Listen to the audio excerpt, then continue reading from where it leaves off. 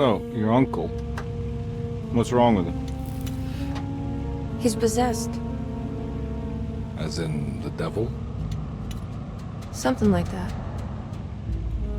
He says a dark man is following him, watching him at all times. What do you make of it? It's nonsense, of course, but I'd be lying if I said it didn't bother me. You see, it runs in my family. Possession? No, Detective. Deteriorating melancholy. Practically every member of the Hartwood family is driven mad before they grow old.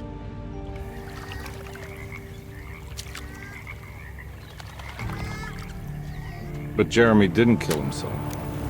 Is that why he's at your setup?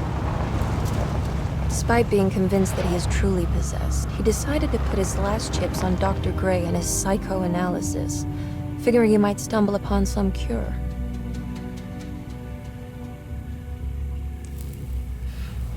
You mentioned the letter. I received a disturbing letter from Jeremy accusing the staff and all the other patients of being involved in some cult. And now they are also out to get him. Could it be real? Or is it all just in his head? It's a story he tells himself, Mr. Carnby. Anything to avoid the truth. Which is? That we're all terribly insignificant.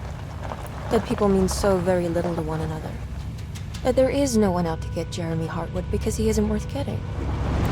Here we are.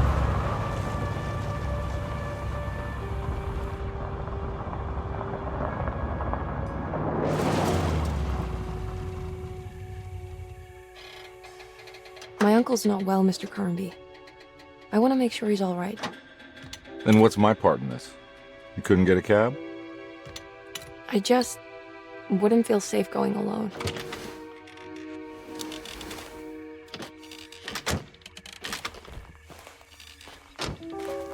Did you bring a gun? Yeah. You think it'll actually come to that? No. But you might need to wave it around depending on how agreeable the staff will be. What exactly are we gonna do when we find Jeremy? I don't know. Let's just find him first.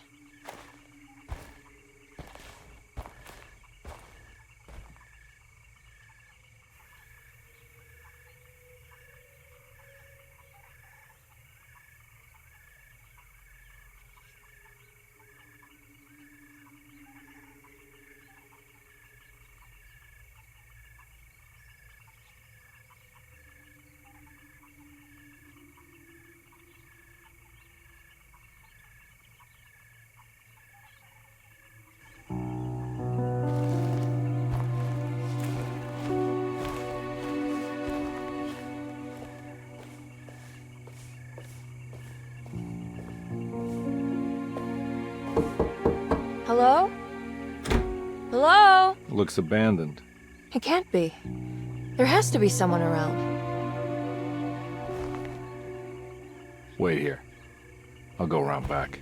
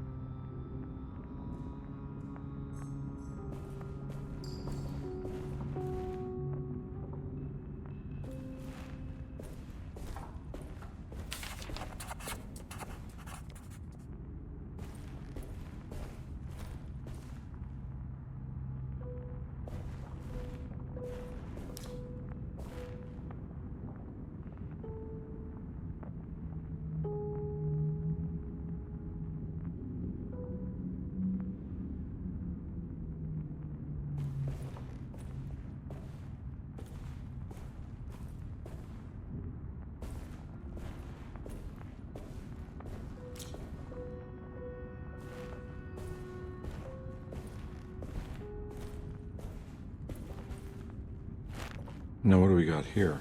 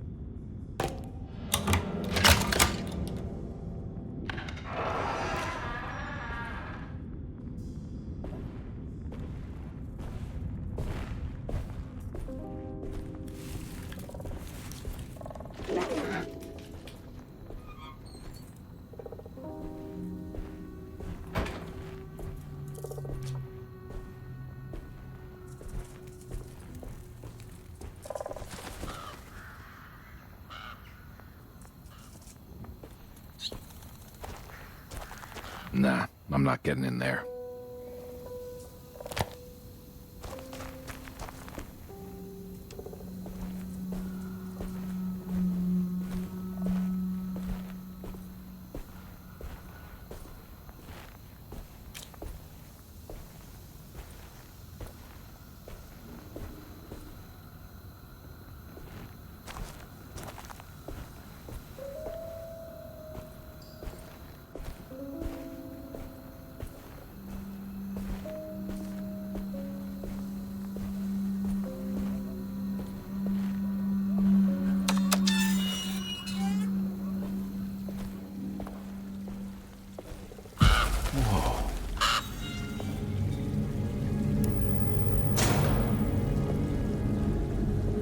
That's one big tree to fit inside a conservatory.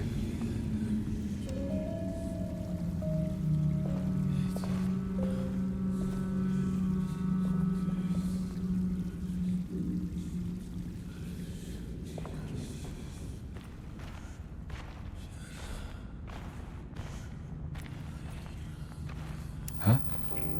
What?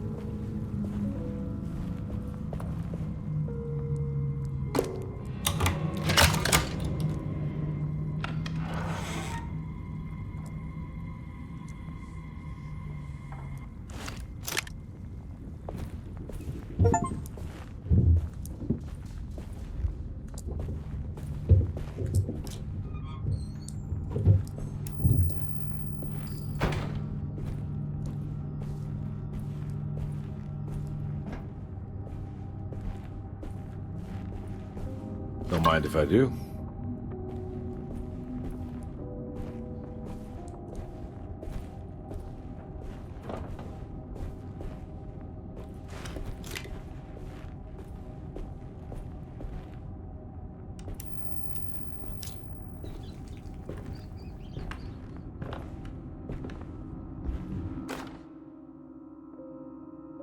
Every day your silence weighs a little heavier.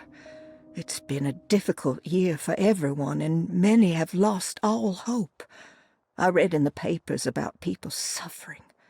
Pictures of dust-covered landscapes without a drop of water. I wish I knew if you were still tending the earth, or if you had turned your back against us. I have started to look for help elsewhere. I pray you will tell me if I am going down a path that you find disagreeable. With help from Baptiste and Charlotte, I found comfort in the practice of the voodoo. I have long been skeptical of that Caribbean cult, but it's been of good use to me. It seems all harmless in my book. I say some words dreamt up by the Creoles, and I carry around a small pocket of gree-gree. Nothing of this is mentioned in the Bible, of course, but the French Quarter priestess tells me it's all connected. She says the Christian God is just one more perspective on the creator of things. That's what I like to think, but the other way around, that the spirits of her faith are just aspects of you, our Heavenly Father. I am so grateful for the words you gave Mr. Hartwood. We will sing your praises at St. John's Eve. The world will be blessed soon again. Only the sacrifices of the Old Testament compare to your demands. Let it be the truth. A mother of earth, wood, and dirt. A mother of 1,000 young. Sacred sand, $1. Black cat oil, $1.50. Devil shoestrings, a quarter. That makes $2.75, madame. What was that you were telling the doctor? A goat without horns. What does that mean? Ah, you must have misheard me, madame. I said no such thing. Please, I know I don't look like any of you, but I'm devout. I'm ready to do what it takes. Do not be so eager to sacrifice the few things you have left, madam. Now please, leave my store. A goat without horns.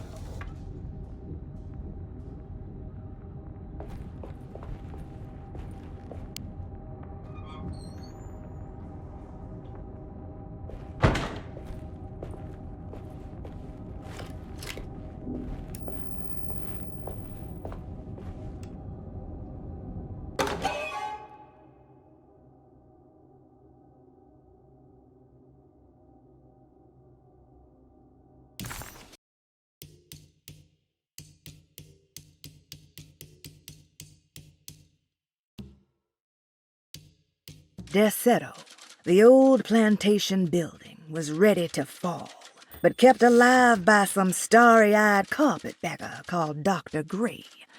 Seeing how the staff couldn't even be bothered with answering the door, Detective Carnby figured they would just head inside and grab Jeremy.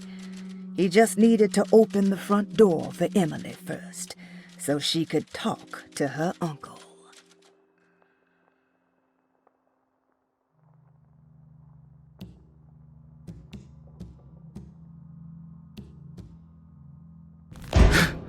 What was that?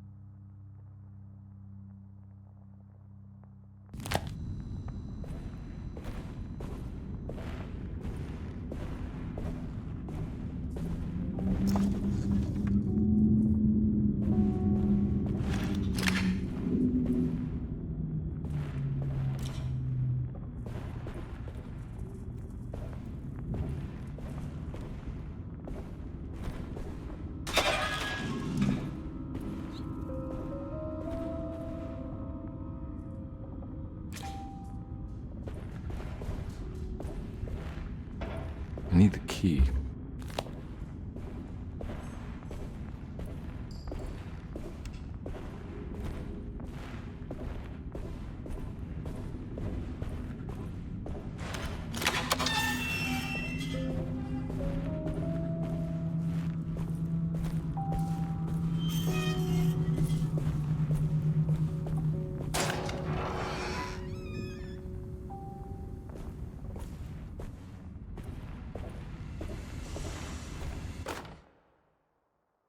Please do not touch the boiler. It is working after all.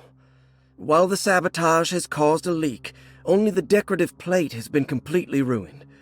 Let's wait for Mr. Chance to turn up and he can take a look at the leak. Mr. Waits.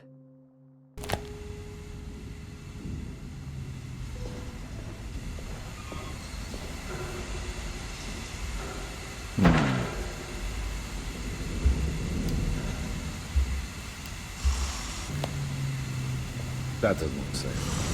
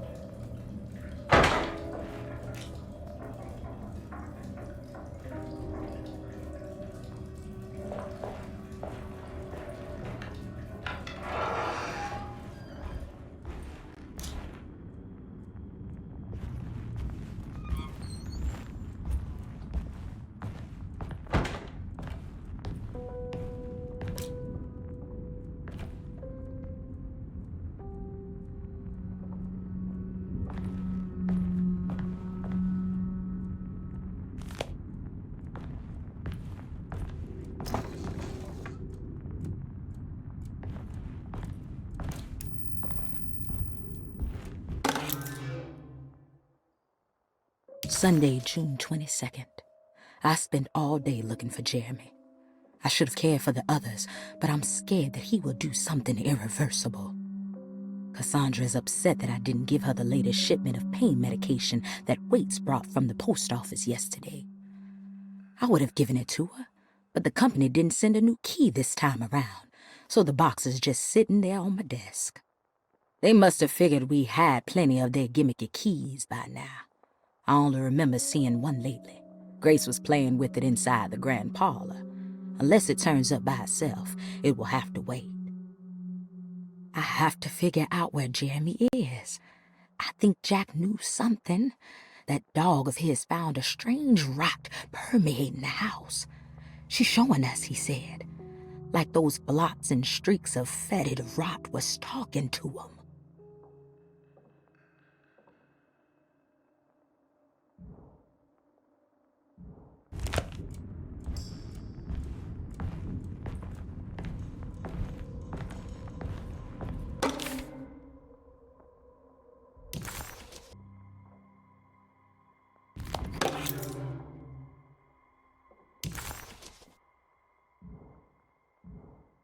Nice.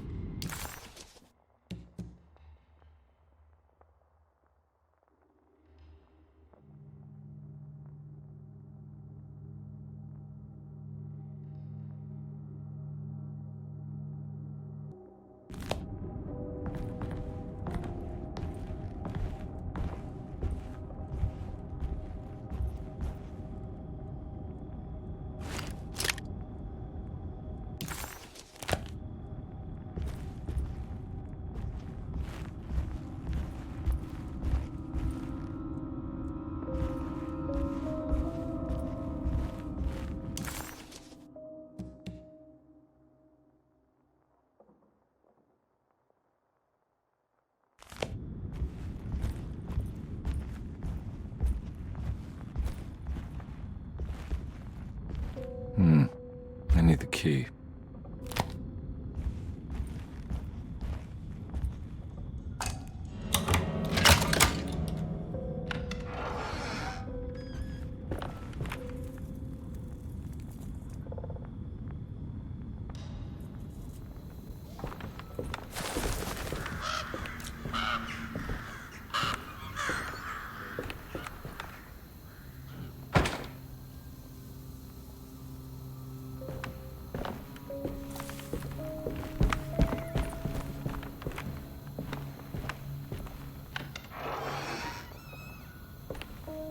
Oh.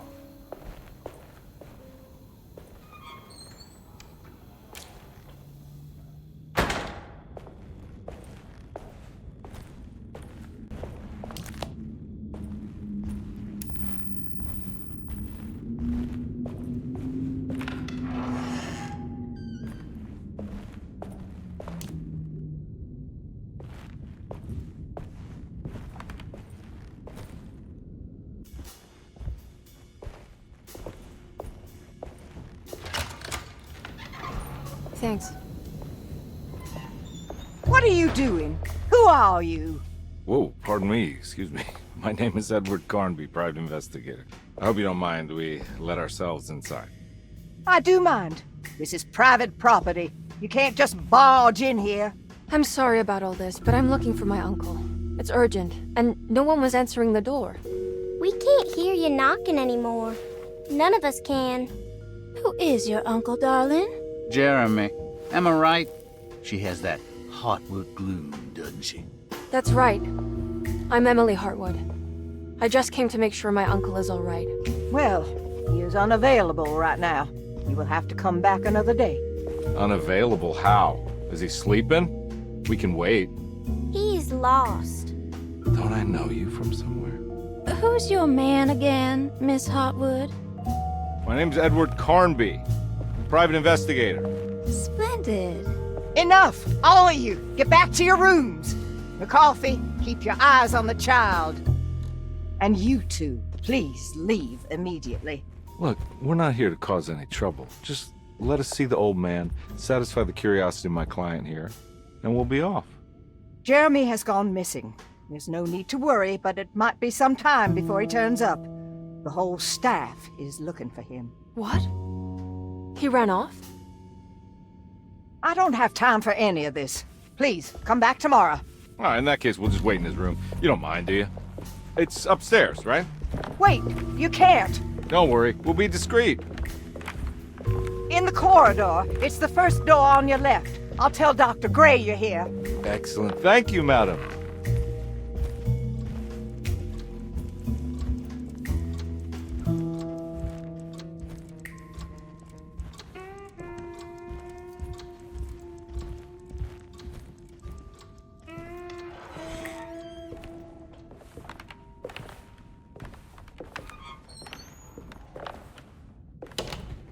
All right, here we are.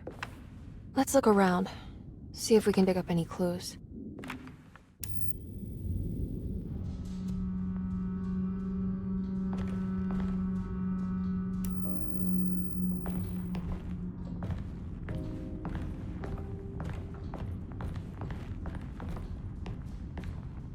Anything important I should look out for? Did he keep a diary? Not that I know of, but it wouldn't surprise me.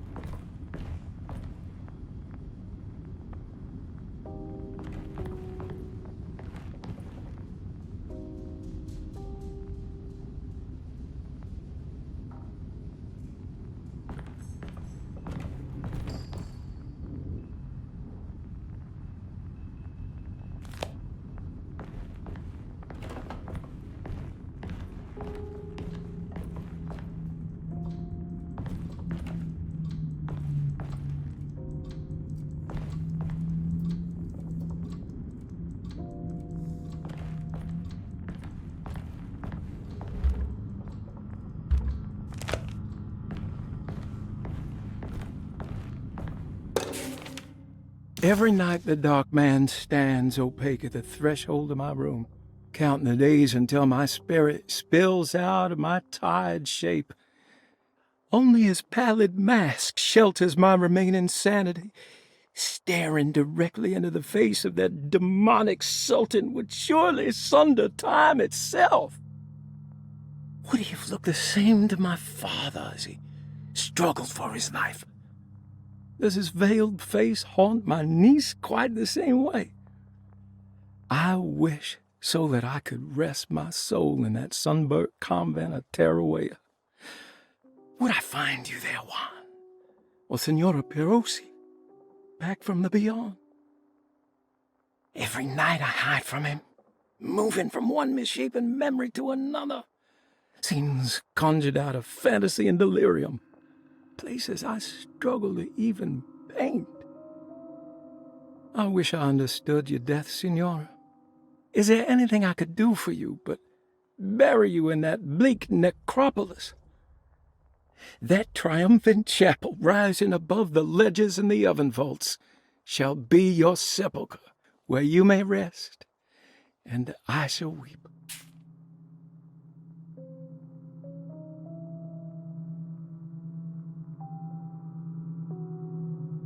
How did you first come to understand such things, Senora? How did you know that the battered boil in the basement would lead me to Lafayette Cemetery? Or how the old upstairs clock, with its astronomical motifs, would take me to that hateful mound outside of Claremont Harbor? Those are my memories, my past. Is there perhaps a chance, if ever so small, for me to see Tarawea? Oh, I want that more than anything. Please, let my talisman take me there. Let me sit with Juan under his Bodhi tree. Despite having sold me that talisman, Miss Jackson, the voodoo priestess, revealed none of her secrets to me. That's why I had to travel to Tonka. Instead, she cruelly told Baptiste, my caretaker, that he would be betrayed and killed in the most awful way, that the one he loved would pierce his thigh with a sharp spear, and that he would be devoured by his own mother. What a terrible thing to say. The people of Deseto were becoming dangerous. They do not understand what they are doing. I must do something to stop them. I tried talking to Dr. Gray, but he confuses my worries. He's caught up in treating me.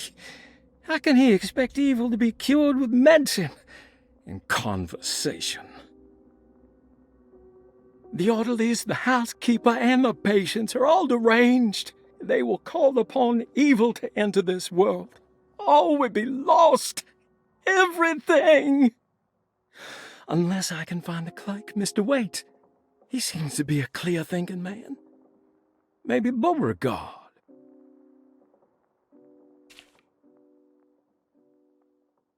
The dark man offered me a prison, and I accepted.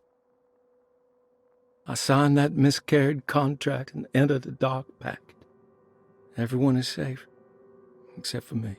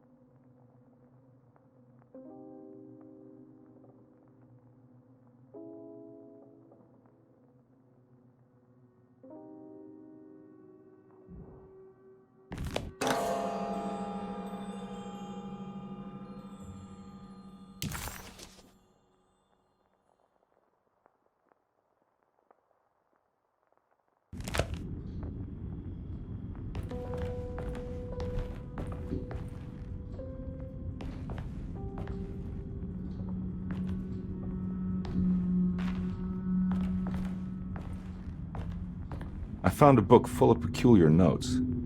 Have you heard of something called Tarawea? No. What's that? I might be reading too much into this, but I think it's the place he wants to go to. Oh, okay. Sounds like a clue.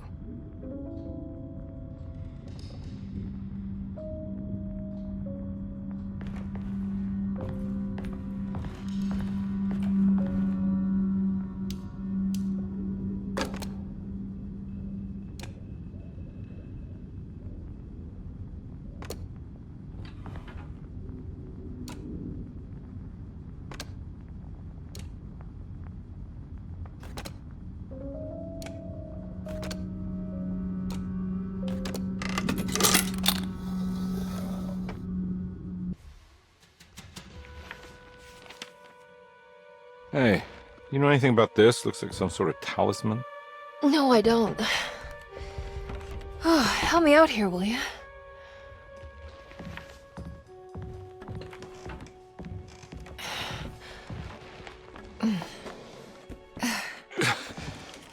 I would kill the guy to throw some of this stuff out. I'd be crazy too if I had this much junk lying around.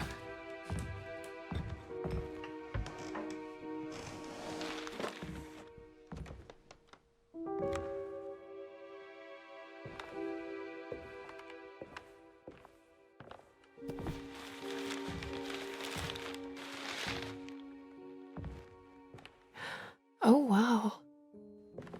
That's striking. I want to save this one.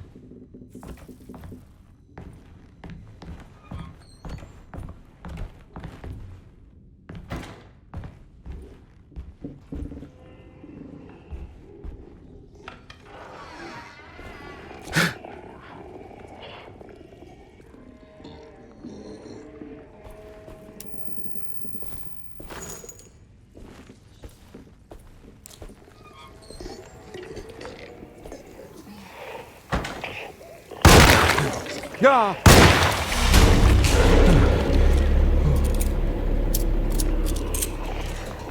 Christ, what the hell was that?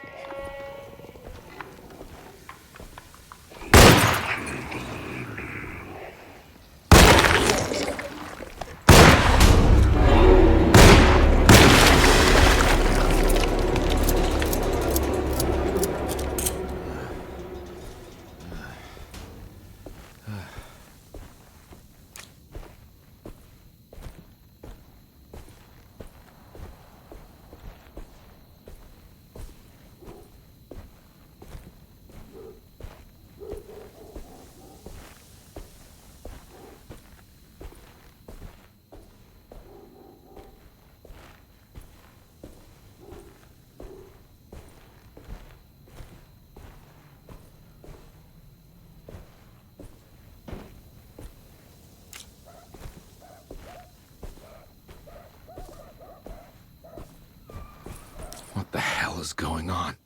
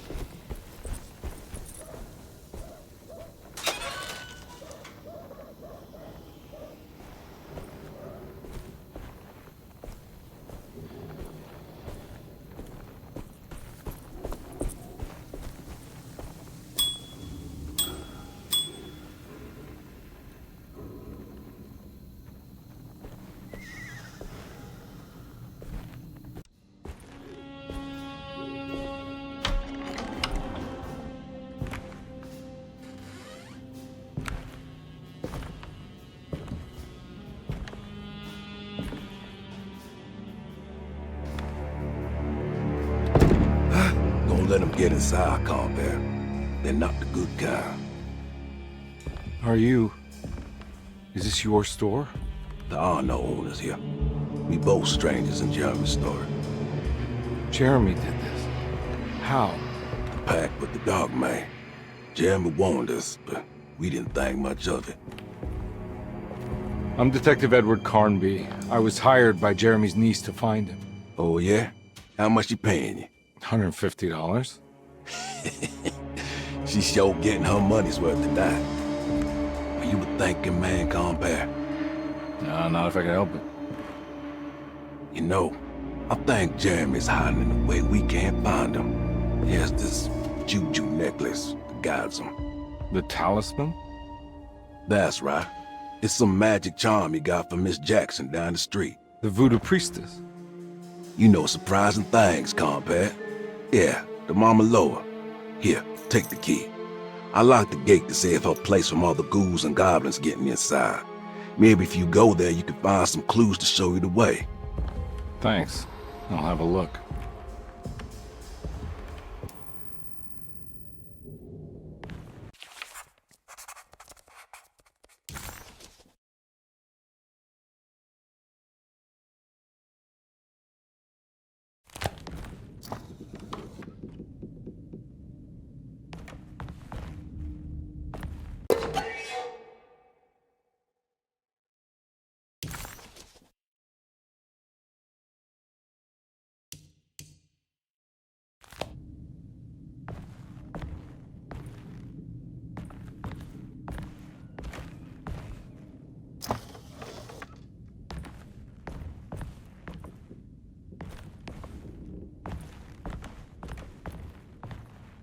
You want to come along?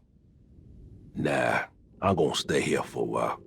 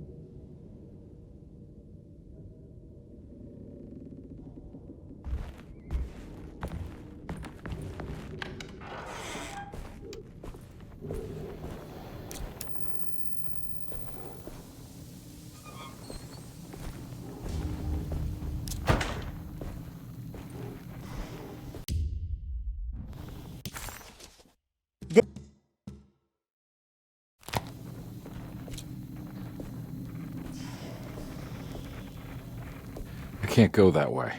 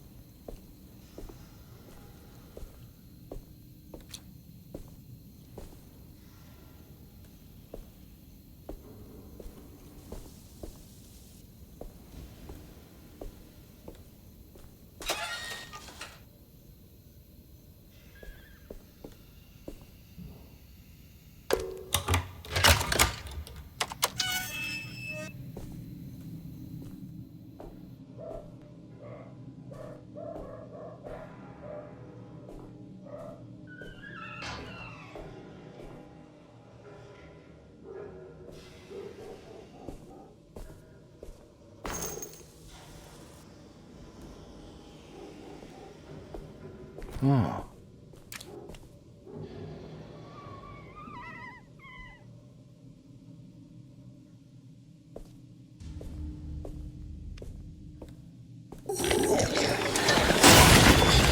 Ah!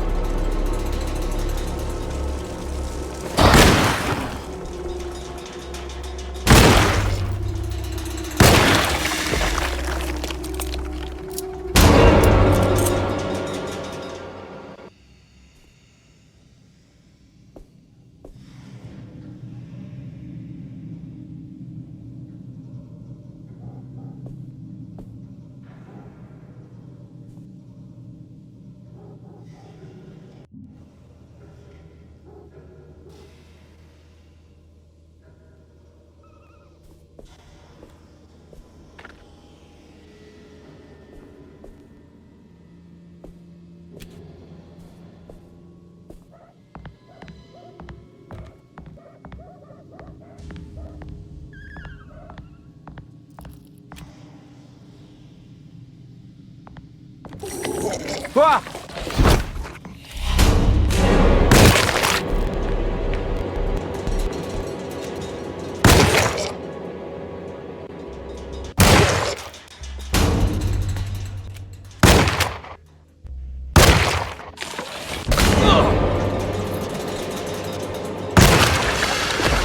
I'm all out of bullets.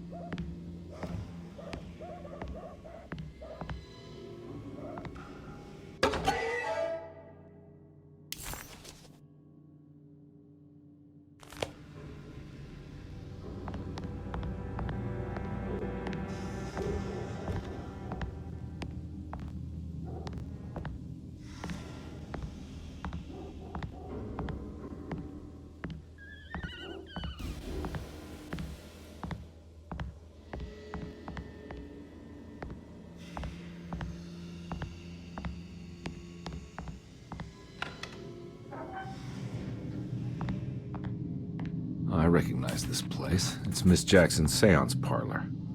Let's see if she's got any information on Jeremy's talisman.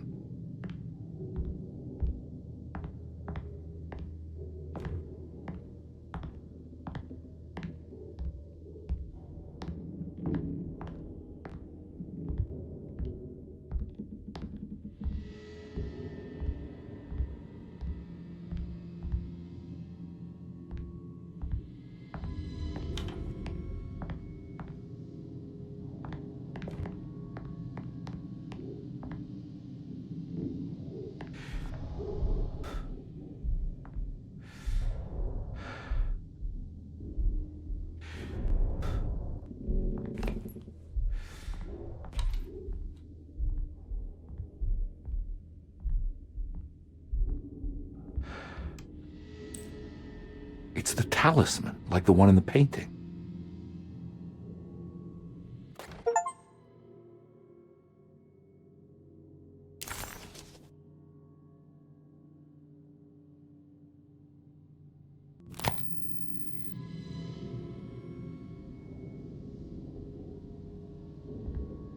I think it's meant for the talisman.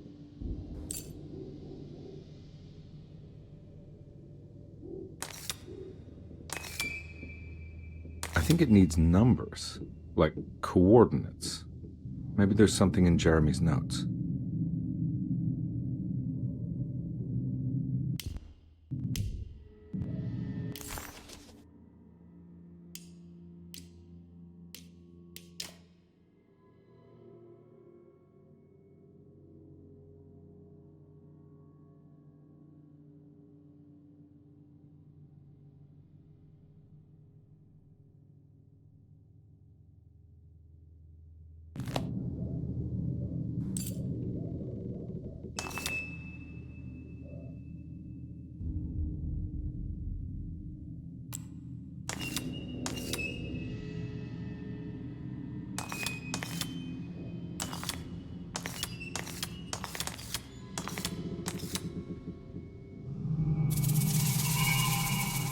It's showing something.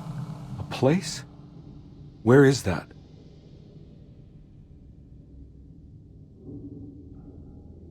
Huh.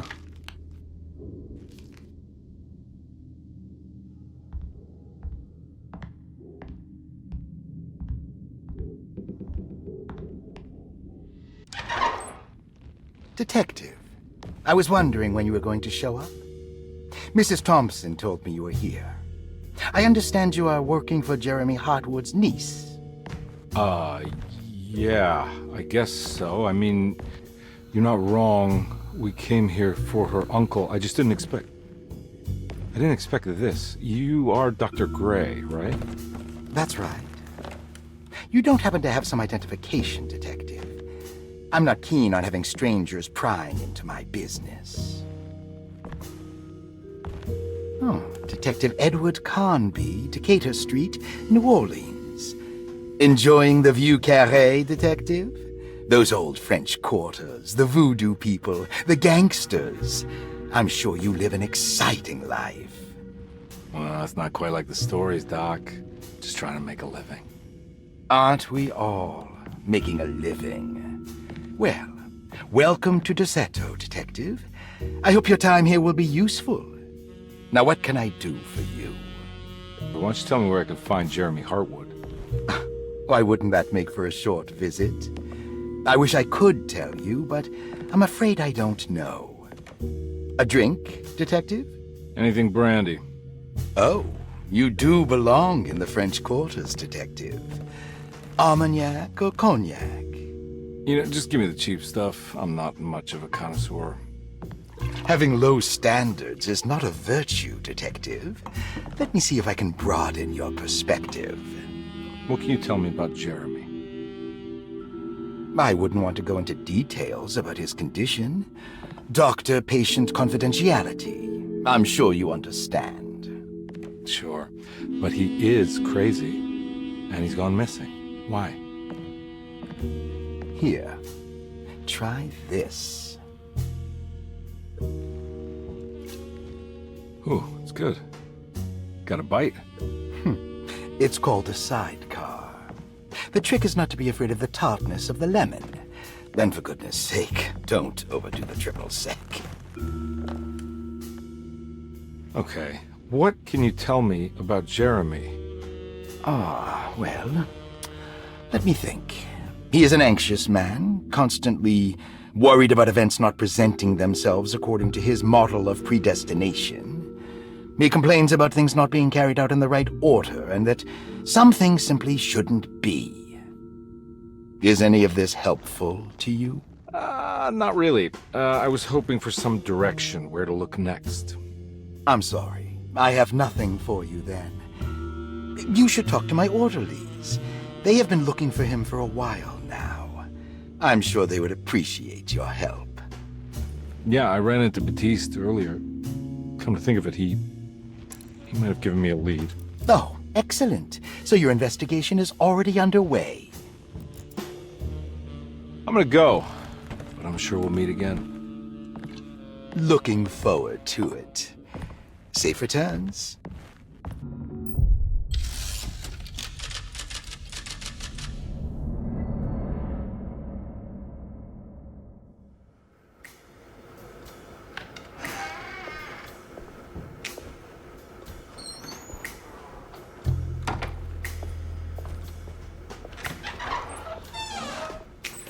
Detective Carnby, where did you go? I was just talking to Dr. Gray. You disappeared. No, it's not what you think. Have you found anything strange going on here? Yes. Everyone is being incredibly evasive and I can't figure out why. No, I mean something you can't explain. Paranormal, even. Detective, I really need you to get yourself together. I can't do this alone. Forget it. I'll figure it out. Do you want to come see Dr. Gray? No, I want to try something. With this talisman, I think I can follow Jeremy to the place he mentioned in the book. What was the name? Do you remember something Spanish? Tarawea. Yeah, that's where I need to go. Detective, are you gonna be all right? Yeah, of course. Go talk to Dr. Gray. We'll rendezvous later.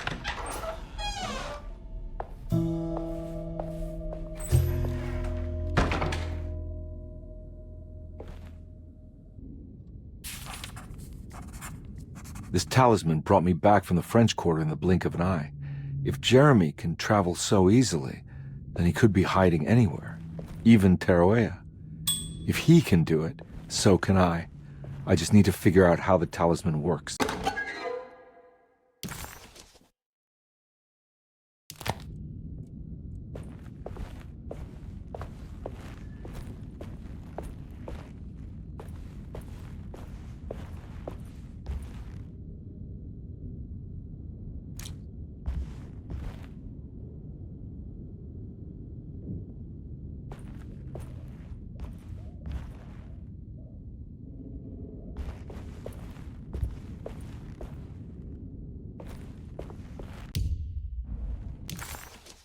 Wow.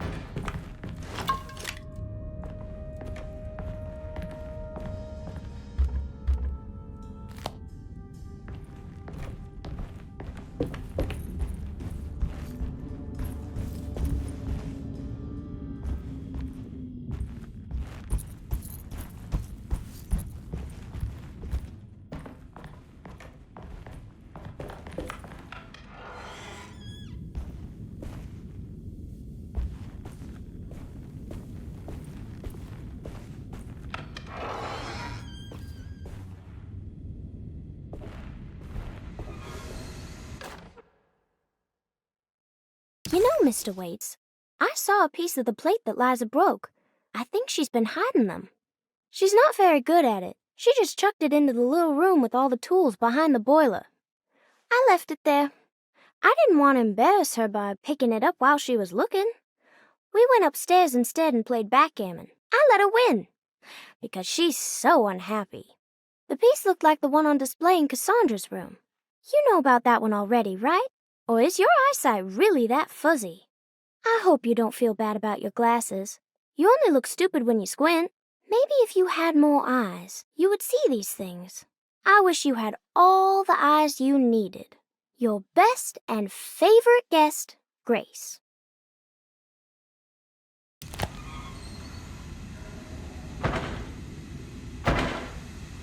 It's stained. Looks like some kind of rot.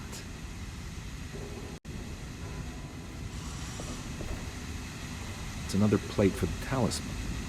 Like the other one, it's broken and missing some pieces.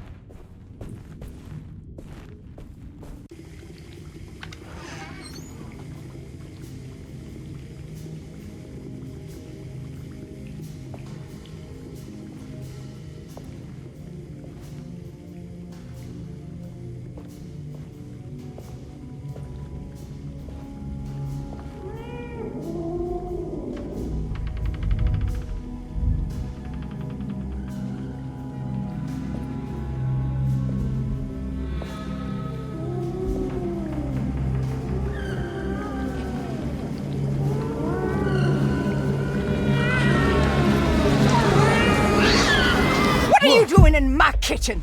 I assure you. I'm sorry. Promise you. Mr. Hartwood is nowhere near my kitchen, and neither should you be. Don't make me kick you out of this house. Sorry. Now get out! Yeah.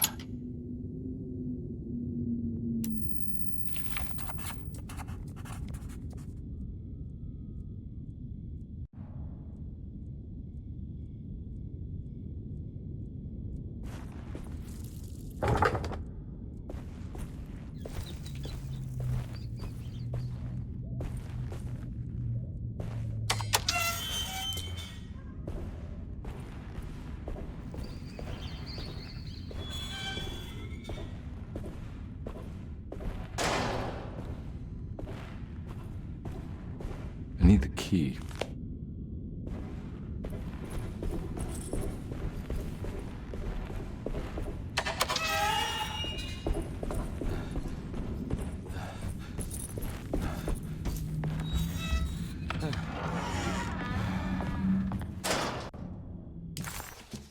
Carnby was in shock, but also a little embarrassed.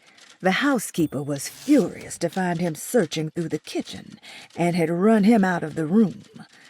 There was something strange going on with her, but it didn't feel connected to the case, so he decided to stay out of her way.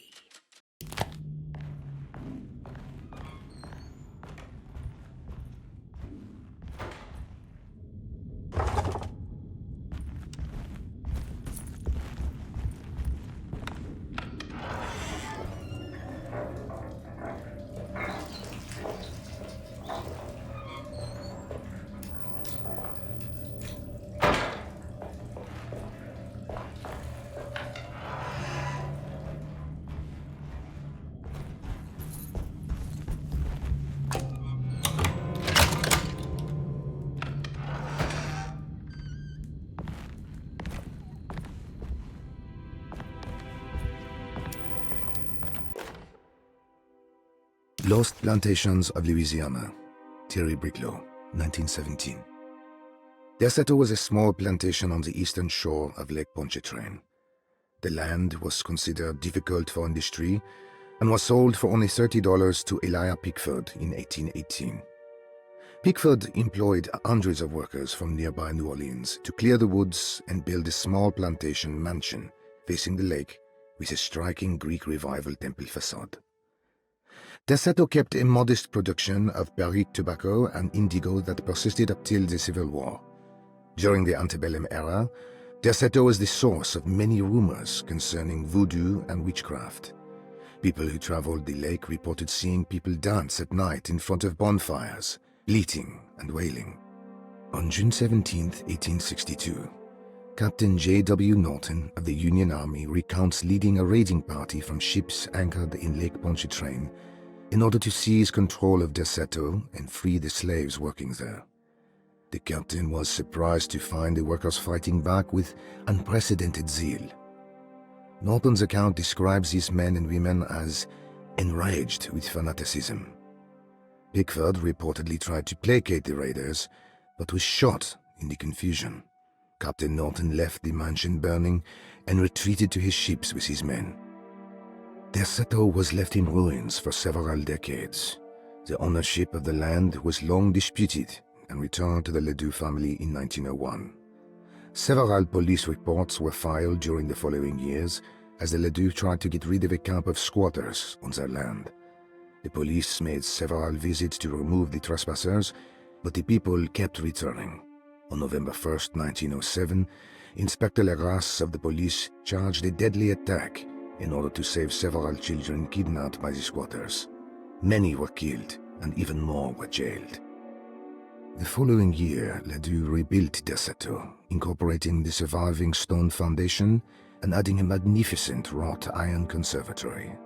The farmland had been reclaimed by the surrounding woods, so it was no longer profitable to use as a plantation. Instead, the house was turned into an artist's colony. The Astarte Artist Colony was a successful group of artists, including figures such as painter Heinrich Cassel and poet Nora Keith. The group was also known for their beloved Mardi Gras crew called the Pirates of Pontchartrain. On September 29, 1915, a tropical hurricane tore through Louisiana, causing Lake Pontchartrain to flood New Orleans. Due to the remote location of Derceto, it took almost 2 weeks for outsiders to learn that the artist's colony was abandoned. The 12 residing artists had all vanished without a trace. The empty mansion of Derceto still stands on the shore of Lake Pontchartrain, with much of its temple facade intact. The Ledoux family currently has no intention of repairing the house.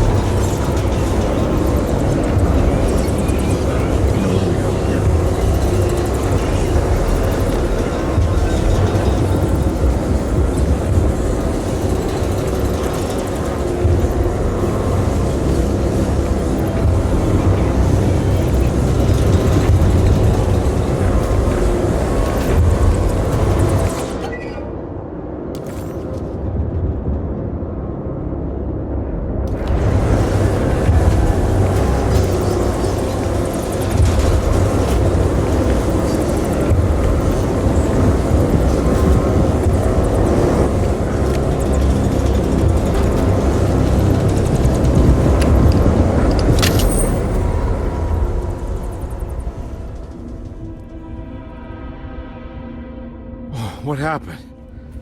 Everything's normal again? Right. It's wedged shut.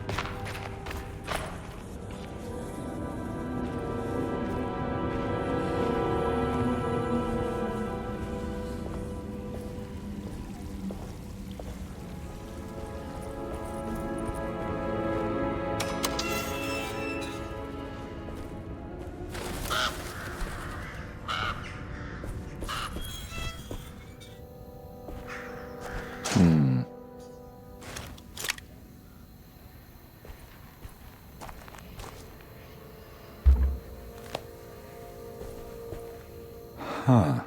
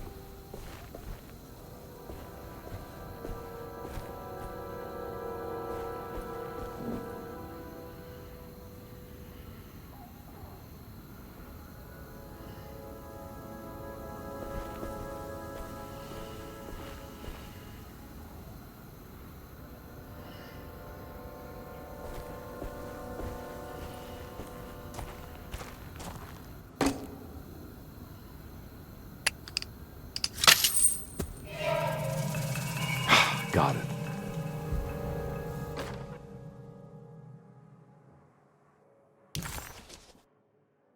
Nice.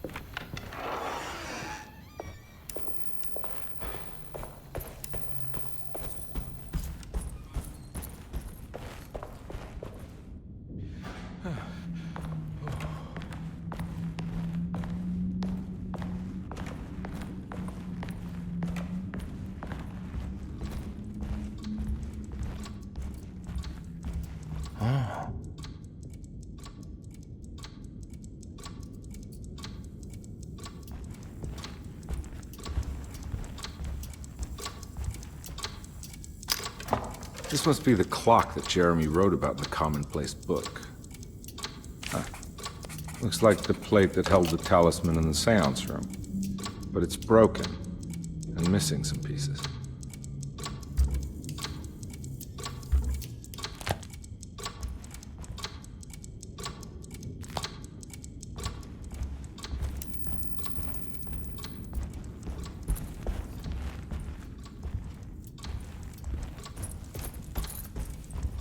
I need the key.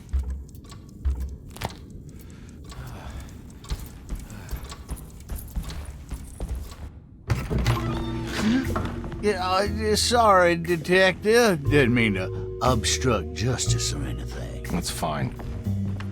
You know, I'm kind of busy with my own case of a missing person. I was wondering if you've seen Grace, girl about yay high? I can't say that I have. Why are you asking? Well, I'm looking for her. Is she in trouble? No. She's just hiding somewhere. We can't have a rascal like that running around unchecked at a time like this, you understand? Well, I haven't seen her. Well, let me know if you find her. I'll be around. I'll keep an eye out for your man, Jeremy. You scratch my back, Detective, and I'll scratch yours.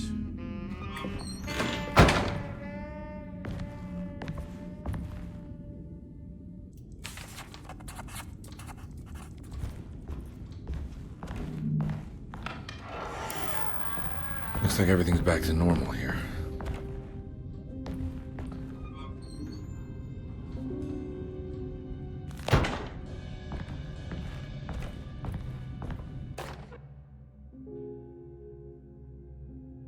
Emily's here.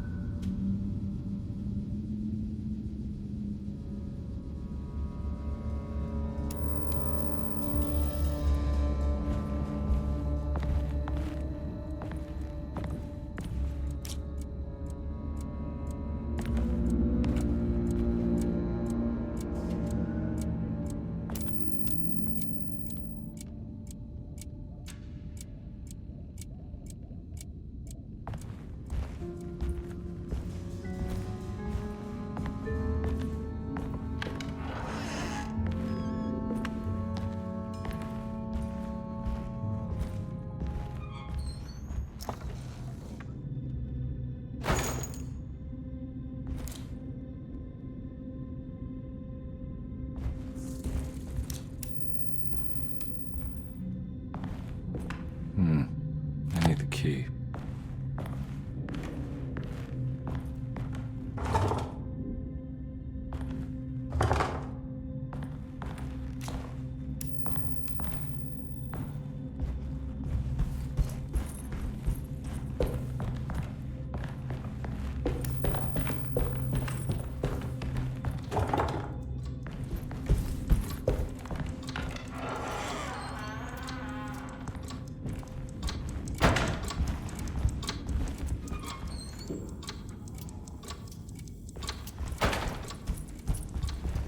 I need the key.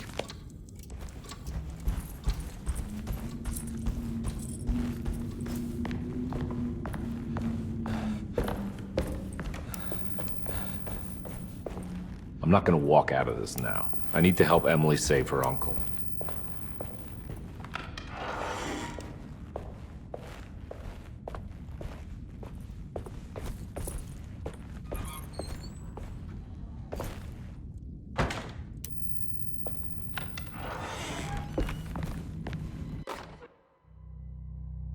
saw your notice in the boiler room.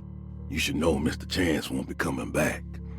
I got no business being in there myself, but you can take a valve from the wine cellar if you want to try to stop the steam pouring out. Be careful.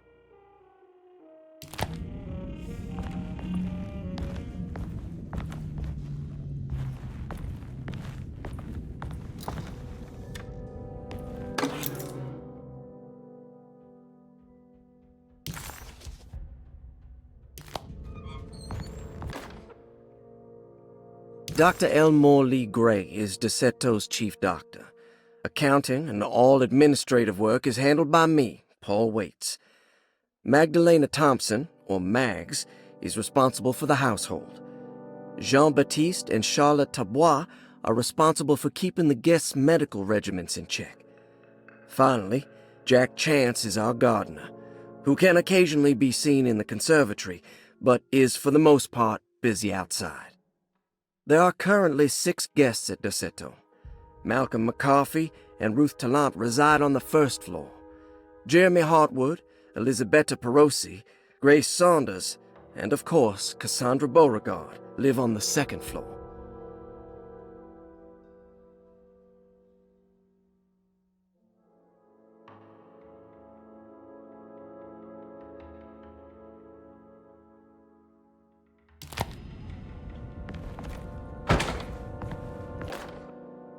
Paul, you're right about the plates on the boiler and the clock. They have been sabotaged, and I think I know who did it. They have something to do with Jeremy's episodes and how he seems to disappear at night. Right now, it's important that you keep an eye out for any of the pieces. I want to find out if I can repair the plates. Let me know if you find any of them. Lottie. Tell Lottie to take a look at the well in the kitchen garden.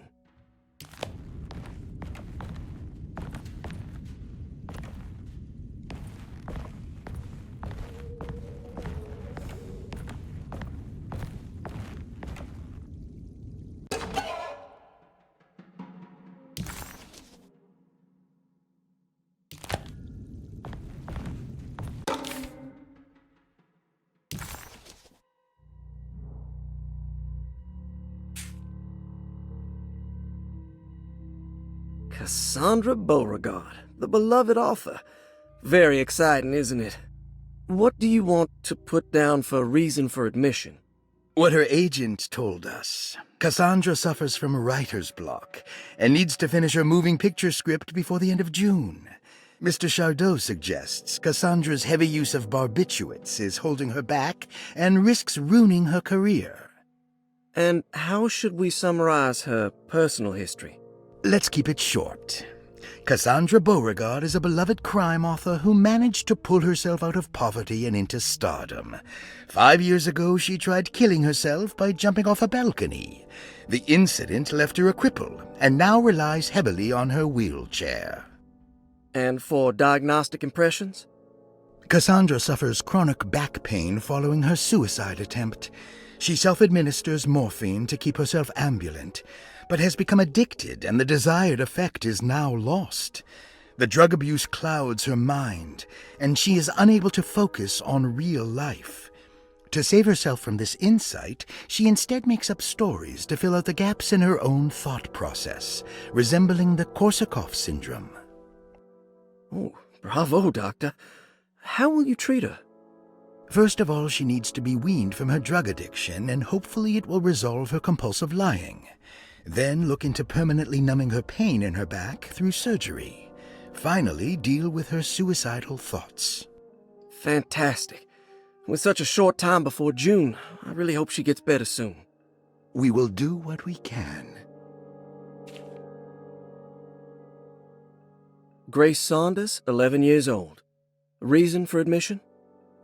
The mother insists on strict supervision by a proper gentleman to avoid further perversion of Grace's adolescence. Personal history? Grace's family possesses modest wealth and status. Her childhood seems ordinary, spending most of her time with private teachers and family friends. Grace's father recently passed away, leaving her mother the sole caregiver. And diagnostic impressions? Grace has trouble dealing with her father's death. She is willingly suppressing her feelings on the matter and isn't properly acknowledging the trauma she suffered. Any planned treatment? Grace needs nothing out of the ordinary. She simply needs parental guidance. Eventually, we can work on her feelings toward her father. Thank you, Doctor. I'll finish the paperwork and get her installed. Malcolm McCarthy, 54 years of age. Reason for admission? McCarthy admitted himself to Dorsetto, stating simply that he needs some damn rest. And personal history? McCarthy claims he used to work as a lawyer in Baton Rouge, but says he can't go into details because of some legal dispute. His background remains largely a mystery, except for the occasional clue that he drops in conversation. Huh. And diagnostic impressions? McCarthy is an anxious man and an alcoholic. He often tells half-truths due to some deep-seated inability to trust other people. And how will you treat that? McCarthy will take some time to open up.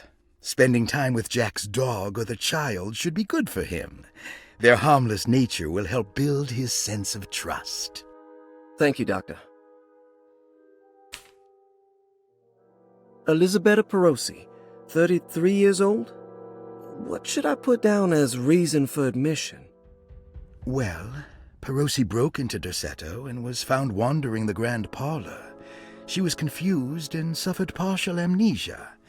She insisted she belonged here and offered to pay for her stay.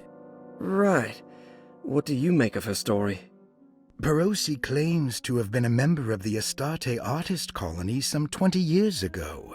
A claim that seems contrafactual due to her young age. She looks to be and even thinks she is 33 years of age.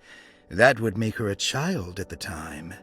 It seems fair to say that Perosi's story is untrue, deliberately so or not. Diagnostic impressions? Do you have anything? Perosi's story is peculiar, because she retracted her story about the artist colony. She no longer claims to be the same person as Elisabetta Perosi. However, my staff's research has confirmed there was a Perosi at that time who was in her early 30s. I suppose this case will take some time to investigate. How will you go about it? I wanted to contact the real Perosi, but it seems the whole colony disappeared one night. September 29th, 1915, during a hurricane. I will have to take it slow and figure out what this spell of impersonation could have been. Oh, I'm sure it will all clear up eventually. Thank you, Doctor. Ruth Talon, 29 years of age. Reason for admission? Ruth's father wishes that his daughter be removed from New Orleans nightlife for the foreseeable future. He fears that her overly free spirit is tarnishing the family's reputation. Sounds simple enough. Personal history? Ruth comes from considerable wealth. Her family owns several hotels and restaurants.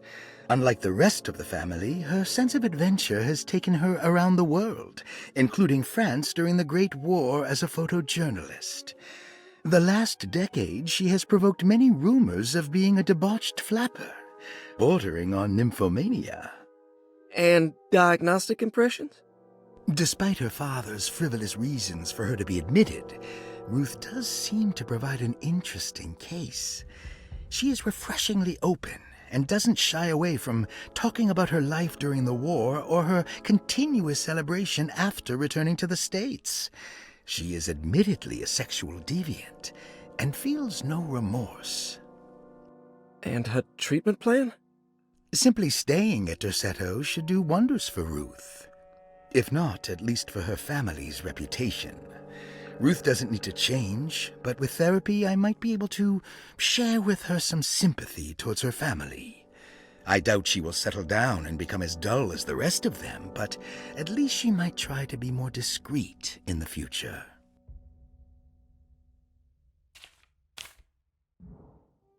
Looks like all the patients are accounted for, except for Jeremy.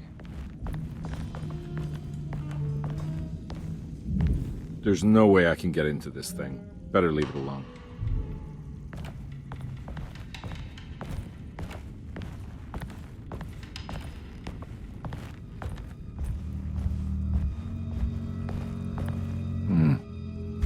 key.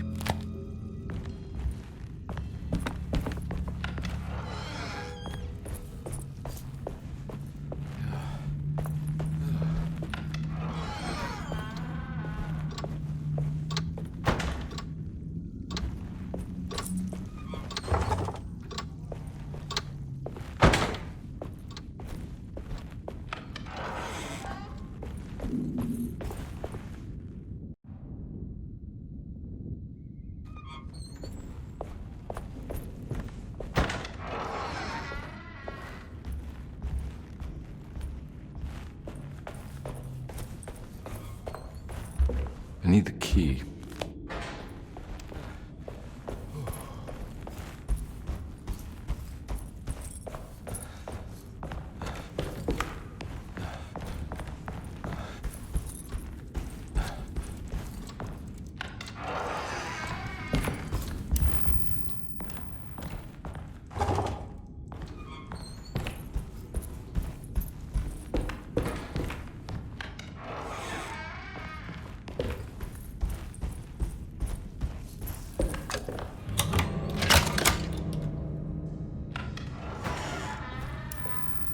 Huh. How eccentric. I did it! I crossed the thresholds to my intended destination without a focusing device. My talisman now knows these roads, and I have no need for the plates. I can find my way to Lafayette as easy as I find my own room. I visited the grave of my father and seen the oven waiting for me. Thank you for opening these doors. I now must summon my courage and go back to that hateful mound outside the oil rig. I hope you'll be feeling better when I return. Jeremy.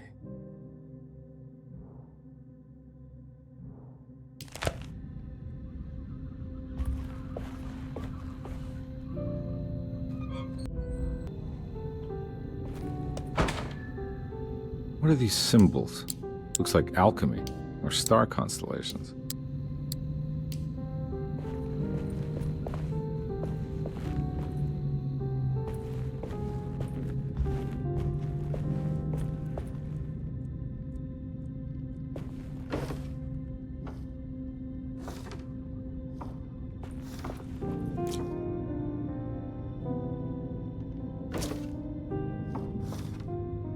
These paintings got some grim-looking rot on them.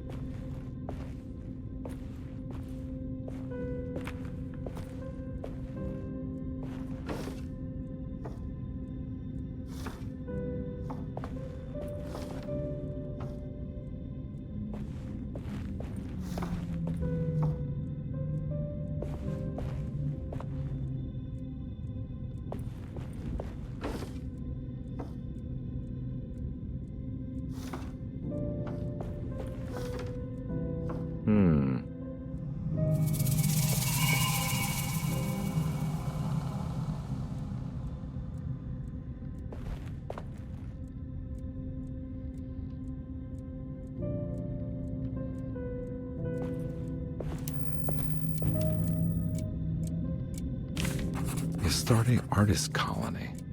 I remember hearing about their disappearance. Must have been 15 years or more now.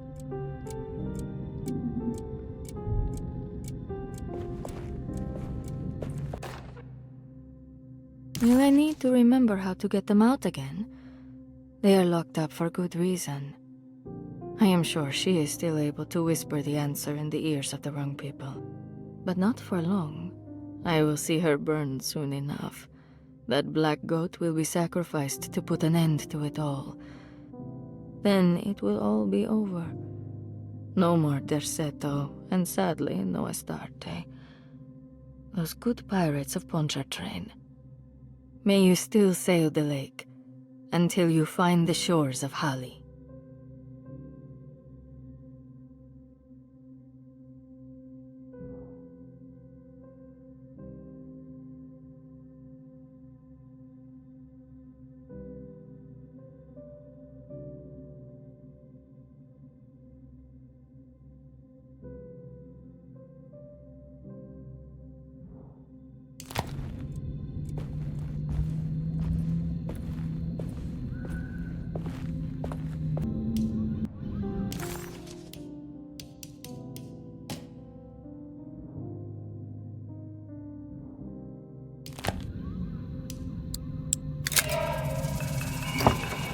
Got it.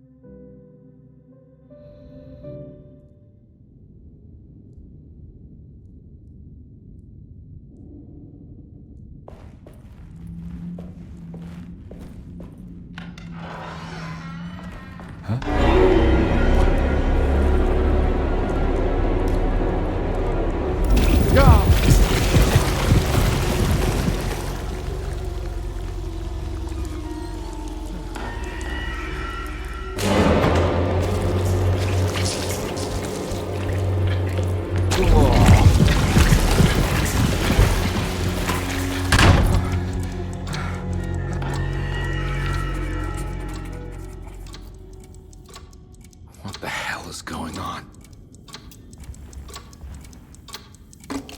I think I've seen this somewhere.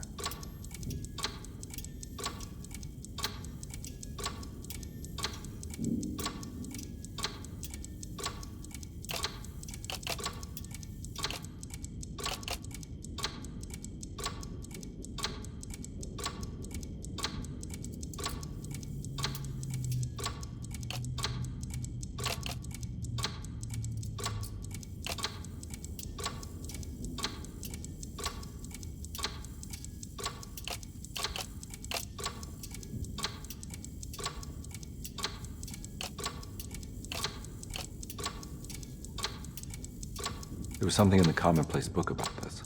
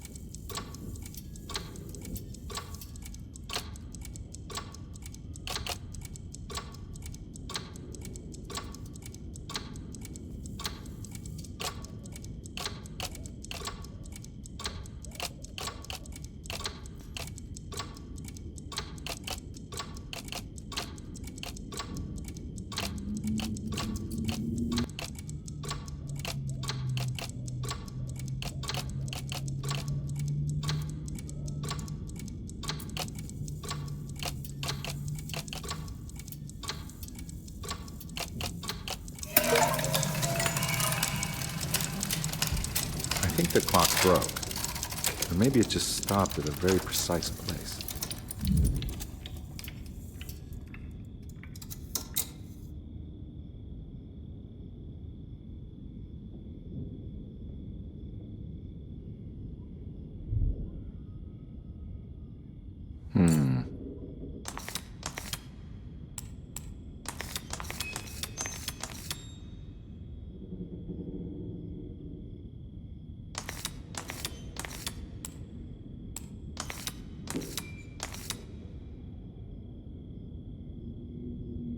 There's a picture in the black glass. It's showing me something. It's the hallway outside Jeremy's room.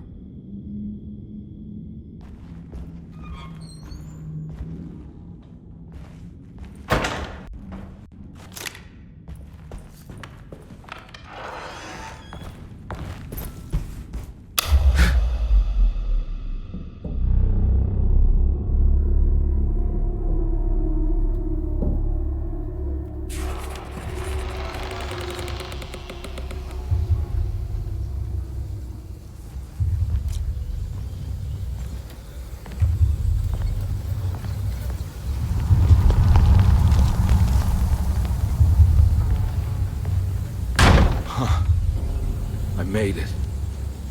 I entered another one of Jeremy's memories.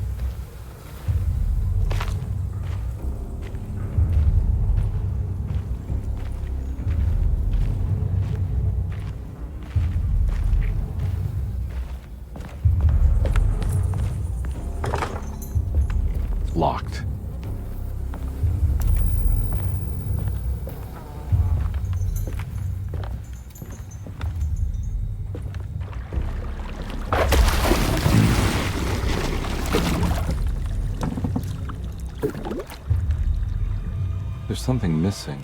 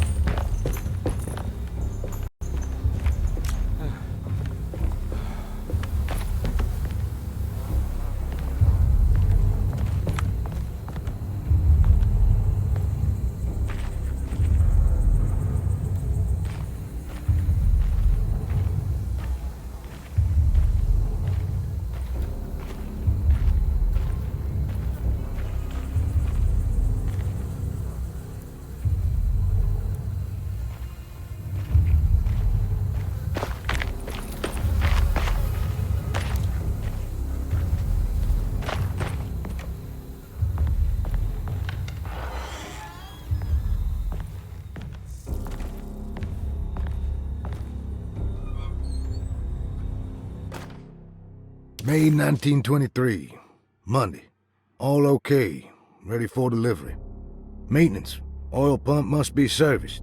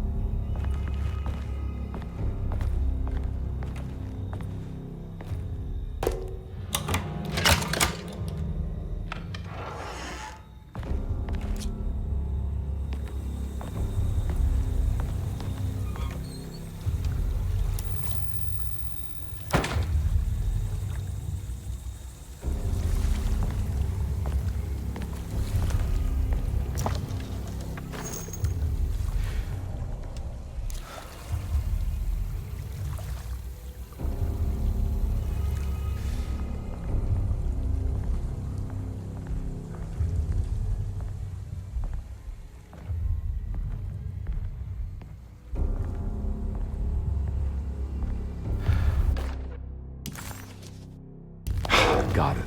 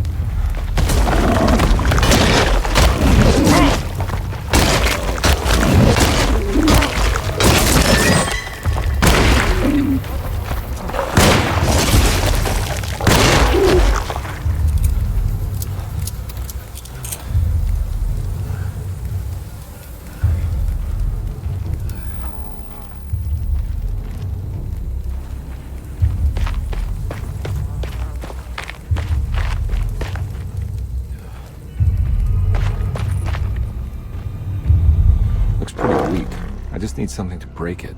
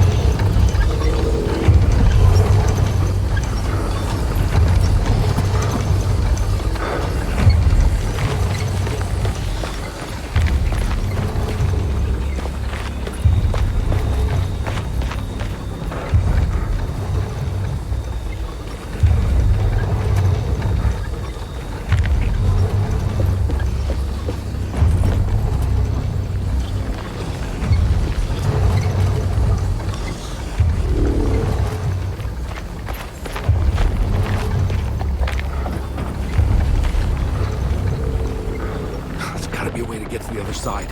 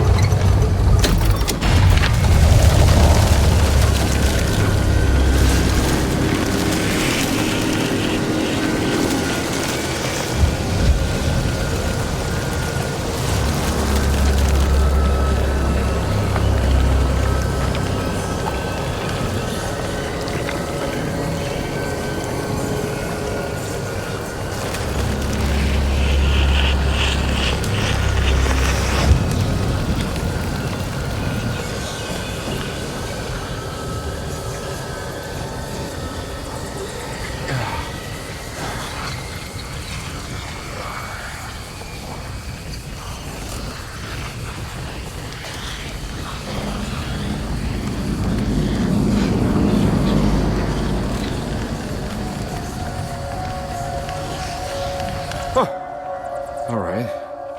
Now what?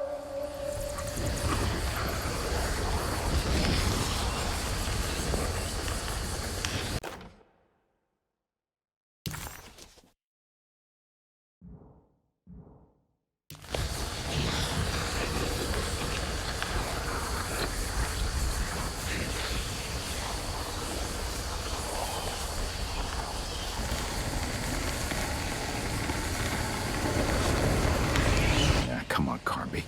When you're out of fault.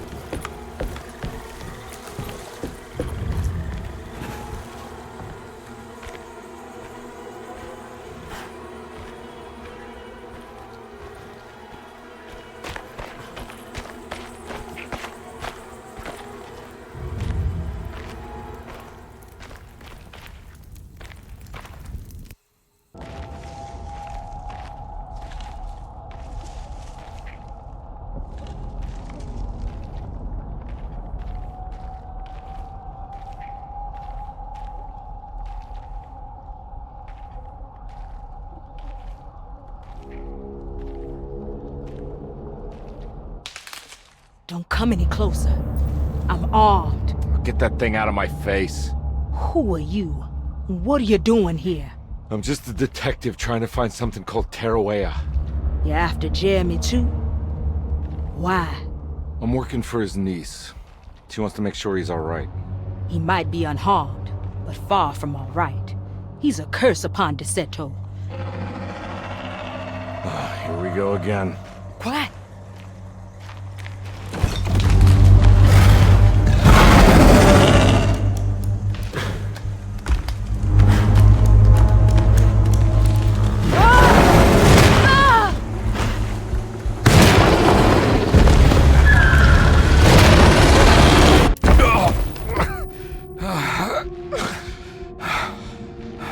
Oh, Christ in heaven.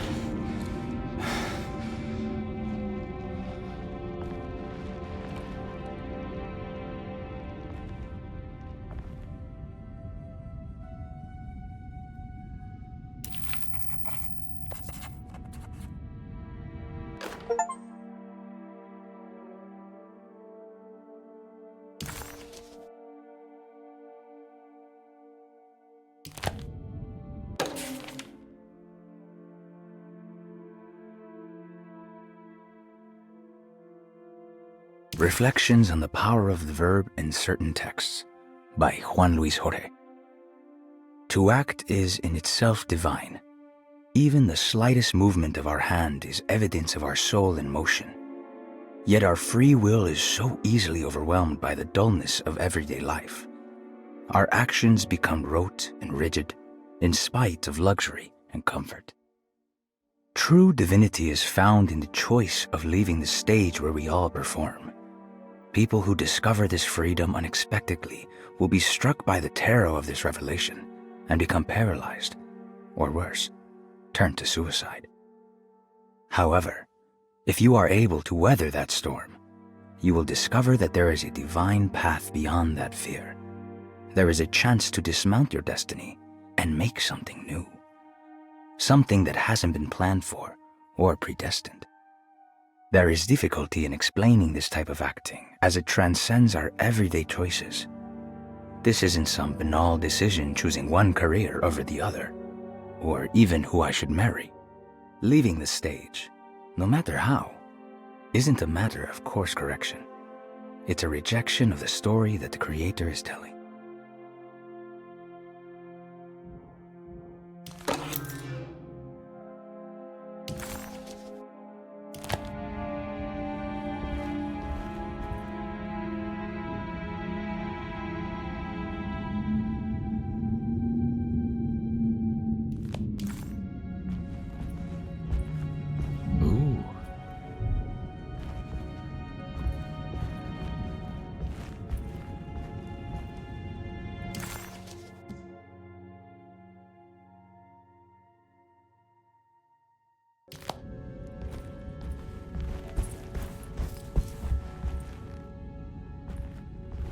It's wedged shut.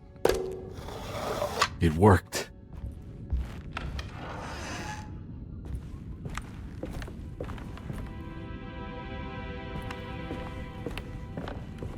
I don't think I have everything I need.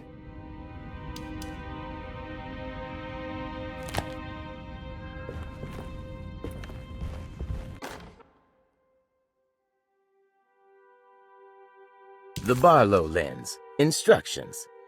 To double the magnification of your telescope, simply fit this Barlow lens to your instrument. Then operate the fine tuners to adjust the distance between your lenses. This is easily done while looking through your eyepiece. Simply search for a position where your picture is clear and appears flat. When correctly tuned, your telescope should present a clear picture with magnificent magnification.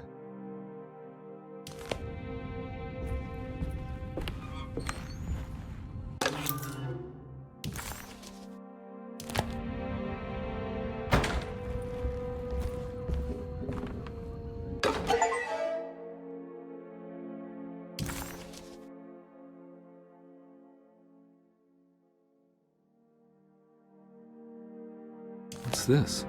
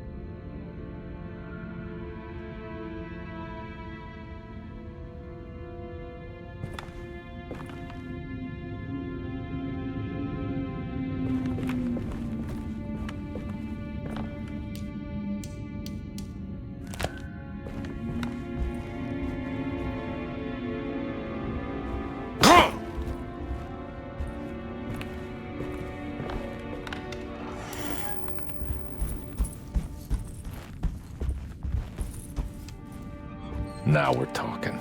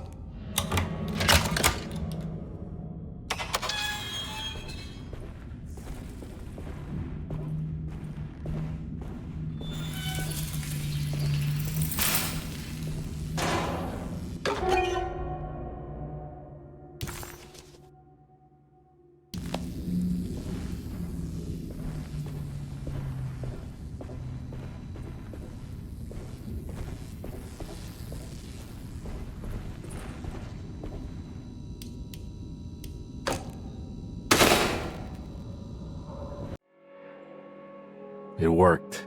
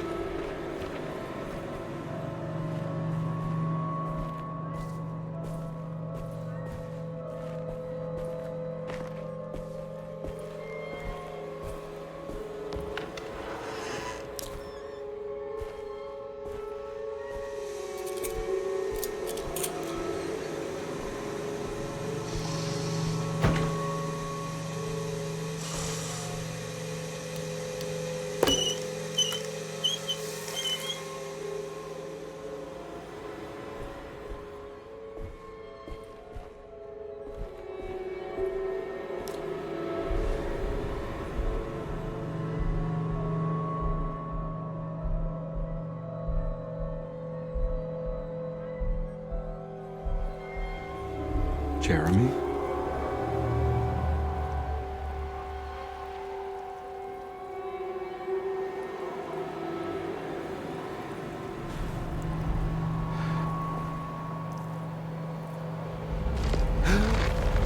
What the hell is going on?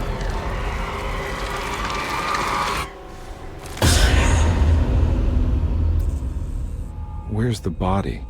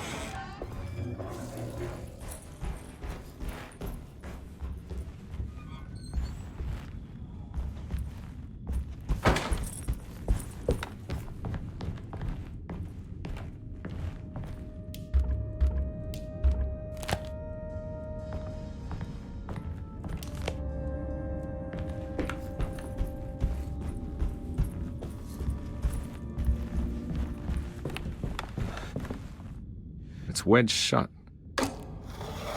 It worked.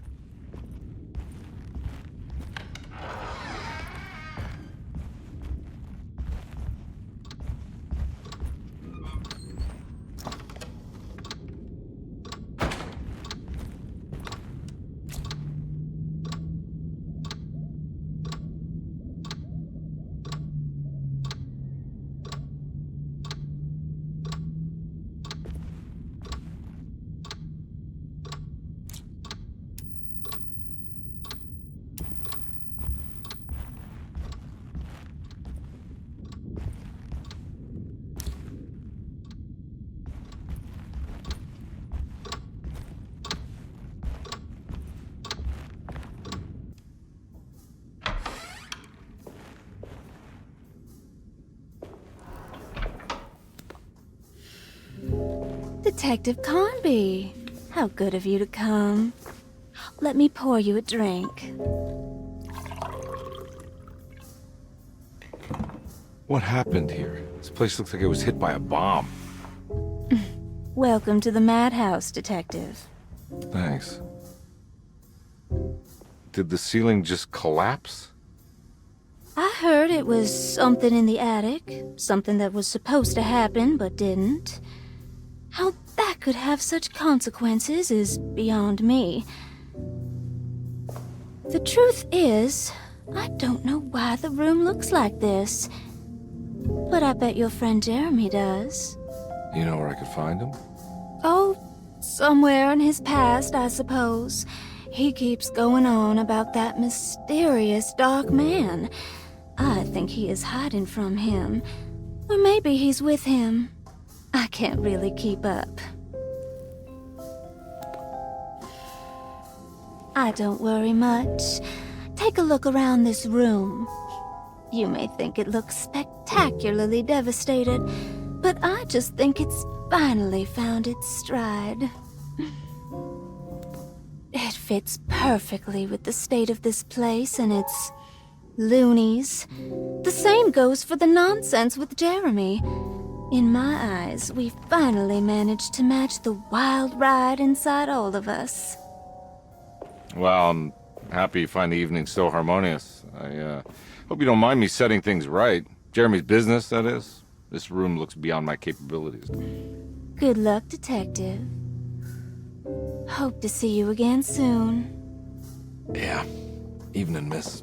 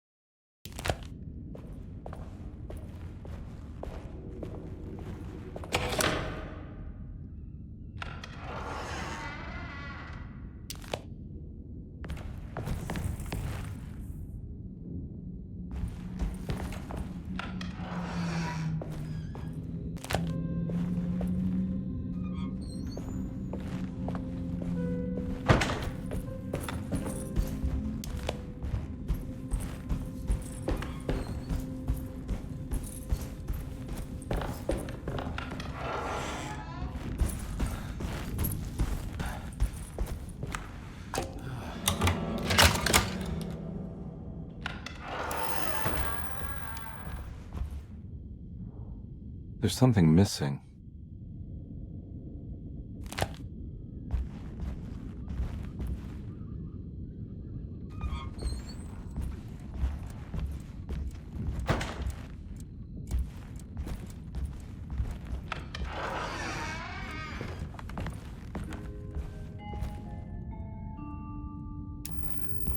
This must be that kid's room.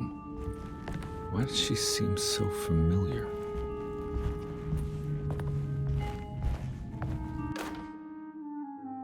Don't you worry, Grace.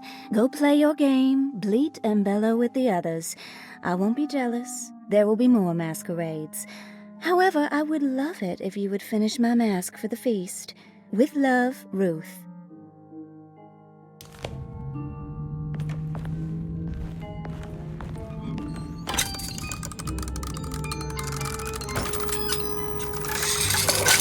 Huh.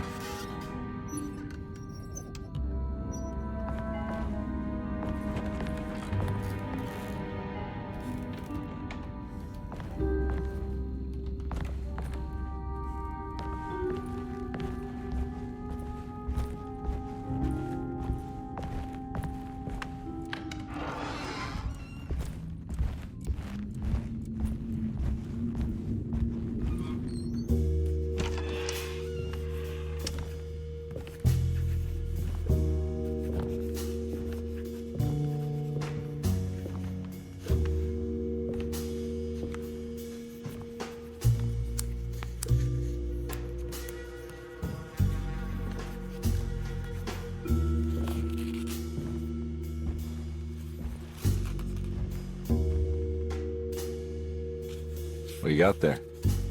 You drawing something? Nothing special. I'm just bored. Do I know you from somewhere? I remember you, Mr. Carnby. From where? Don't touch that. Cassandra wouldn't like it. She wouldn't like it at all. Do you know where she is? I'd rather not talk about it. It makes me upset. Besides, she'll be back after the Feast of St. John. You think? Yup. It's all on the page, Mr. Carnby.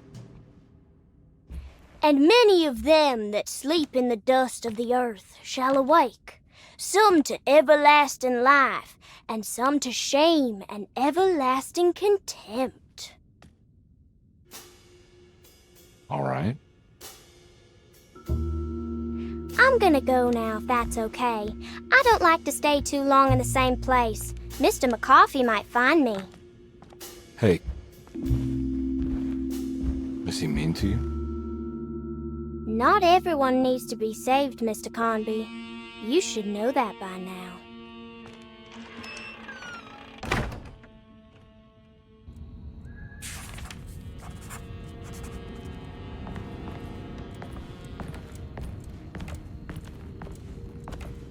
So this is where Cassandra Beauregard ended up. For some reason, I thought she died years ago. It's another one of those strange padlocks.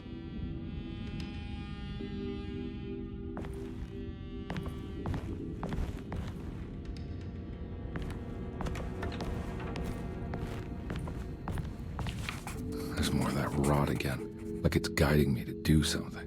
But what? I don't think I have it. If I find the full set of bottles, then maybe I can make something out of the stains of rot.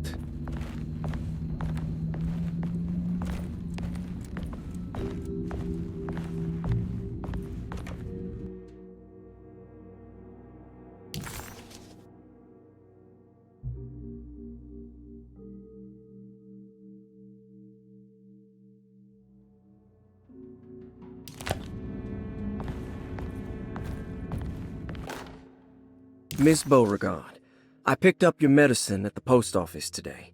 As you understand, it needs to be administered by the orderlies for your safety. I've put the box in Lottie's room for now, and I'm sure she will find you as soon as possible. Mr. Waits.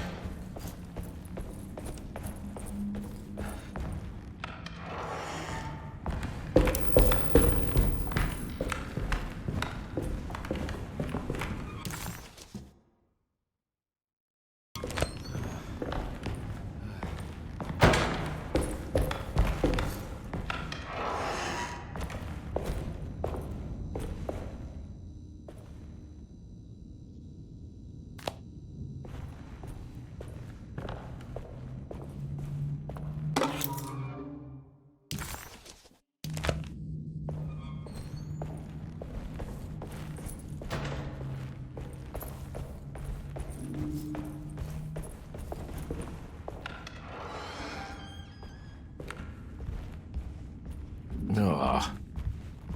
There's more of that aggressive rot. On the commonplace of evil, there lies virtue and stark irreverence, careless thoughts of luminous indifference. But blame not the beast we once were, which science so often wished to refer. Not the wicked full of sin, it is you who stand and grin. All our good intentions aside, whereupon we build our pride. Sunless solitude, follow not this corrupting light. Prophets of confidence always crashes out of sight. Hear me, for we all bear this mark. Thus we must remain alone in the dark.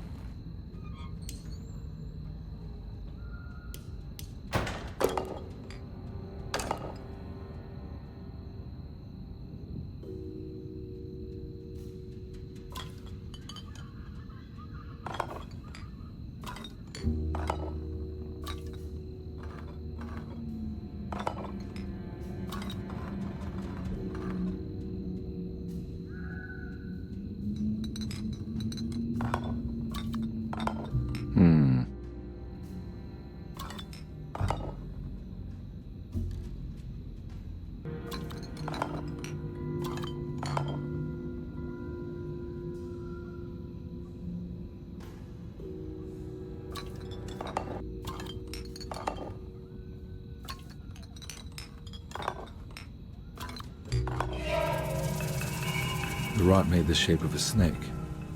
There must be something important to find here. Maybe it has something to do with the numbers on the labels.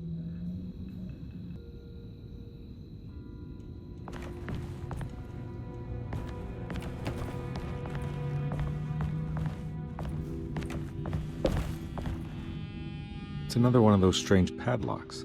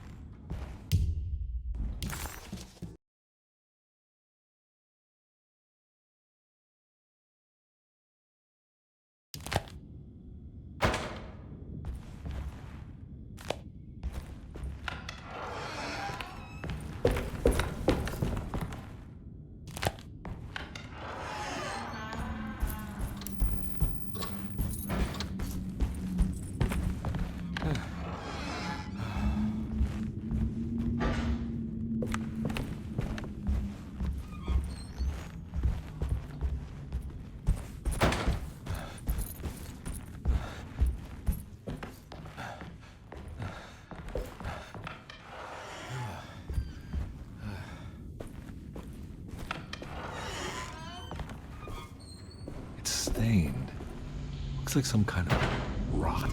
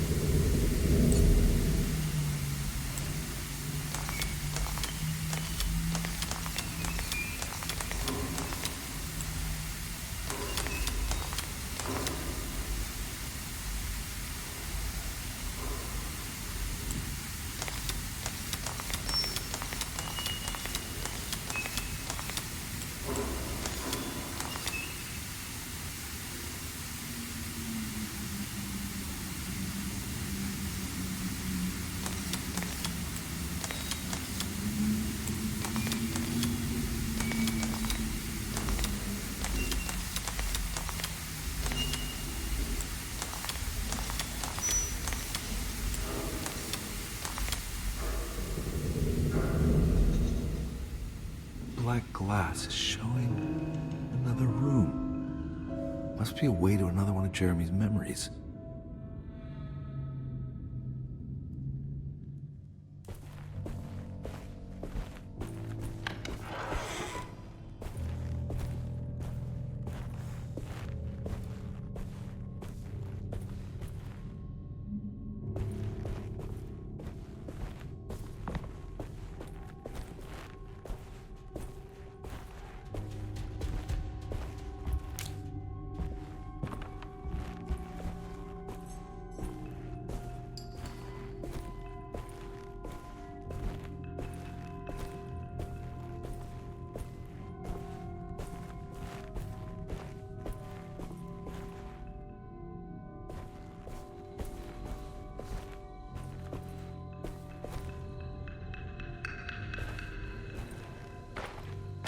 I knew it. I knew it would work. You're getting good at this, Carnby. Maybe a little too good at this.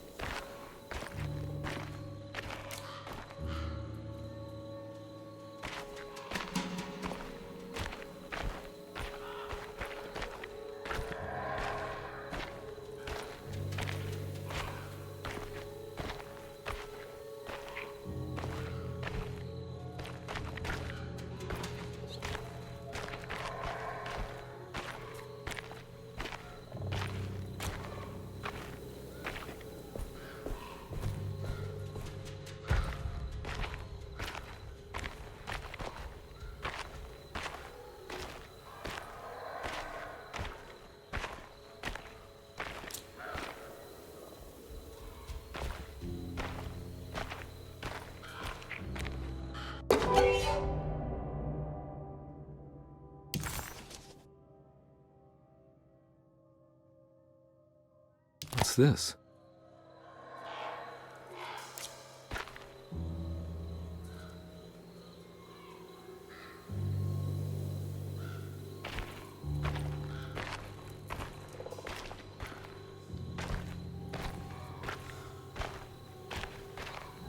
Now what do we got here?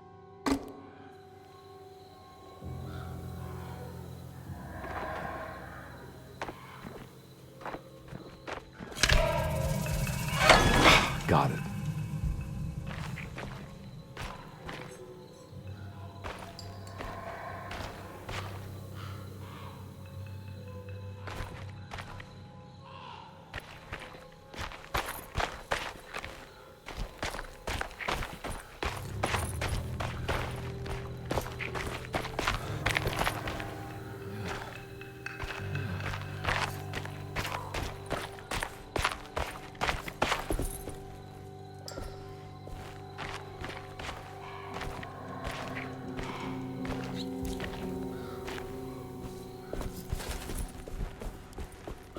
Hartwood's family crypt. Emily's family must have deeper roots in New Orleans than I thought. I figured she was a Yankee like me.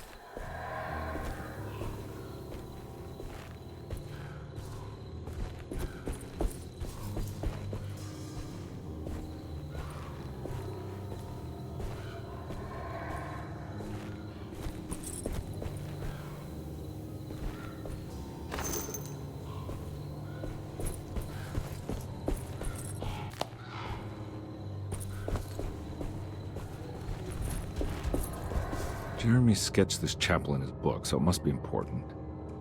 Looks like I'll need more medallions to open it, though. I don't think I have everything I need.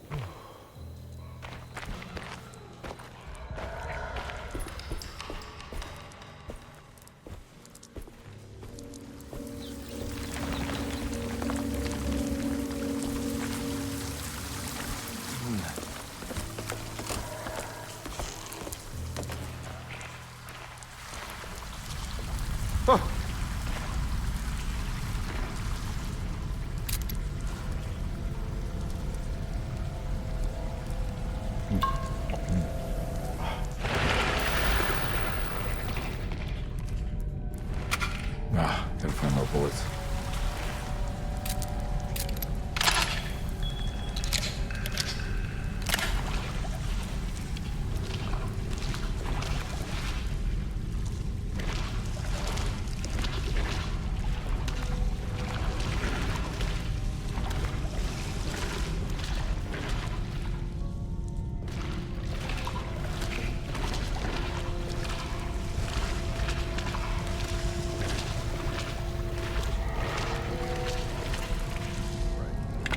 Huh.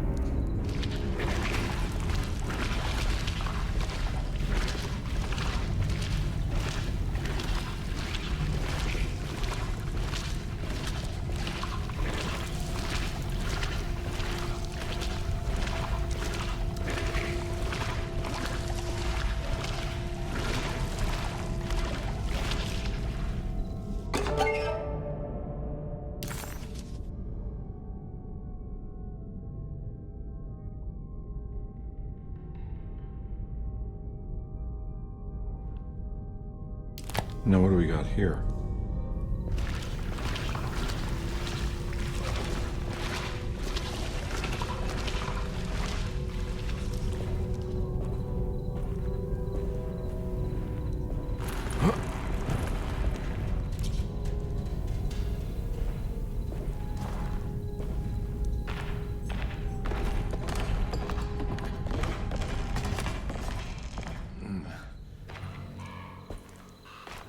thank God that's over.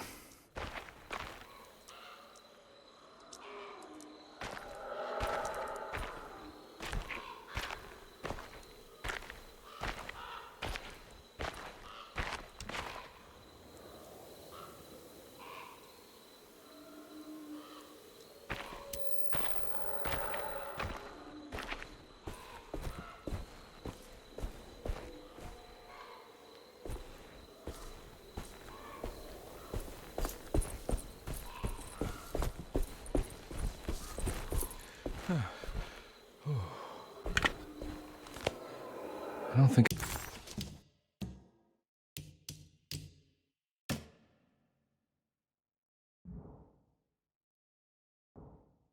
I have everything I need.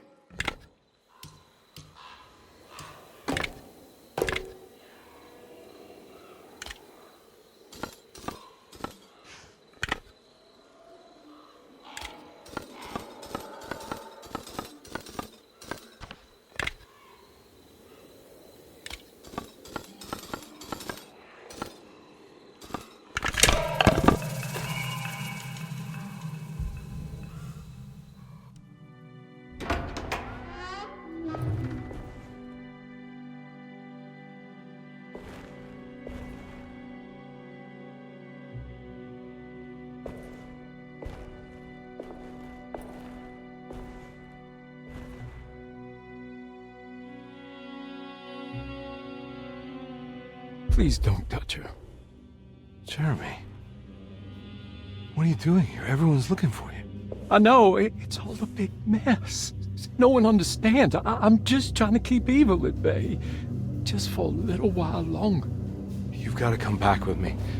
Your niece is waiting at Tercero. Emily? Why would you... My letter. I keep making it worse. What is going on, Jeremy? How is any of this happening? I made a terrible promise with someone. The Dark Man. Who is he? No, don't say his name. He can hear us. He's always listening.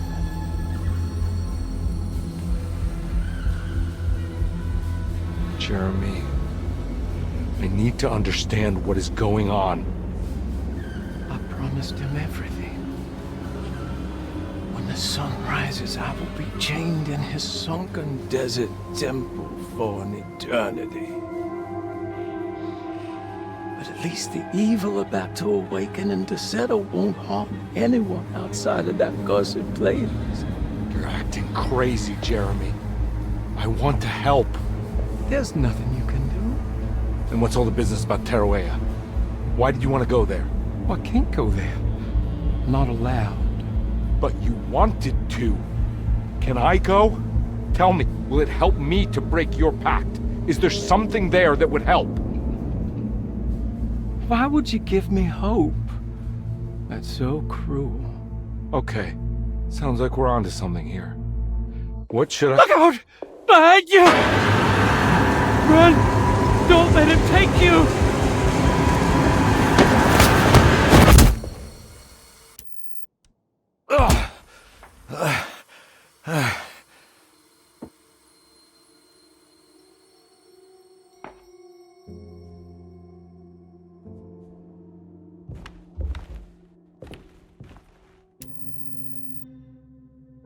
I've seen so many strange occurrences lately. Memories explode into existence and then burn out like tired glass bulb filaments.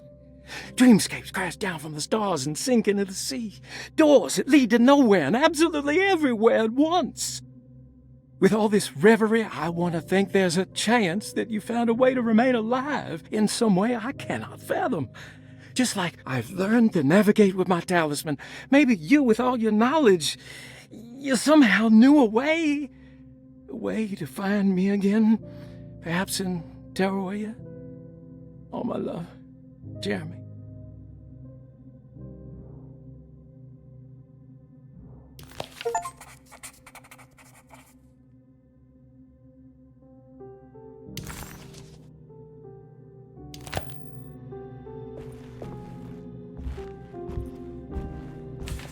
She's dead. No matter how she died, she looks peaceful now.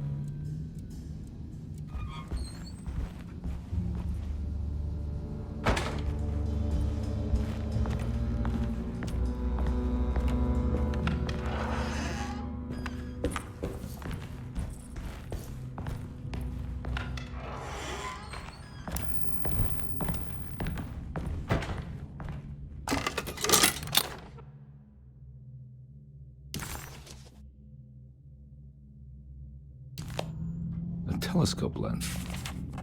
Why would he lock that up?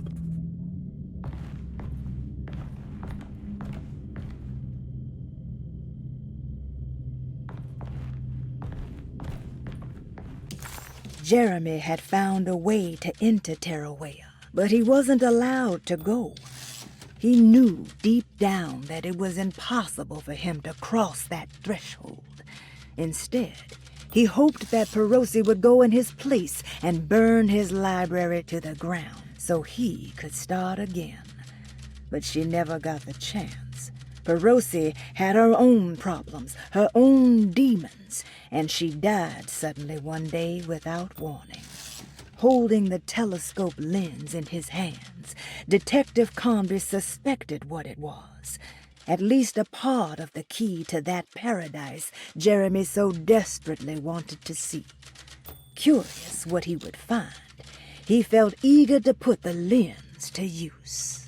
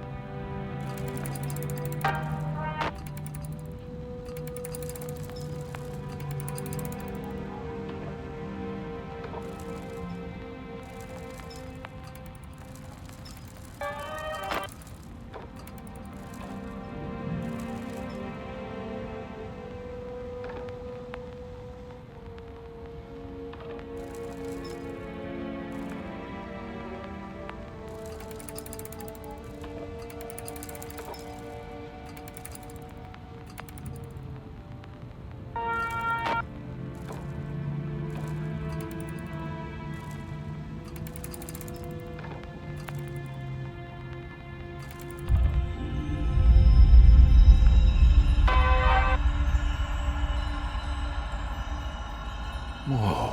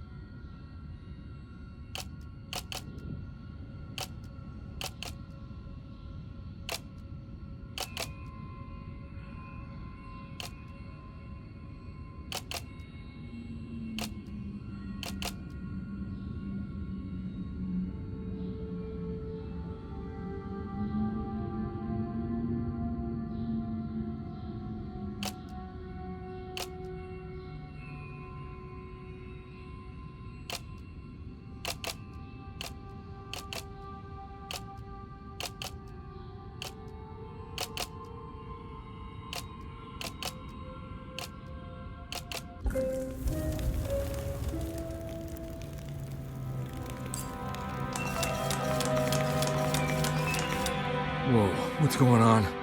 It's dialing in something all on its own and it's showing the way to another memory? Where is that?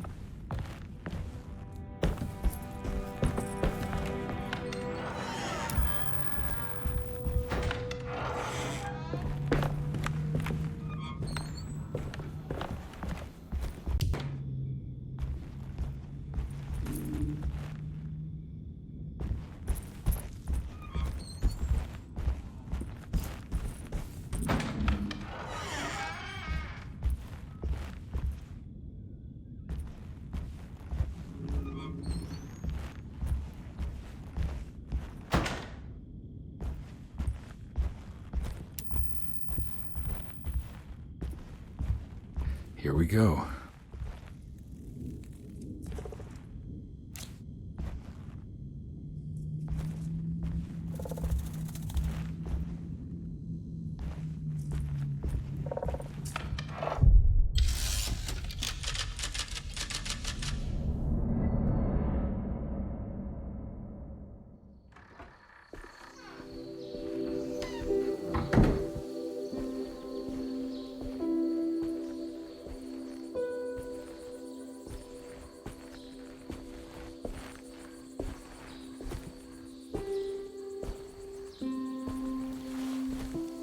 I'm glad to see you made it.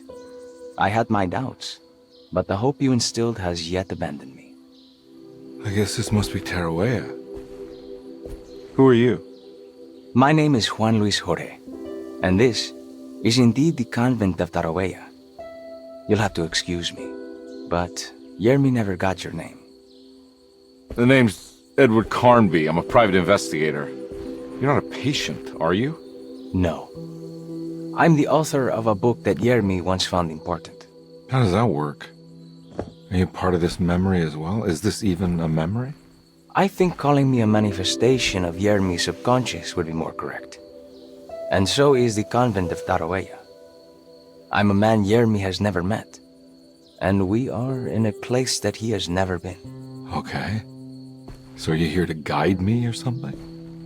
I have no more purpose than you do. I simply am. I will happily help you, of course, if I'm able. If you are already somehow part of Jeremy, why did he want to come here? Isn't he sort of here already?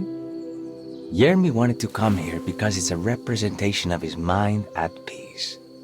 When Dr. Gray asks him to find his focus during his sessions, this far-flung convent is what Yermi imagines.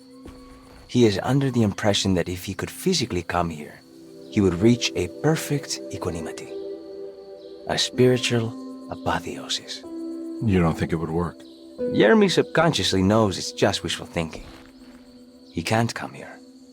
Despite the pathways opened by the dark man between their Seto and Yermi's psyche, it's simply not possible. But I'm here. Indeed. It's a shame it's just another place for you, Detective. Otherwise, you could have become a Buddha. Always a bridesmaid, never a blushing bride. Am I right? Yes, I suppose so. You'll have to chase enlightenment elsewhere. So what's the next best thing? What can I do here? You should seek out the convent library and try to find the truth about Yermi's relationship with the Dark Man. It's the sort of knowledge he represses and is unable to reflect on. Will it tell me how to break the pact? Perhaps. At least you'll have something to confront Yermi with. Wait, why can't you just tell me? I don't know such things. You'd be better off consulting the texts of Dr. Freud if you want such answers. No thanks, I hate shrinks. There is another thing you should know about the library. He is here as well. The Dark Man has been working his way through the text for a long time. He's here? How am I supposed to get past him? Be careful, Detective. Oh, jeez. Just perfect.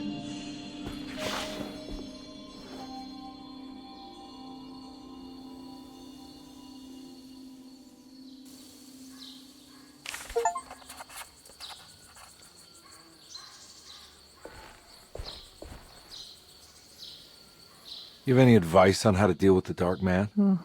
I suppose suppression could work. Try not to pay him any attention.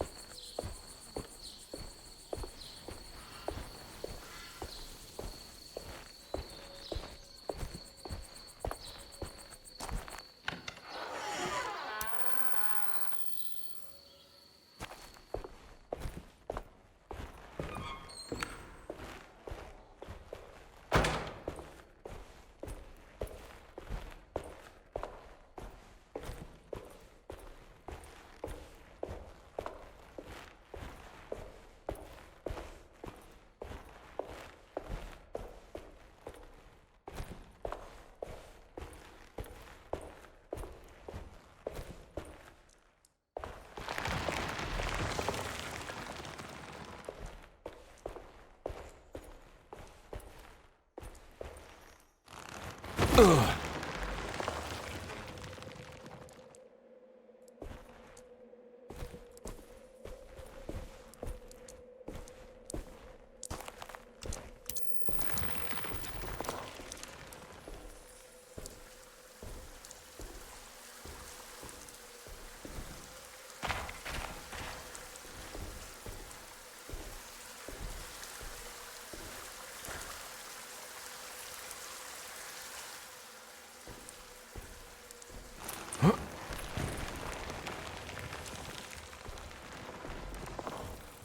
Oh.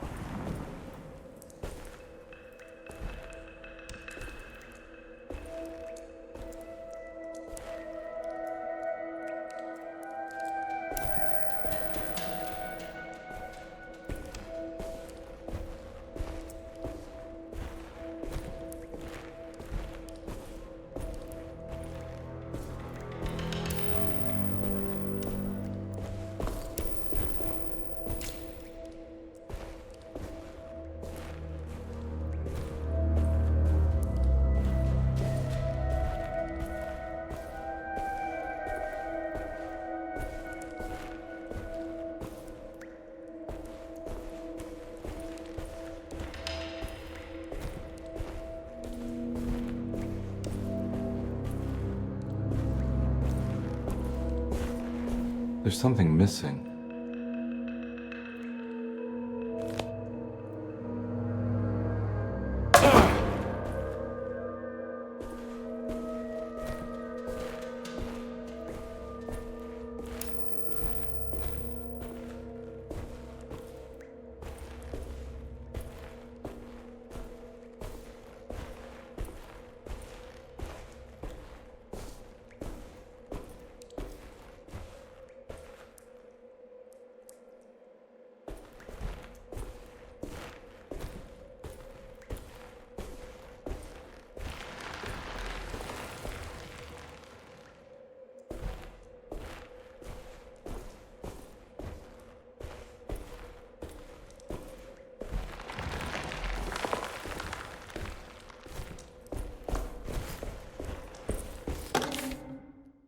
The great library was endless, beautiful, and terrible.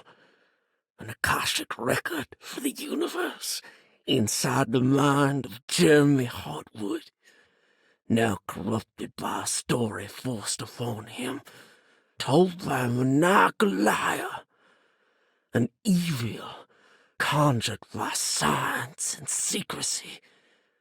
I will suspend a room and lock away the foundation of his character. Its key will be left to the librarian, the only thing invisible to the Prowler.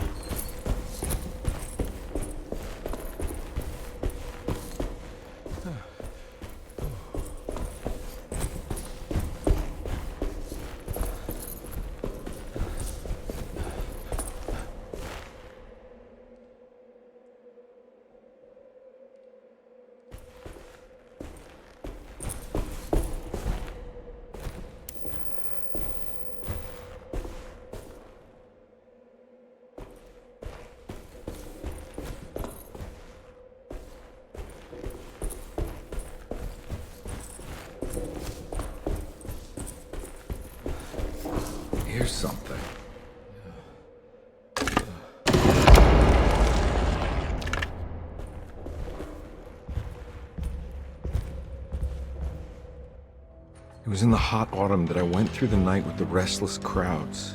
He was a kind of itinerant showman who held forth in public halls and aroused widespread fear. The New Orleans address of the event is lost, but I remember distinctly the Prext Shipping Company pressing their contribution. Hey.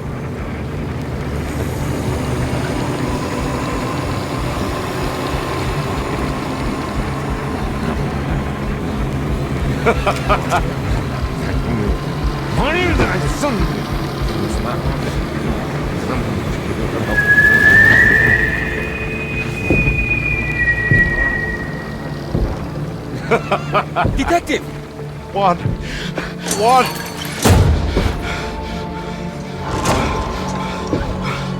I hope you found what you were looking for. I fear there is no going back.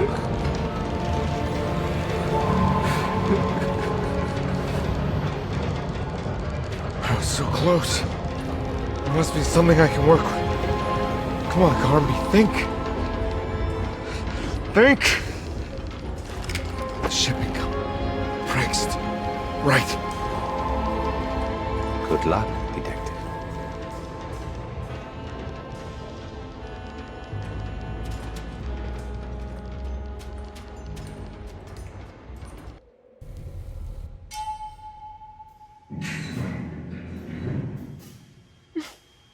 Well, thank God you're here, Detective. Sitting all alone in a place like this. I'd never live it down if the papers got wind of it. Hey. Ruth, right? Oh, don't pretend you don't know. I'm sure you have a whole file on me by now, Detective. I suppose we weren't formally introduced. I'm Ruth Talon. Miss Ruth Talon, in case you're wondering. Edward Carnby. Enchanté. Are you sure? I had too many already. Nice. It's good. I know. I have great taste, Detective. I heard you're trying to break Jeremy's promise to the Dark Man. Yeah. Do you know anything about that kind of stuff? No, but it makes you wonder. If he made a promise, can't he simply stand by his words?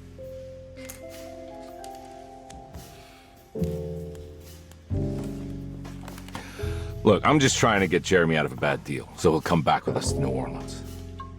Well, if all fails. What are you doing? It's a sign of submission to the Dark Man. I saw it in a dream once.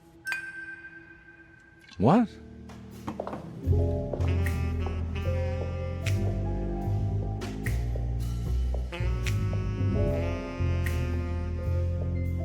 You don't know the Prext Shipping Company by any chance? I do. They made big money during the war. Their waterfront office is just over there. How did you do that? Do what, Detective? Bonne chance. Hey, have you seen Emily Hartwood anywhere? Are you trying to make me jealous, Detective? No, I haven't seen your doll anywhere.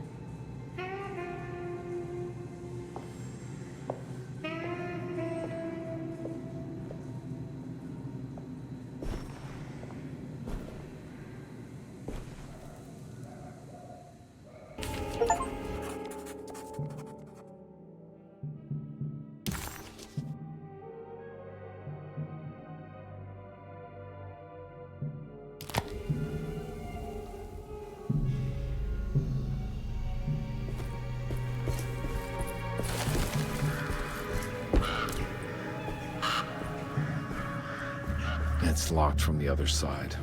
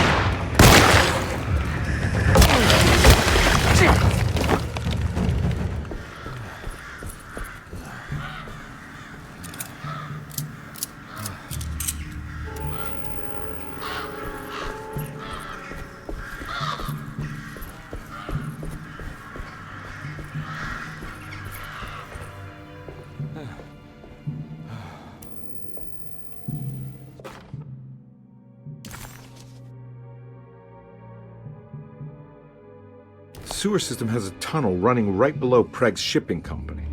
I bet I can use it to get inside.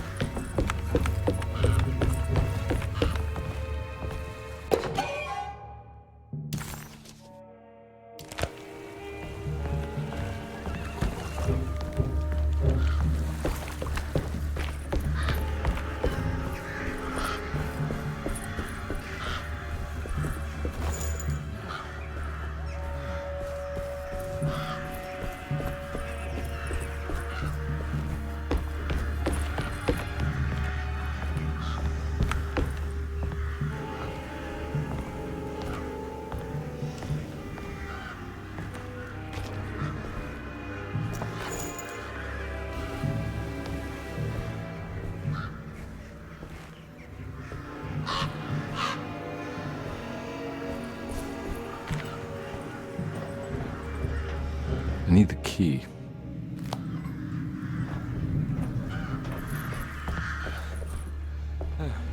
There must be another way inside.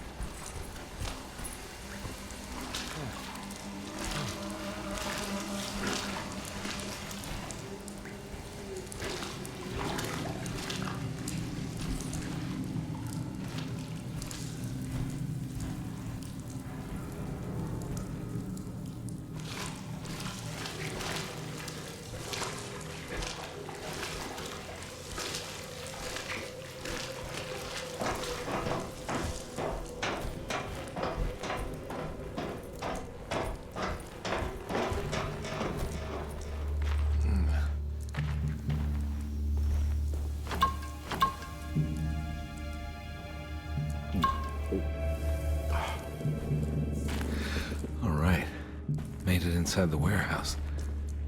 The office must be upstairs.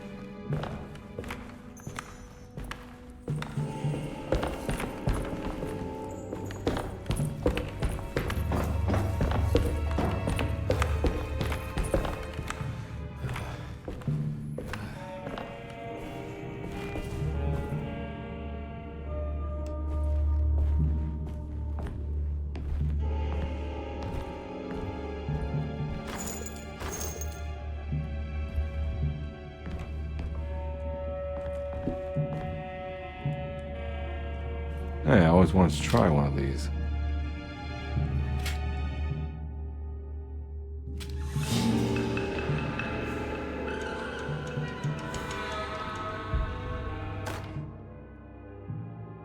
Our ship was raided while in dock. All of his things were recovered, but blood was shed. Several men were carried into the Mississippi River and drowned by ones who live in the deep. All items have now been signed and delivered. Now best keep the papers safe. What is left? Later is right, and hell is back again.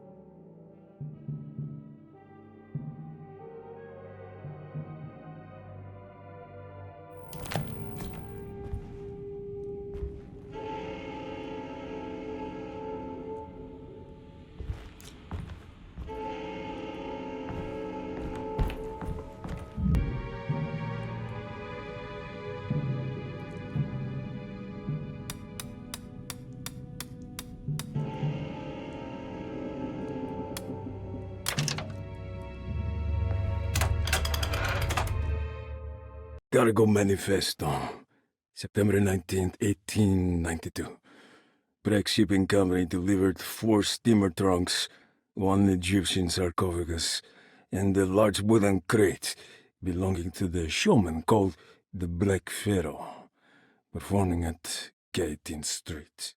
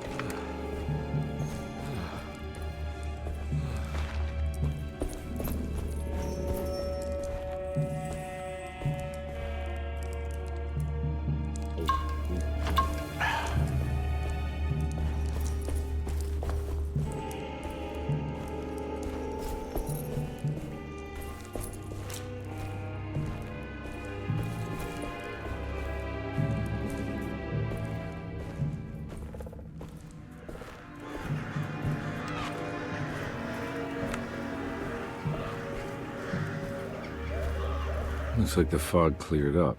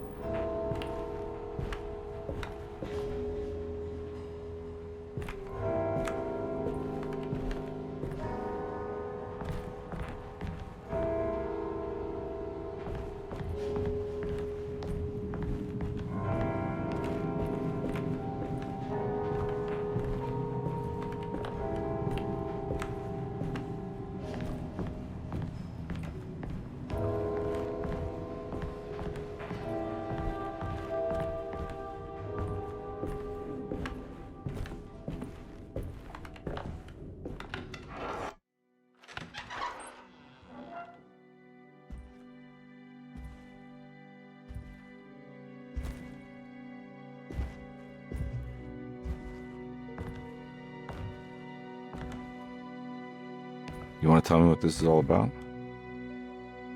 Welcome, Detective, to the greatest show this side of the Mississippi. Nyarla Hotel, the Black Pharaoh, the ancient magician who lived 1,000 lives and wore 1,000 masks. I can see why you settled on calling him the Dark Man. Saves your breath. So, you got scared by a stage magician, and now he's living inside your head. You can mock me, Detective, but you would be the crazy one to think his presence can be ignored. Look where we are!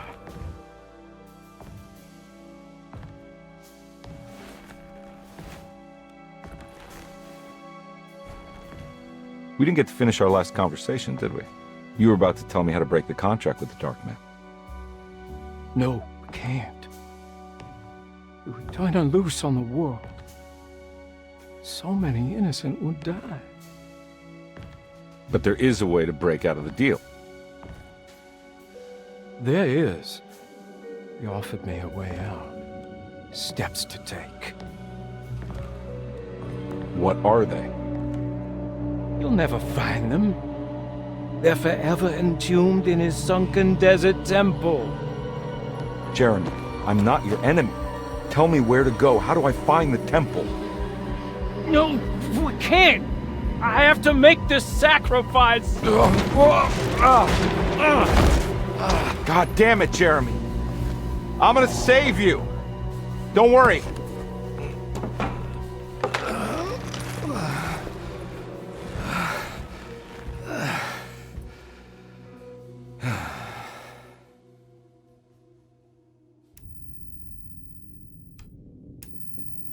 How do you save someone who doesn't want to be saved? Well, he's gonna get saved no matter what. I just need to find the temple somehow.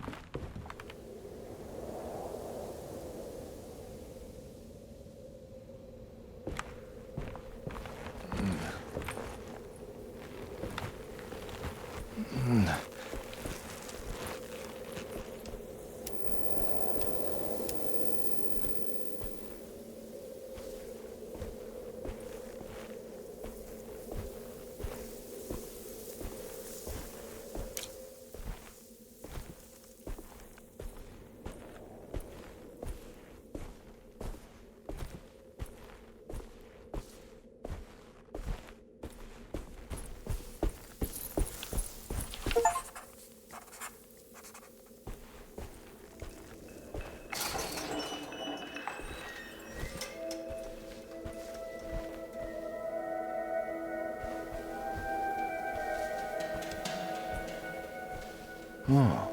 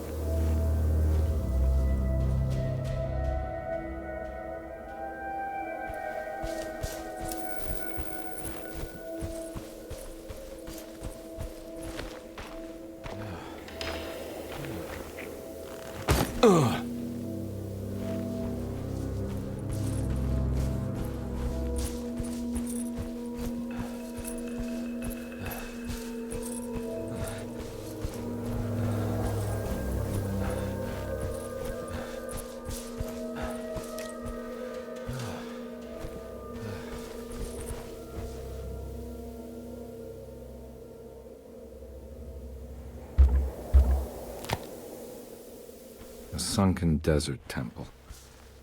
I better get down there.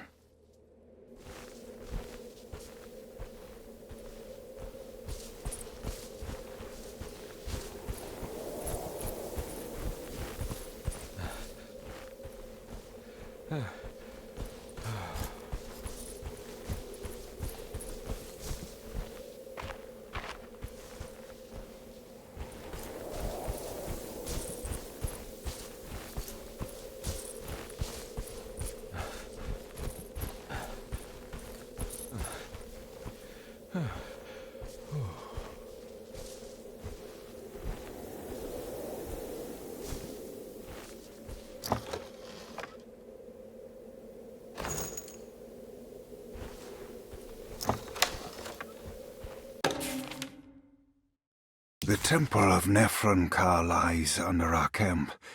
Despite all efforts, that unholy site did not collapse, but sink beneath the sand. The pharaoh is long dead, his name meticulously stricken from all ancient writing. But that stage meant for blood and terror remains. The temple is said to be lightless, built to harbor all the haunters of the dark found in the very depths of our universe. Calling on the gods meant creating a bridge between our world and theirs. The terrible Aldebaran of Taurus, the Black Sun, was seen as the most important star in the night sky, because, according to the Kitab al-Azif, it was said to be the home of that crawling chaos known as Nyarlathotep. Through ancient mechanisms, it was said that the priests could open shafts channeling the light emitted by that strange stone called the Shining Trapezohedron. Several streams pooled together above the statue of that dark man would then be sent through space towards the Black Sun, a message to the gods. The gifts bestowed on the sender are completely undocumented, but often assumed to involve dark blood pacts, where souls are traded for malicious miracles.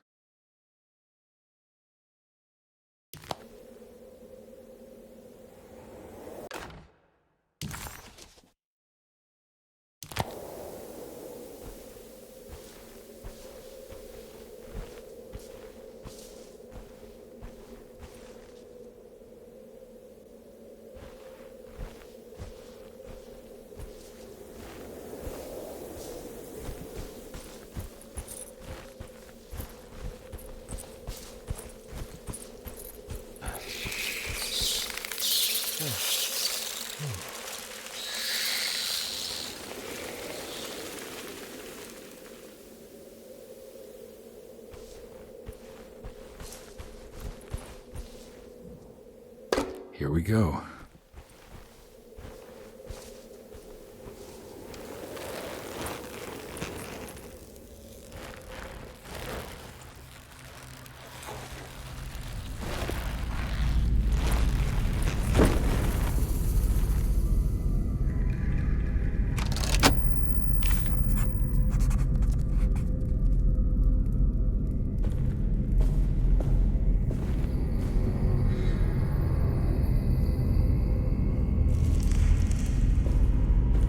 Star constellation from one of Jeremy's books. The Taurus. And one star's clearly bigger. Must be important.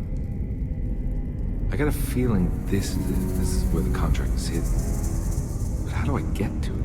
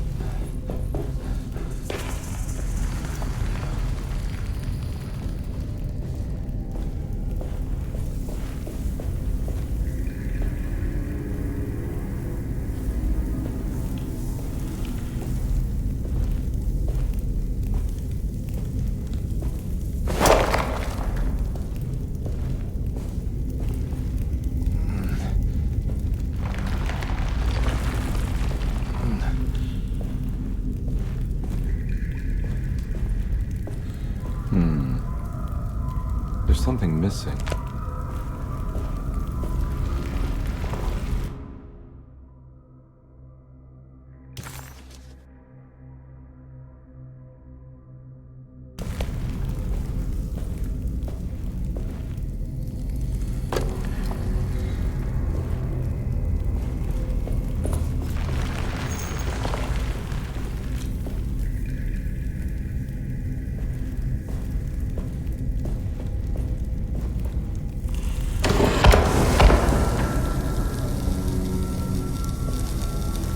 This one looks operational.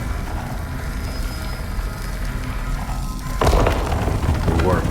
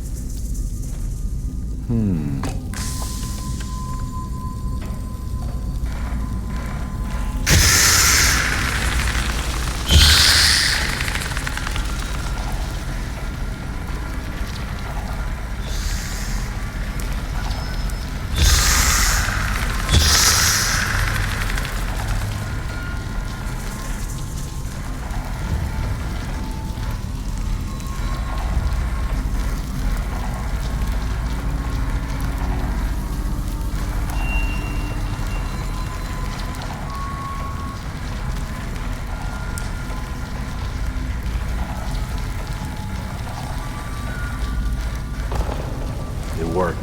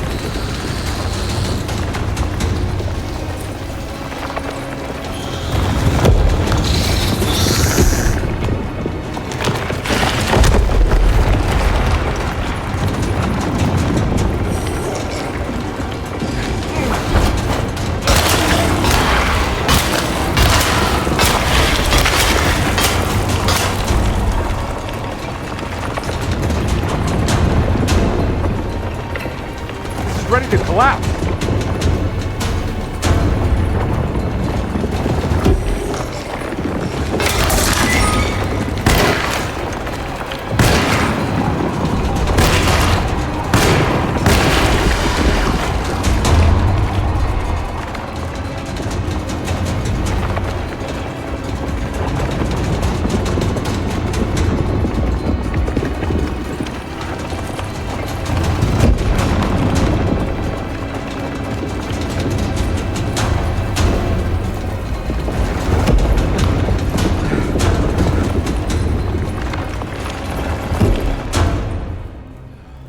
What is going on?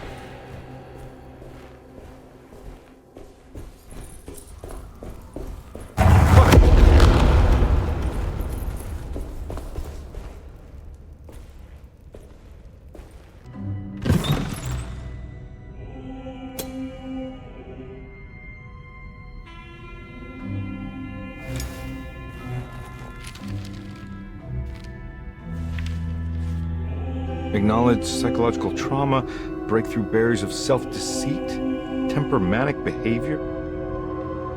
These are the Dark Man's terms. The contract. Huh?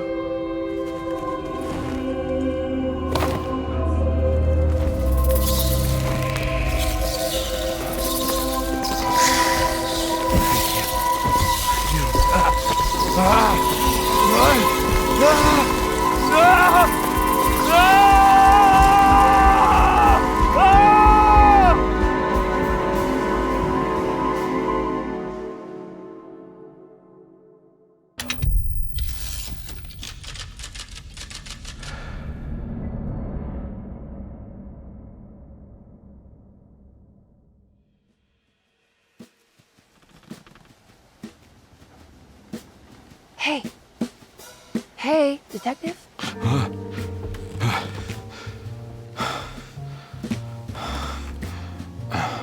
What are you doing? Oh, I found some. Great. Was it alcohol? God, no, I just got the wind knocked out of me. I think I know how to break the contract with the Dark Man. What exactly does that mean? Everything going back to normal. All right.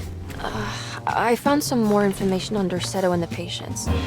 There are some seriously strange things going on here.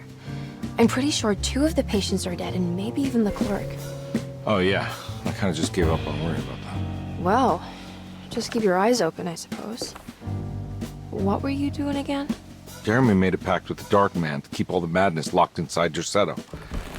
All right. I'm gonna break it. I just have to... Where is it? Where's the talisman? It's around your neck? I worry, Detective. Don't, I'm fine. I worry that you're not much help on this case. At least you're a good distraction. Trust me. You're getting your money's worth. At this rate, I'm an absolute bargain.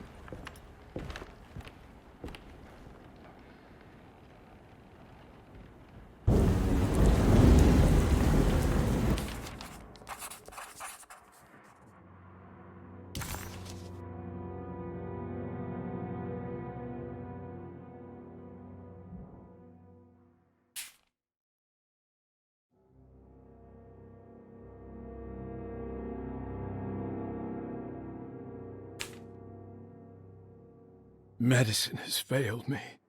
Nothing can be done to dispel the hardwood curse.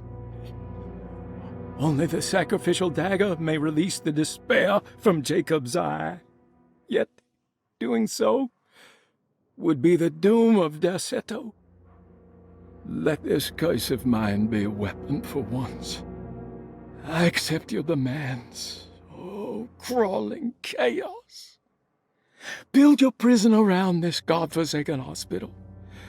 When evil has been starved, I will stay buried forever.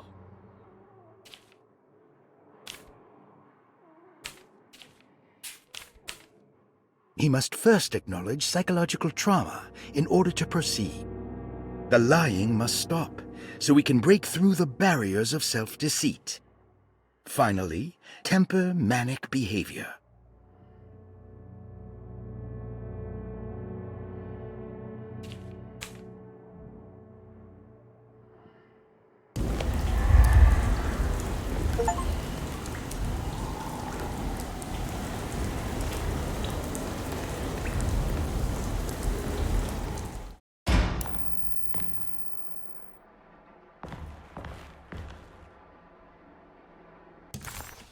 Carnby never thought he'd be so happy to be back at Derceto.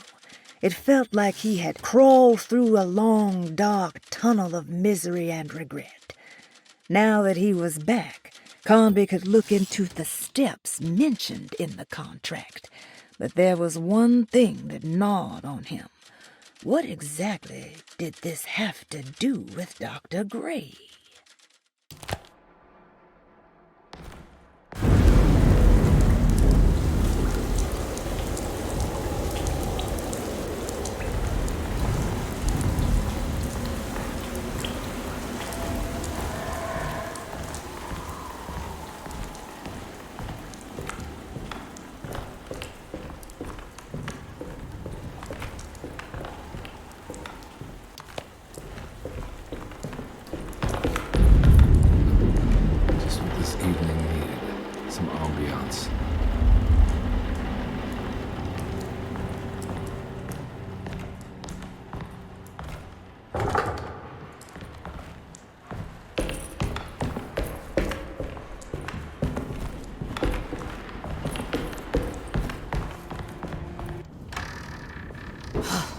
Got to be around here somewhere. He wouldn't leave this house. I don't know what to think anymore. You run into that detective fella? Who is he? Can he be trusted? I think he's one of the good guys. Well, you know, like us. Will he be all right with her coming? Praise the mother. You don't need to know about all that.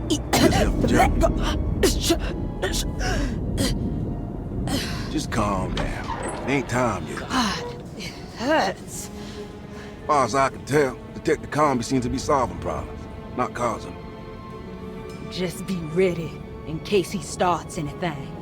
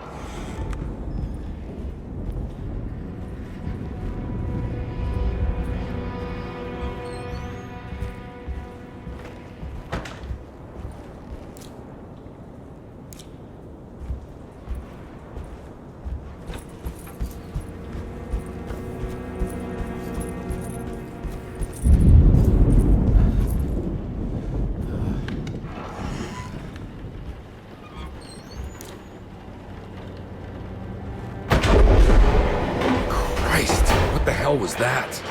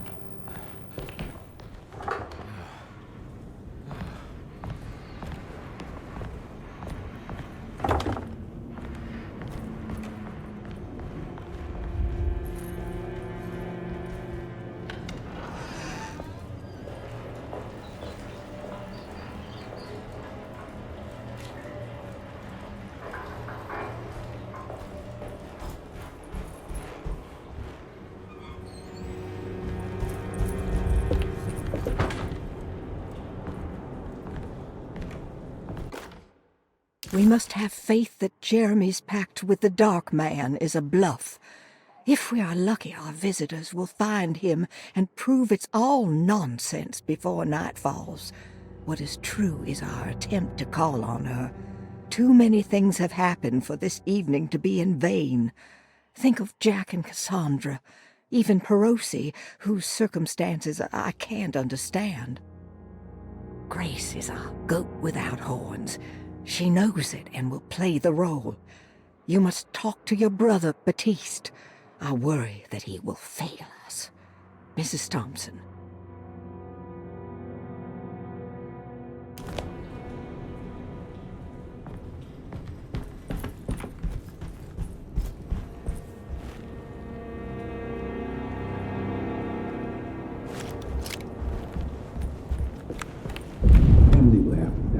Can't let her ruin our plan. I don't want to run into the orderlies right now. Not sure I can trust them.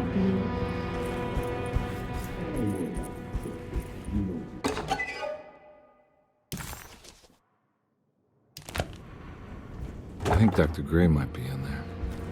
Perfect time to snoop around his office, though.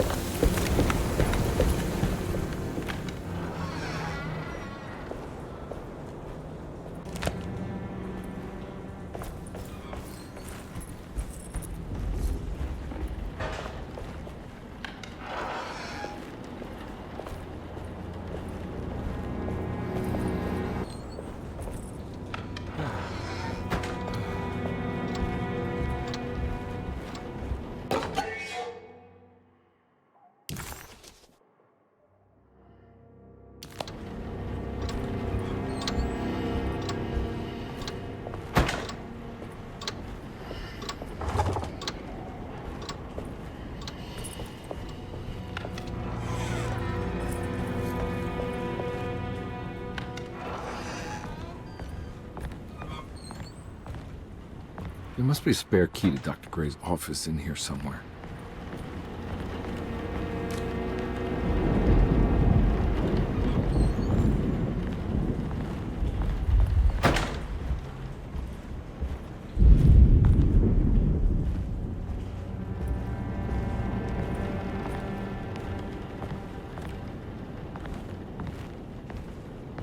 I don't have the combination for this, but maybe Jeremy did.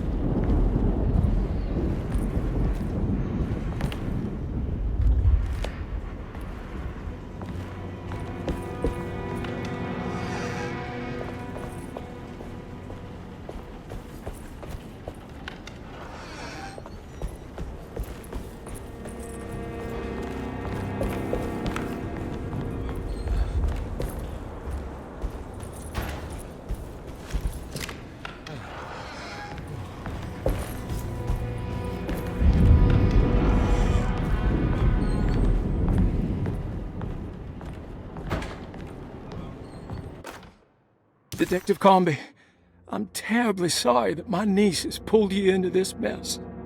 Please, with all my blessings, take her away from this cursed place.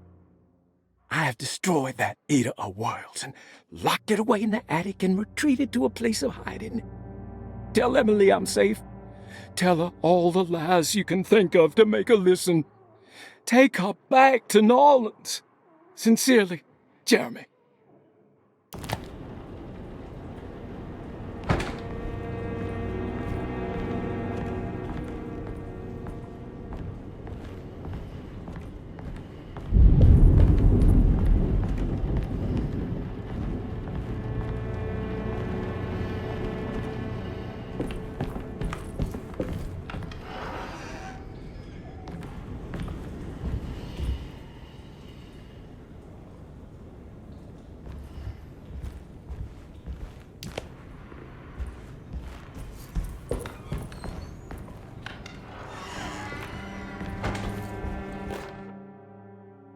Brother, I need you to trust me. This is the most important moment in our family's history. I know you have doubts and that the terrible Mama Loa told you lies. I would never betray you. I promise. Lottie.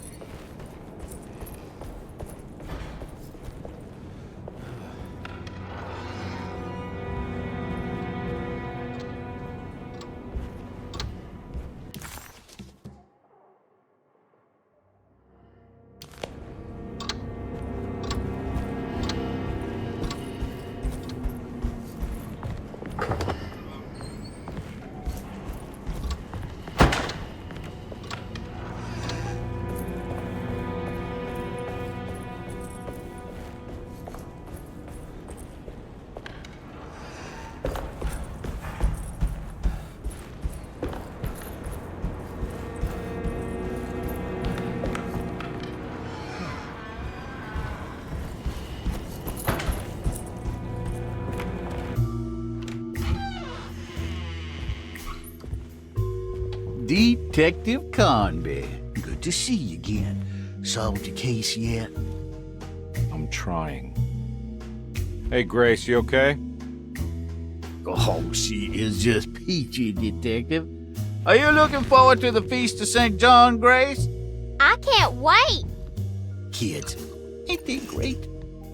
What exactly are you planning for tonight? Oh, not much. We eat, we drink, we pay tribute to the wishing tree in the conservatory. The usual. Then why all the excitement?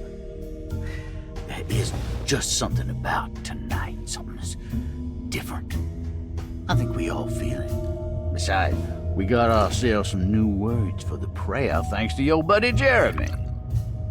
She'll come and turn the world inside out, and things will begin again. That sounds strangely threatening. You should come.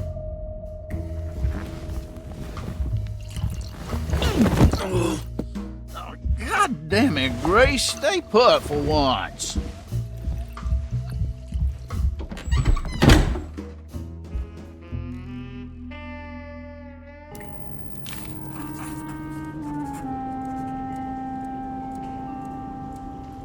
McCarthy was a deadbeat. His mere presence annoyed Carnby.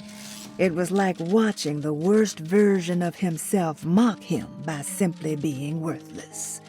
While Carnby enjoyed watching the child outplay the drunkard, there was something terrifyingly familiar about Grace.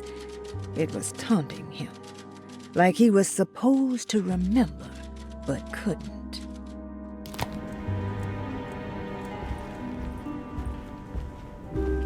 There's something missing.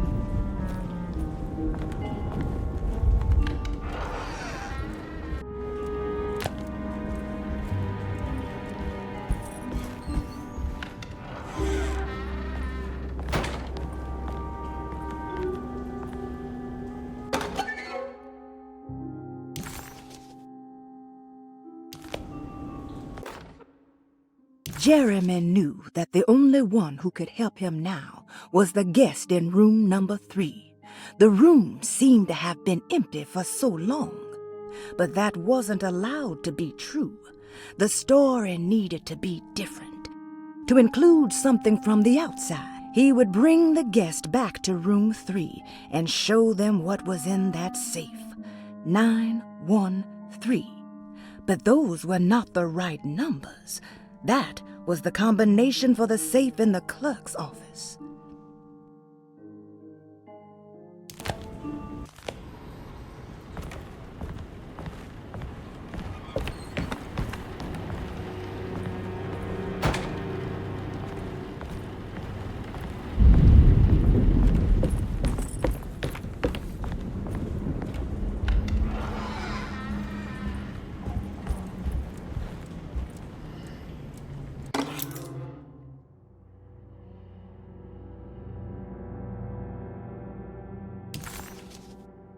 Better hold on to these. Wouldn't want them to get lost.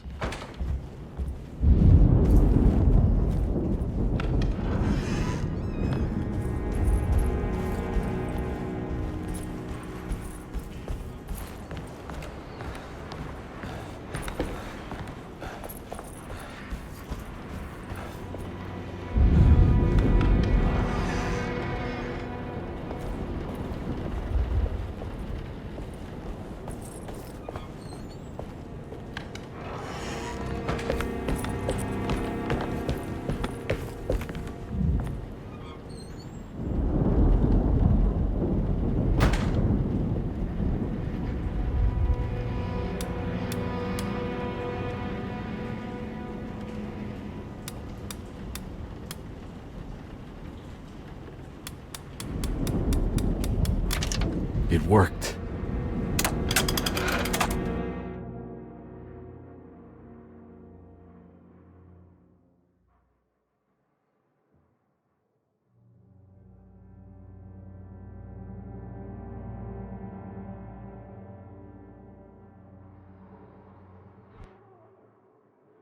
The last guest in the empty room suffered from severe maladaptation.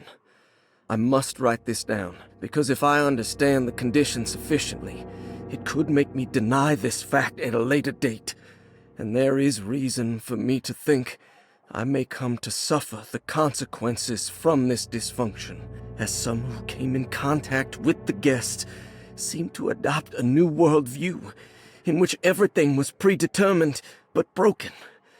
Upon accepting this worldview, some memories became unmanageable and later rejected. I do not know what this means. I cannot even remember the fate of the guest. I think they were simply misplaced one day and forgotten. Just like all documents pertaining to this guest, they have all been destroyed, or they never existed in the first place. Who wrote this? There has never been a guest in the empty room.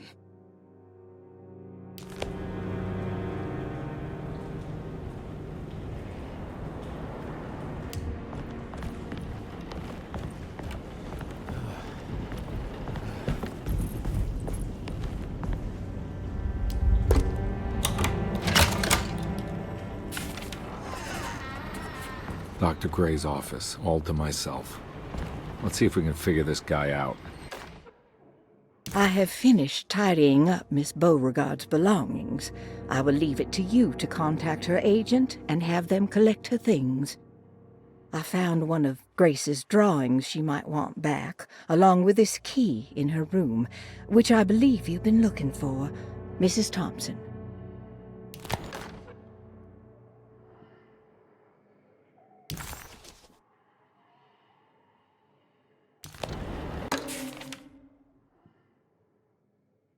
This is where McCoffey has hidden my favorite young. It's very important. This is where McCoffey has hidden my favorite young. It's very important.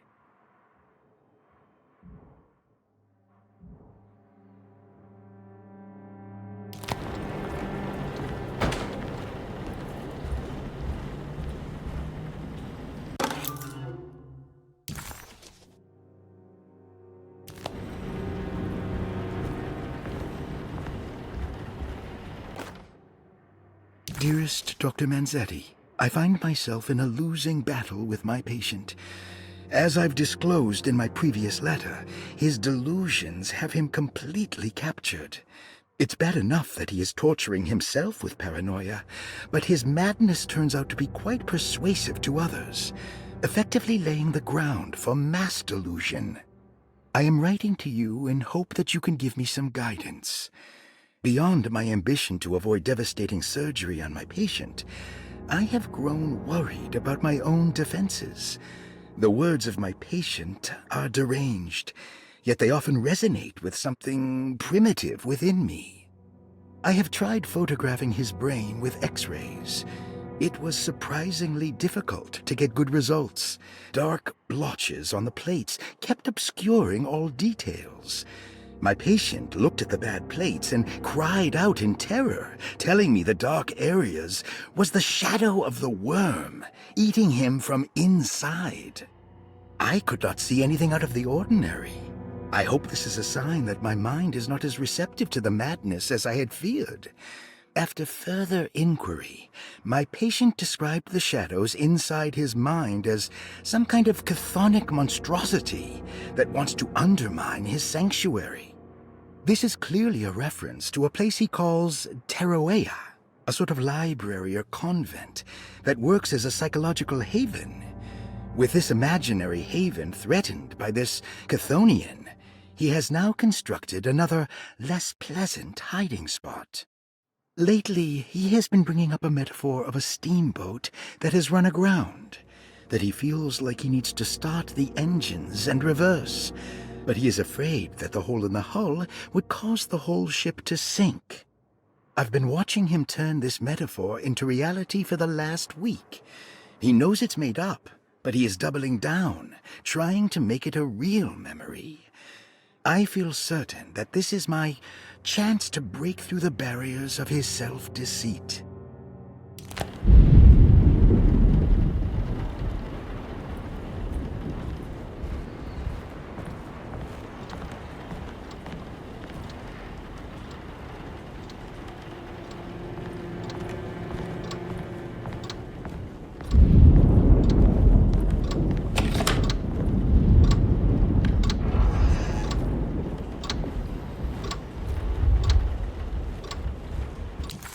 Dr. Gray was somehow mixed up in this business with the Dark Man, Detective Carnby decided.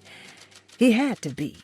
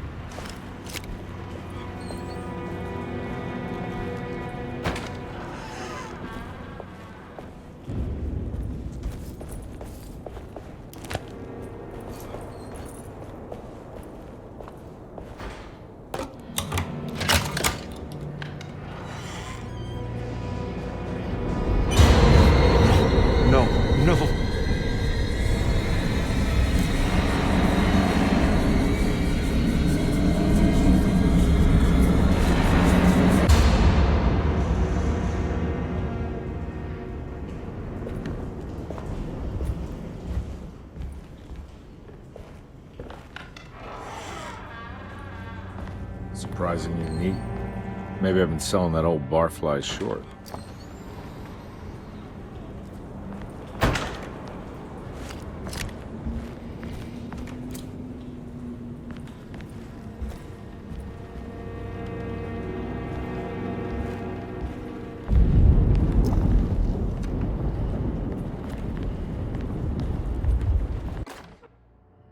Sometimes I think this place makes me worse. That Dorsetto might be my grave. A coffin made of ostentatious architecture. A Taj Mahal for the drunken depressed. There's something about Derceto, something about Dr. Gray. Like we all pretend that we're here to get better, when in fact we are here to be forgotten.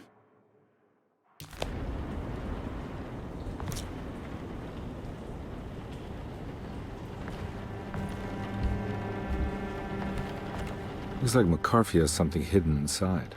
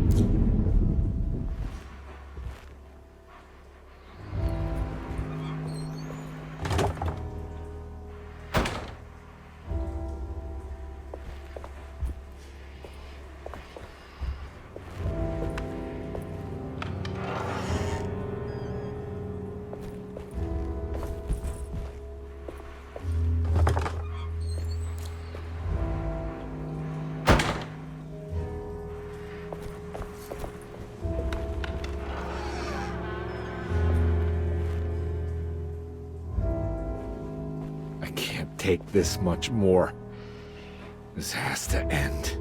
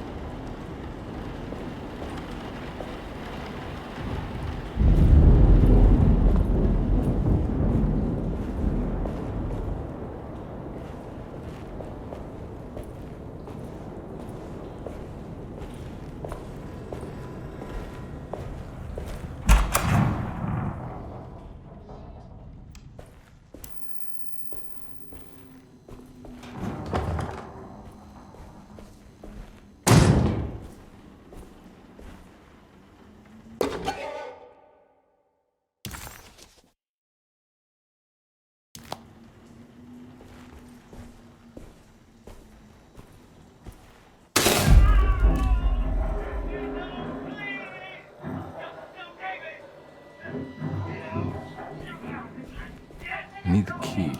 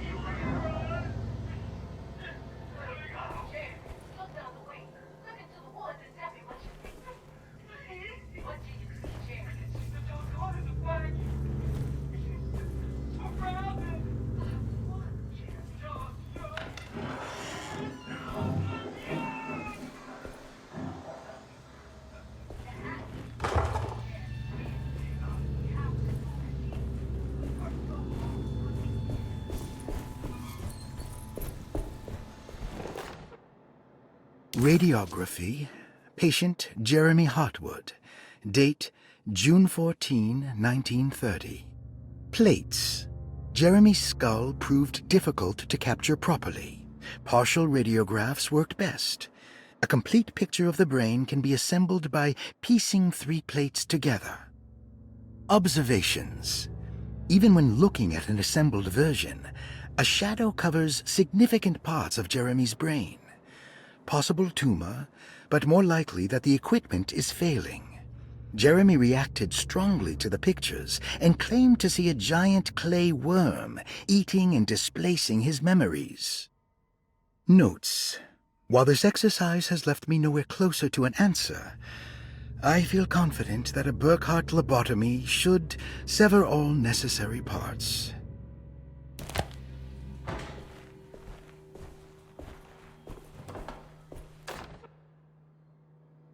Hypothetical psychosurgery based on the ideas by Burkhardt and the St. Petersburg research could end up saving Jeremy's mind.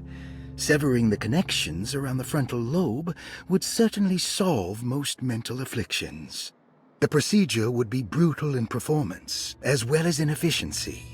An ice pick pushed through the edge of the eye and into the skull would untether the nerves like Alexander cutting the Gordian knot.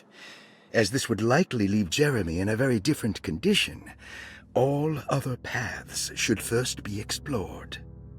The medical instrument I would need for this lobotomy is missing, and I should have Waits order a new one.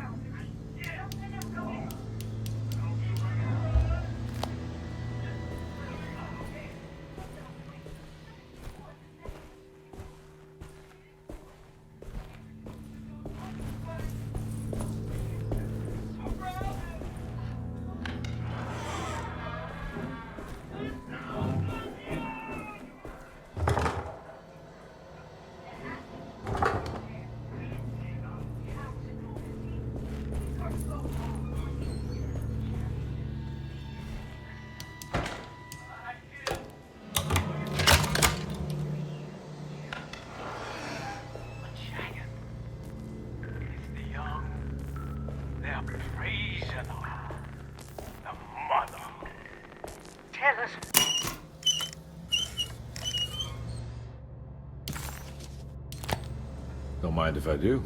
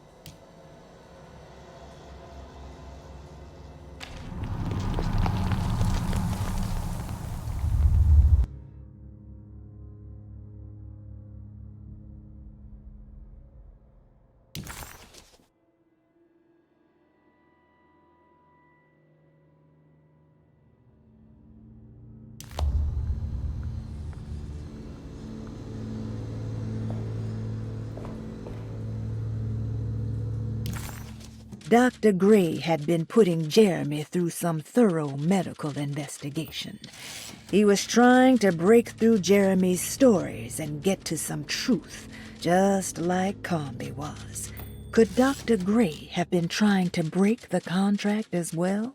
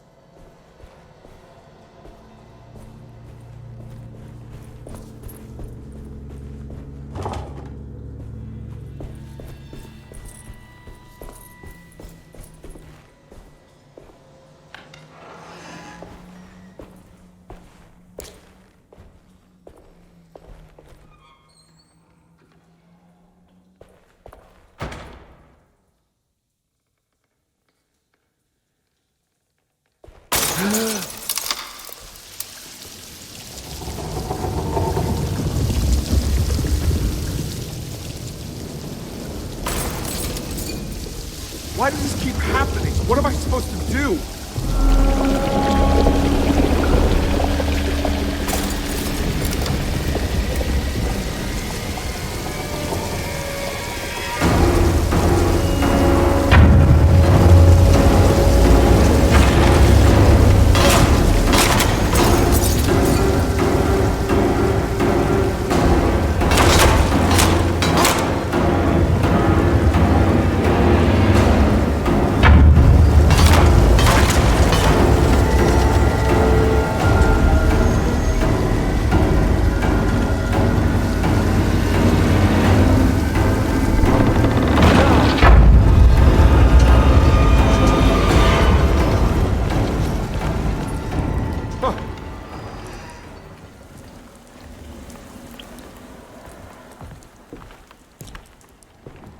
And we're back here.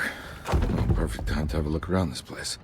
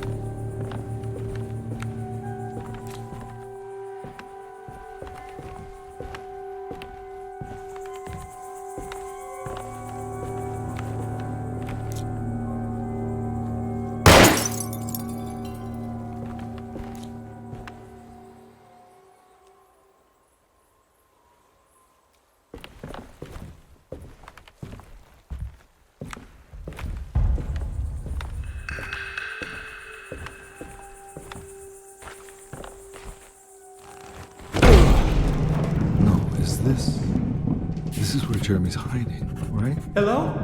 Is anyone there? Jeremy? I need help! Wait! Can you hear me? I'm stuck in the mud and the fire is taking Jeremy! me. Where are you? The motor is dead. I can't do anything more. Hang on, Jeremy. I'll figure something out. I'll get the boat running.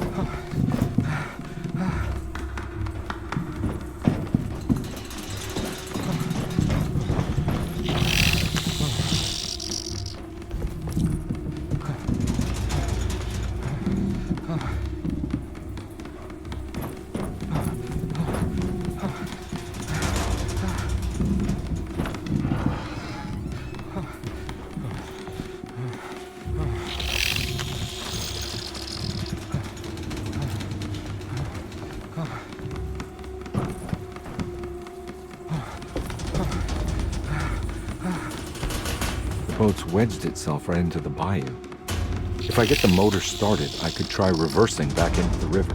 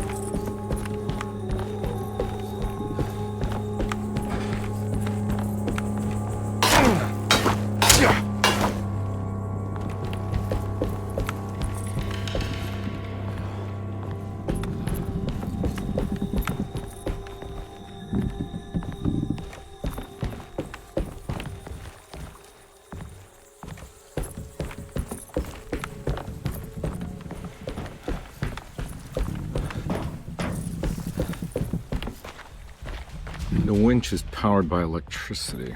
I need to find a way to turn it on before I can use it.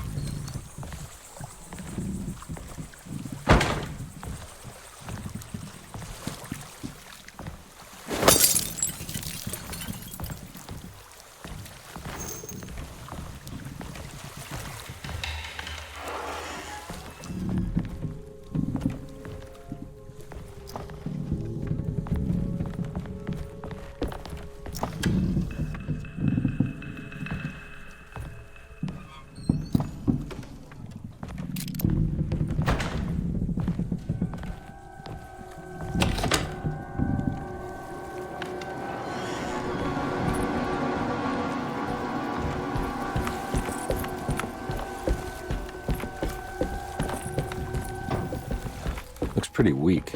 I just need something to break it.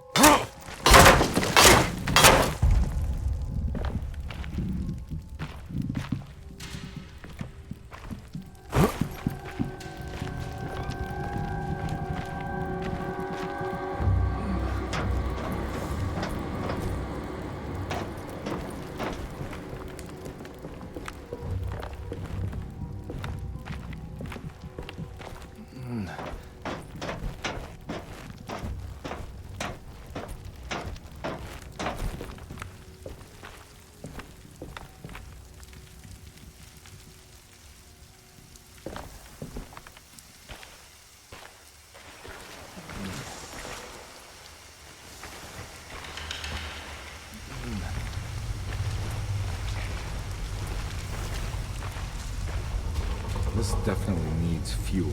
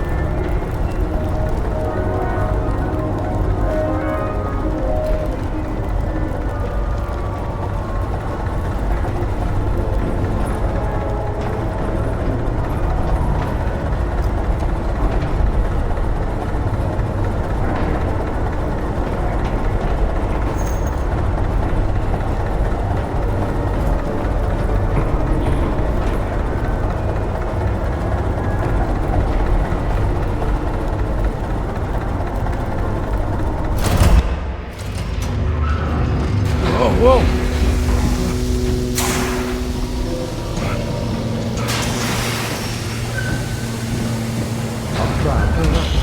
Are you ready to tell me what happened in the house? I put a rope around my neck, and then I strangled all life from my body. Are you under the impression that you died? Yes. No. I was supposed to die. What does that mean? That you were supposed to die. I'm the catalyst. I had to die to make the story happen.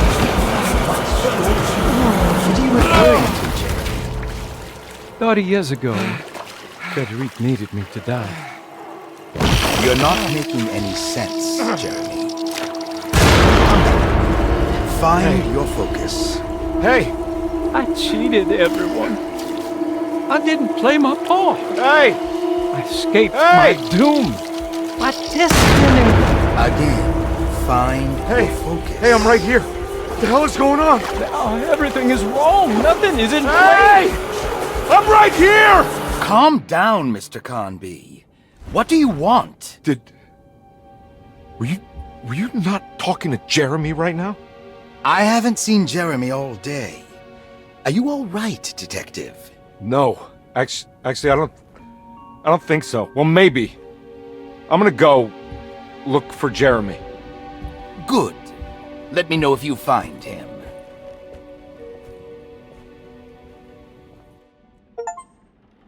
That was Jeremy's self-deceit? A steamboat stuck in the mud? I'm not gonna pretend I understand any of that. What a bunch of psychoanalytic nonsense.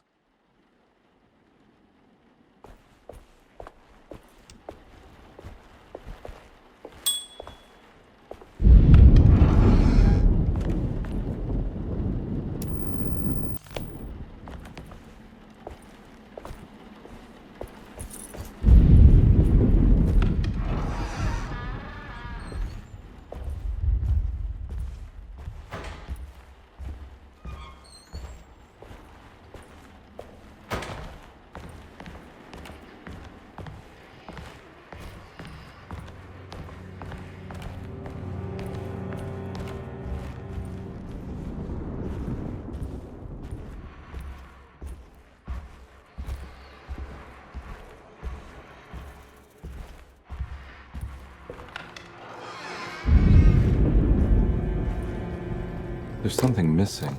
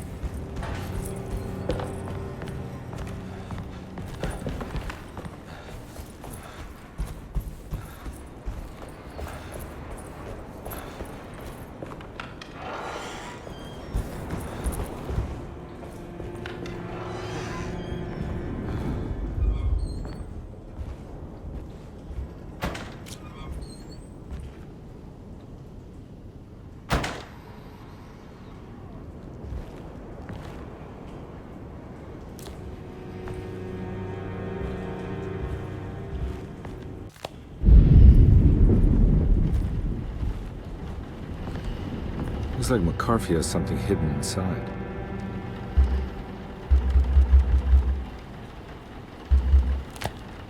Looks like McCarthy has something hidden inside.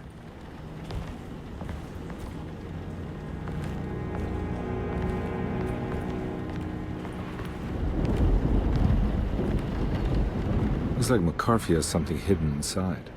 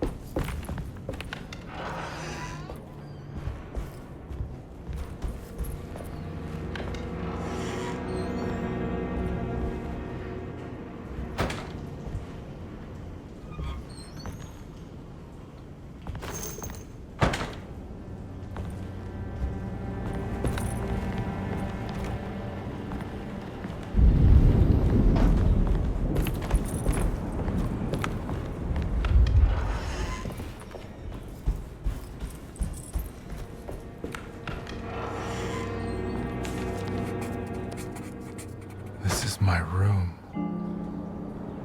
I belong here.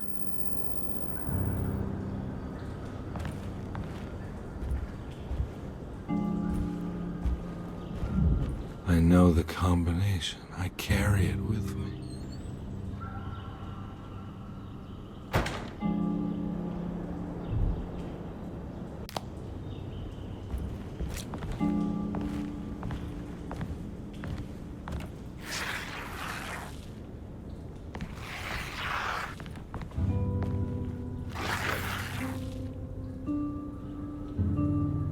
I know that number.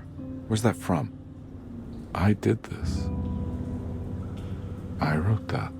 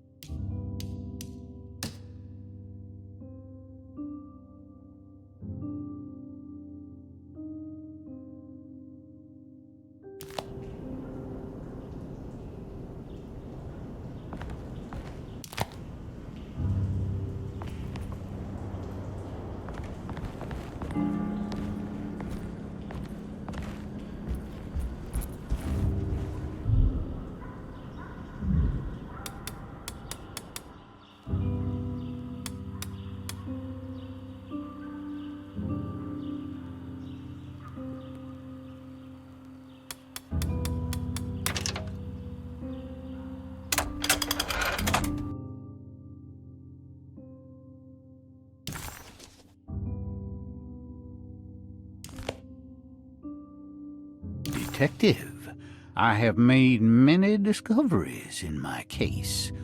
The child we want is safe, thanks to good people like me and you. We're so similar, but you don't see all the things I do. To find your man, Jeremy, you also need to look for the girl. It has always been that way. The young deliver us all. You should have a look in my room. There's a piece of the puzzle you will need. Take care now. My coffee.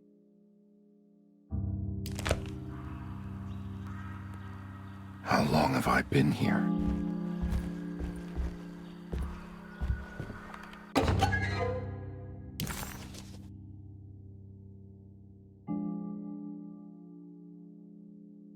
Derceto stands on a breeding ground for the grotesque, a temple devoted to rebellious growth, the most ugly and cancerous side of nature. You may be able to shield your psyche for a while, but rest assured your soul will come to pray to that hideous god in time. That is the story of every man and woman who gather around that ancient arbor. They all croak, bark, and bleat, because their own bodies are afraid and they wish to repel the evil those words conjure. Iya! Iya! Instead of that blasphemous name, they gossip in hushed whispers the name of Derceto, Astarte, and the black goat of the woods.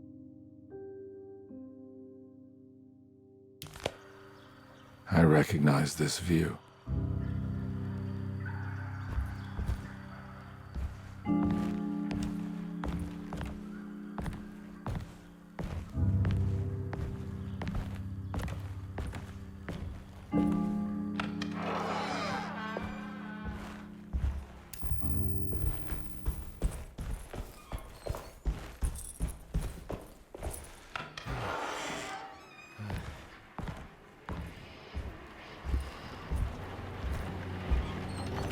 Looks like McCarthy has something hidden inside.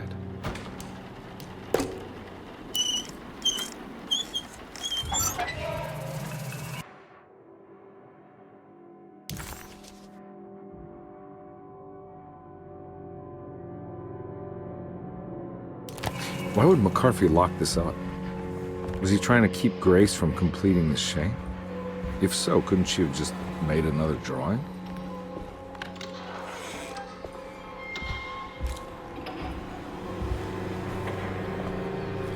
What the hell happened in here?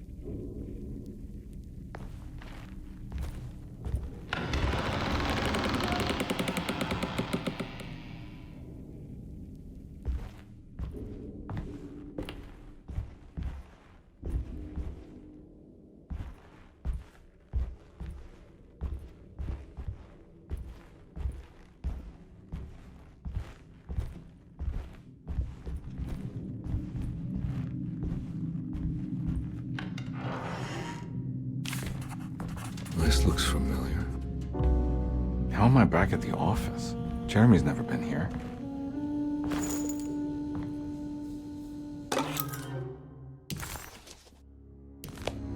That's me, isn't it? How long?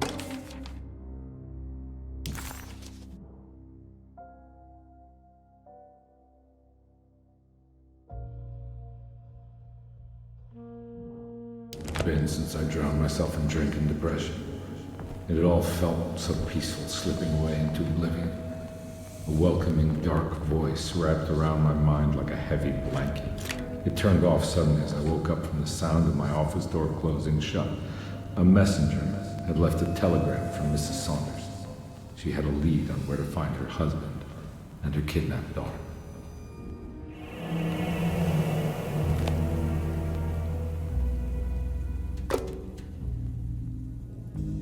God, I used to drink so much back then.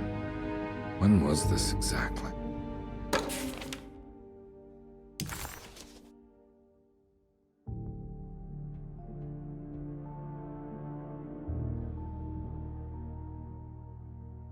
What case was I working?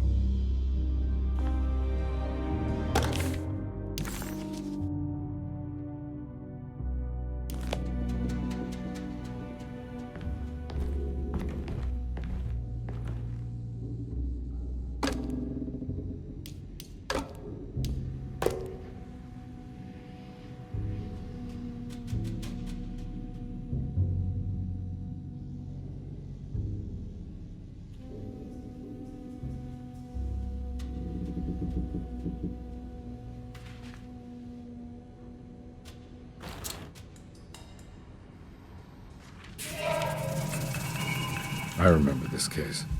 Some kid got taken by her father, headed out of state, but he had made a mistake by selling a painting that his wife actually cared about to a collector named Thornhill to fund his venture.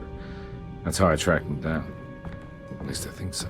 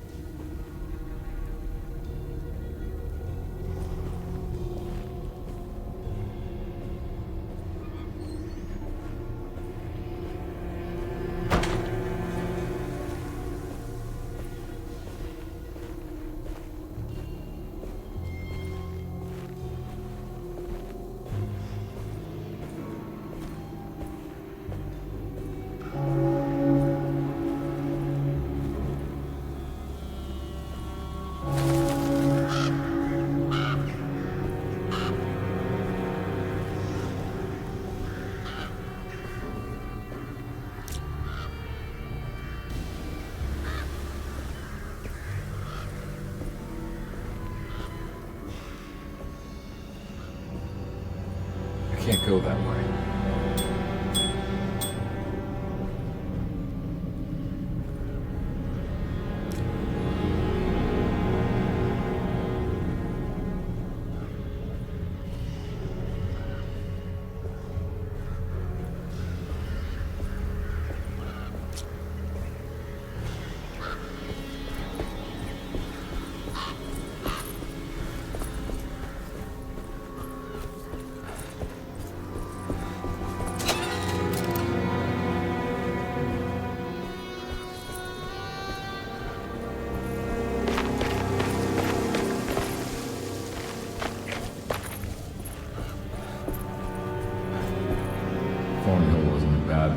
He had principles keeping him from handing out information about his deals, so he needed some convincing.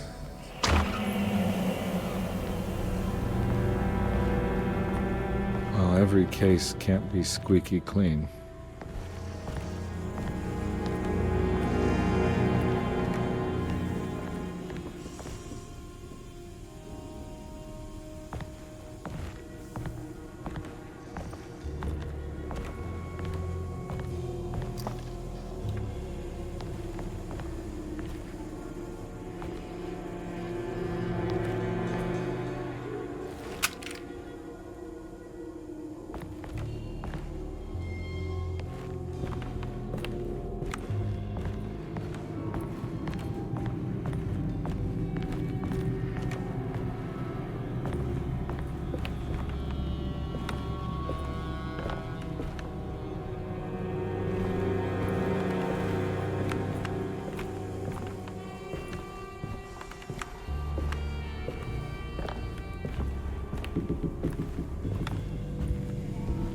Mr. Saunders had sold a valuable painting to Thornhill, hoping the money would carry him to wherever he was going.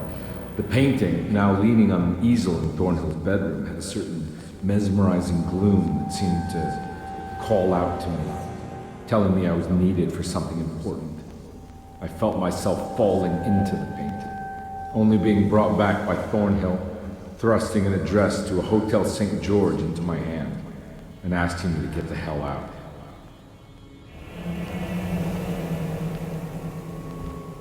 I don't remember this at all. I can't say it didn't happen.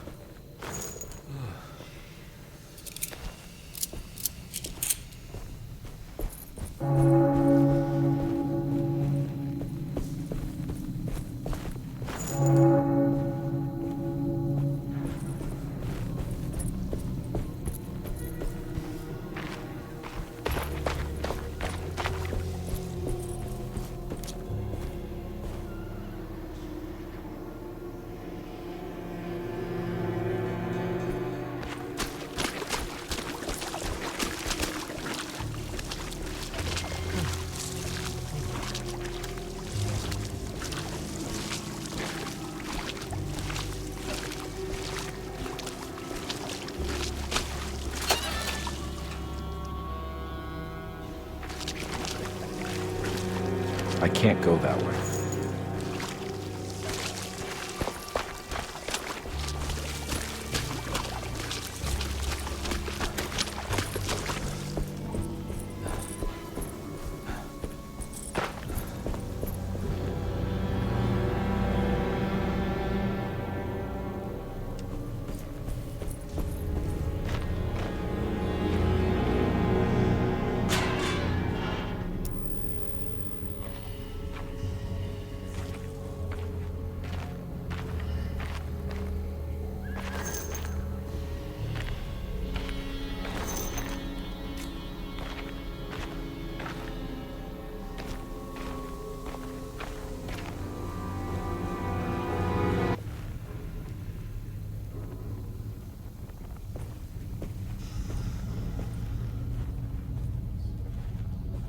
I can't go that way.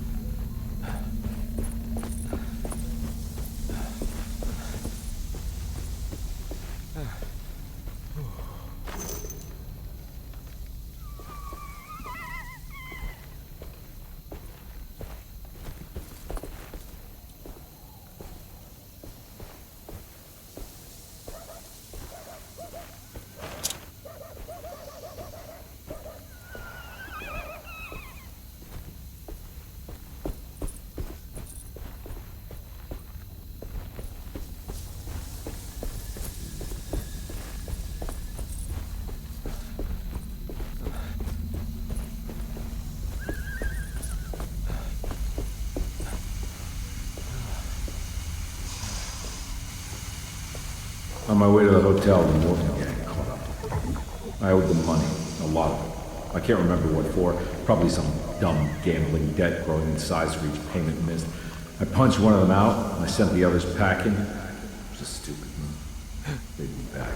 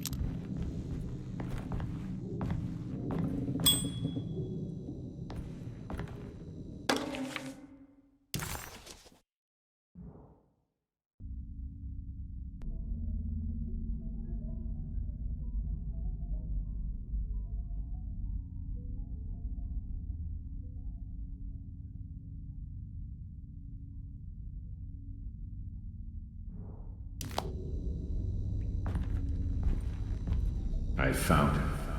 In the hotel ledger, I recognized the handwriting of the signature, Ted Stryker.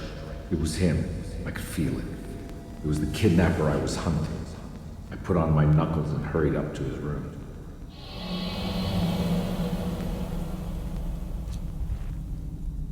Something about that name, Ted Stryker, rings a bell. Feels vaguely familiar.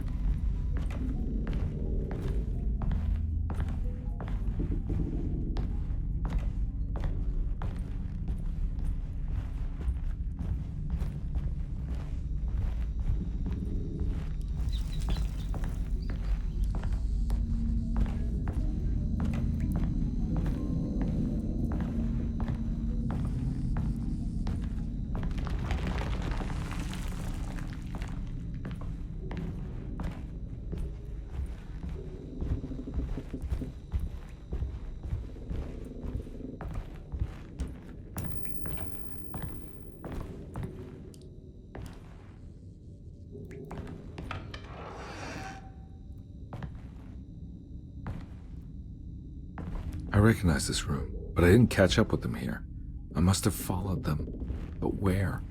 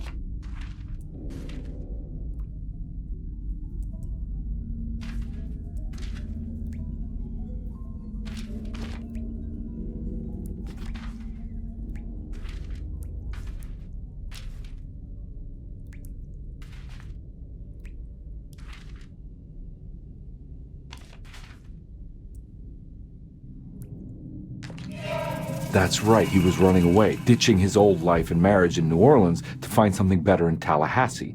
And he took his daughter with him against the will of the mother. That's why she hired me. But I stopped him. I caught up with him at the Pearl River Bridge.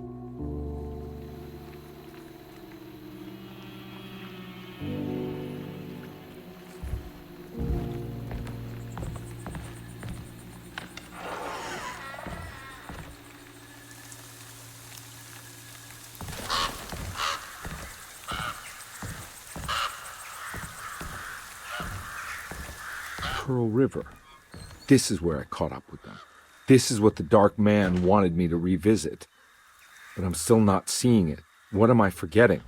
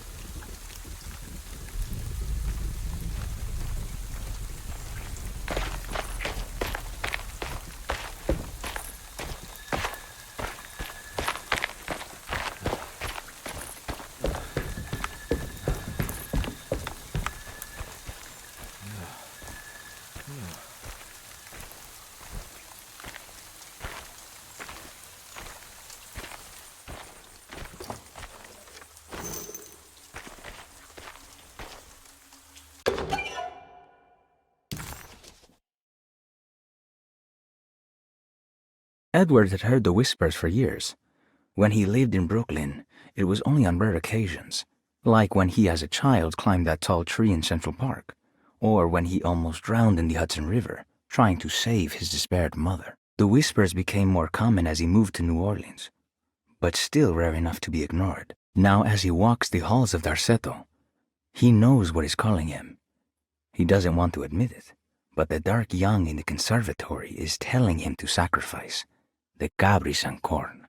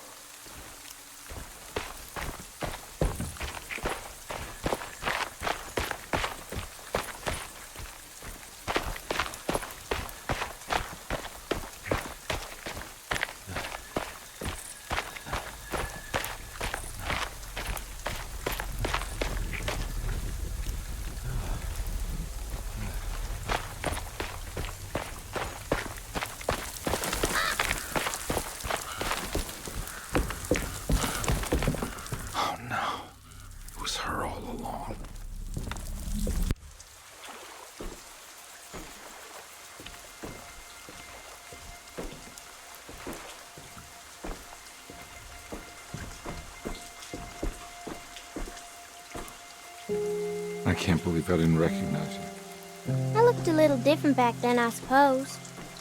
Was any of this real? How do you mean? This day, just... so much is happening. I can't... I think I've lost my head. Do you need me to apologize? I mean... I am sorry.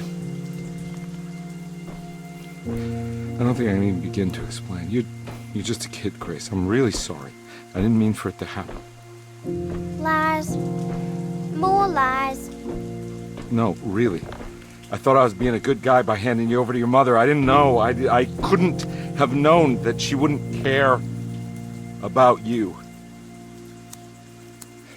I don't know how this works. What is this for? Some form of admission of guilt. Maybe acceptance. It's what the Dark Man wants. I guess we just watched my father die again then. You think he's alive? I know he is. He's down there, scared that he won't be able to get out. That he will drown with his daughter again. What are you saying? We gotta save him! We? Do it yourself. I'm down there with him, remember?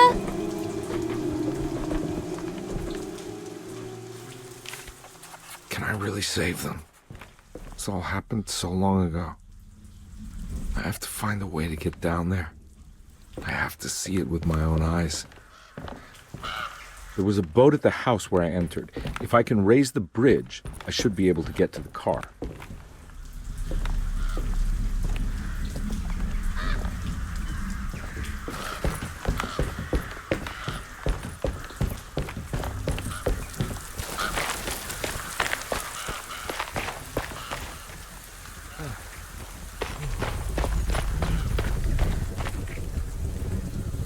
I can't go that way.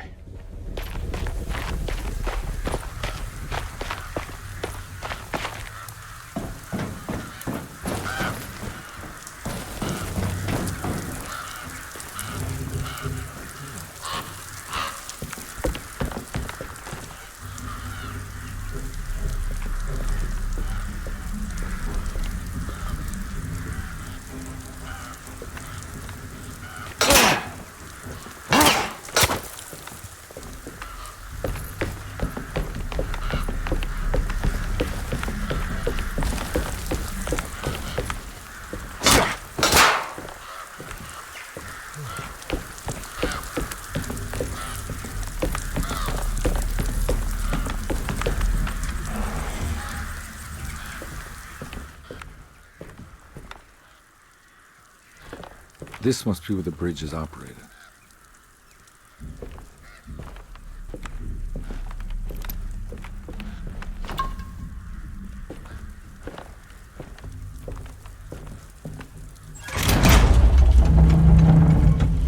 Nothing's happening.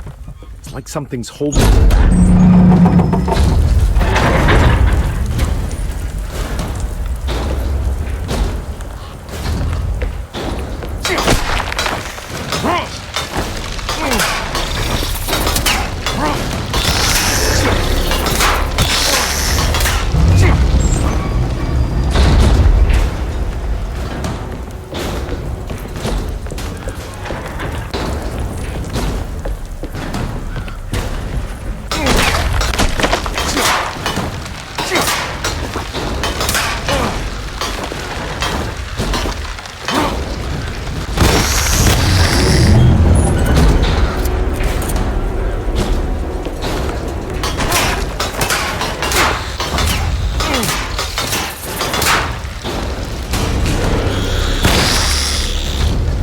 There we go. Should be able to pilot the boat.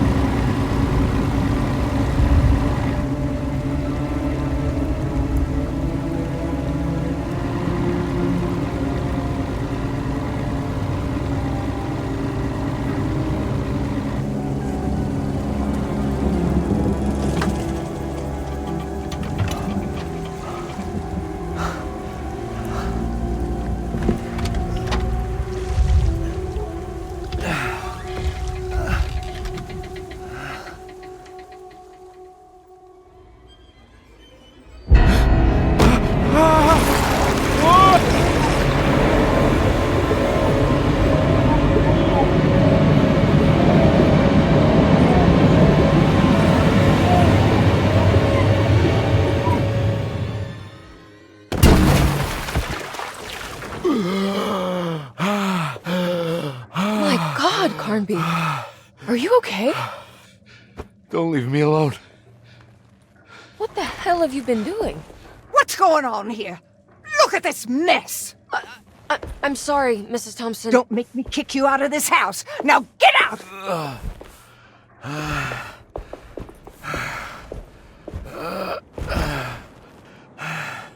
Hey, Detective. Mr. Carnby. I'm really worried about you. I'm okay. I just need to catch my breath for a moment. This place?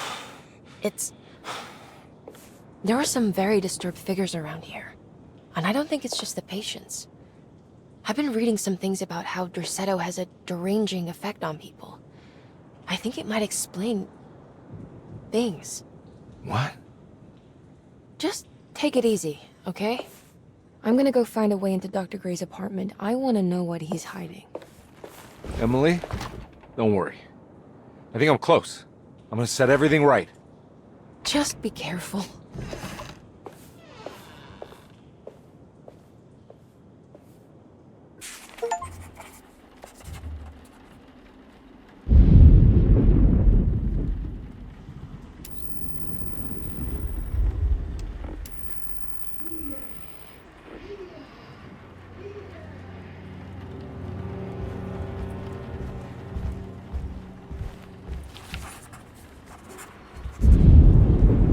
I'm not going in there. She's clearly had enough of me.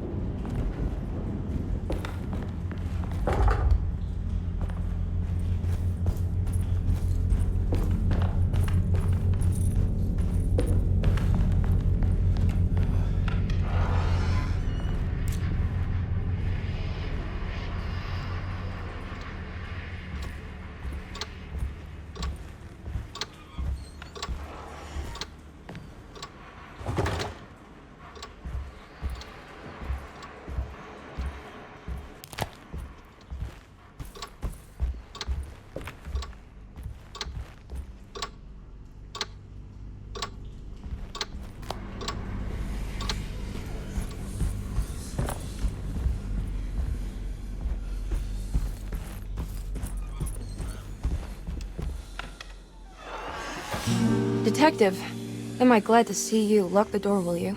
I don't think Dr. Gray would appreciate us snooping around. What's going on here? This feels so strange.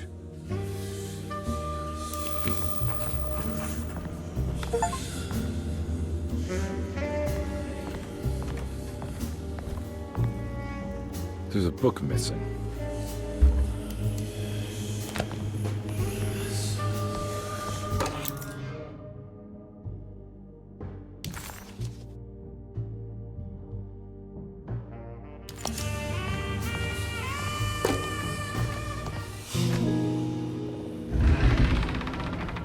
What did you do?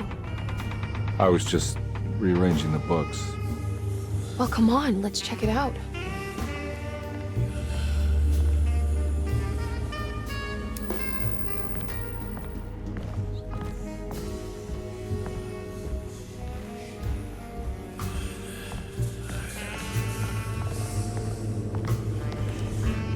I think I'm beginning to understand.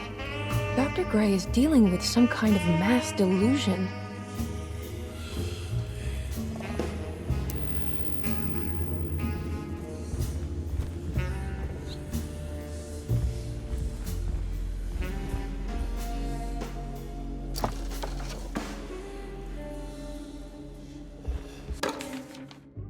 Good to finally meet you, Mr. Hartwood. I'm here on the behalf of your brother Philip. You were expecting me, weren't you?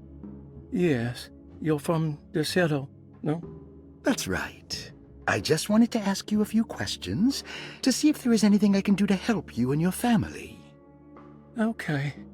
I understand you're full of imagination. You make up a lot of things. I suppose. And you obsess over them, blurring reality and fiction. Sometimes. Do you want to tell me about the Dark Man? No, I don't. That's all right. Perhaps there is something else you can tell me.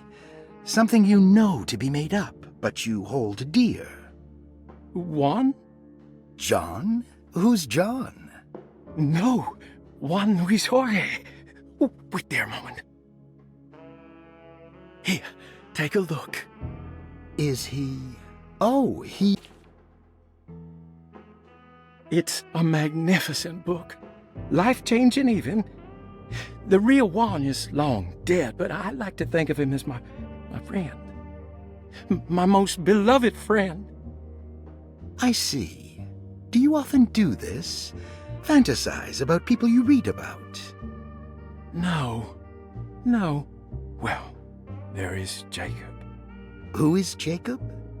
Turn to the last page. Oh, it's a newspaper article. The Prisoner of Ice, Jacob van Ostad. Is he also your beloved friend? Oh, no, Doctor. Not at all. He is the fire that fights fire. Yes, I think it's clear your overstimulated imagination, this mania, needs to be tempered for you to live a normal life. I know your family calls it the Hartwood curse, but I want you to know that there is nothing supernatural about your condition. It's all inside your head. And with that, I'm very qualified to deal with. In time, you will be cured. In time. Yes, in time we will exorcise all your demons, all the dark men. Yeah!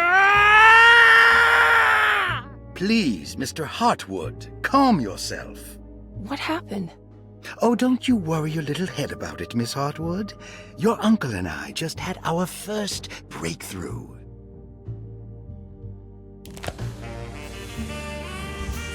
That mark on the floor looks like talisman positions, but from which direction should I look at it?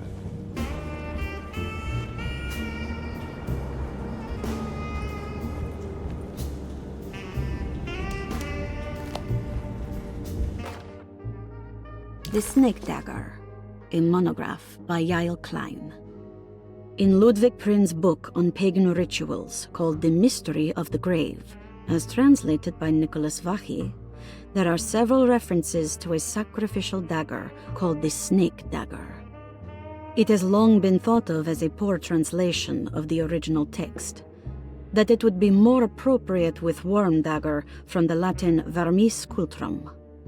This seems natural following the recent consensus that the original title of Prin's book, De Vermis Mysteris, should literally translate to the mystery of the worm. However, this would take away from Vachy's great effort at translating the underlying meaning of the words and revealing several cultural beliefs. While Prin certainly was using the term worm as a symbol or synecdoche for death and the dead, which is made clear by the contents of the book, in the case of the dagger, we shouldn't be too hasty to dismiss his translation. Reading through Vachy's correspondence with his patron, it appears that he had more than just the Latin text at his disposal. Vachy had dug up Prin's living relatives and uncovered several cross-referenced historical texts and an actual snake dagger. The dagger was dated to the early Middle Kingdom of Egypt and had such a clear shape of a wave that Vachy considered calling it the sinusoidal blade. Knowing the full story, it seems prudent that he chose to translate it as snake and not worm. There are several reasons why this choice of word helps us understand the pagans that Prin's book attempts to describe. The symbolic value of the shape becomes more apparent when reading about the use for the dagger. In the passage of possession and exorcism, we find the snake dagger poisons the poisoner within the victim and is therefore pacified. Where the literal text would tell us that the worm dagger trumps the demon possessing the victim, it tells us nothing of their reasoning, only that somehow this dagger wins against the demon, like it had the better hand in poker. Vahi's translation allows us to follow the underlying logic to the ritual magic that is being performed. Poison the poisoner sounds like fighting fire with fire. That to hurt the demon possessing its victim, the priests would have to fight back with a power that is known to the evil they are fighting. The snake dagger is therefore not only a good way to describe its form, but it also helps us understand how it could be thought of as a useful tool for exorcism. Finally, it also helps us understand their relationship to lunacy, that it was thought of as something poisoning the mind rather than controlling it. What is also interesting to note is that the possessed are always considered poisoned in their head and not their heart. The snake dagger always went to the eye of the possessed, leaving them partially blind, if they had the good luck to survive.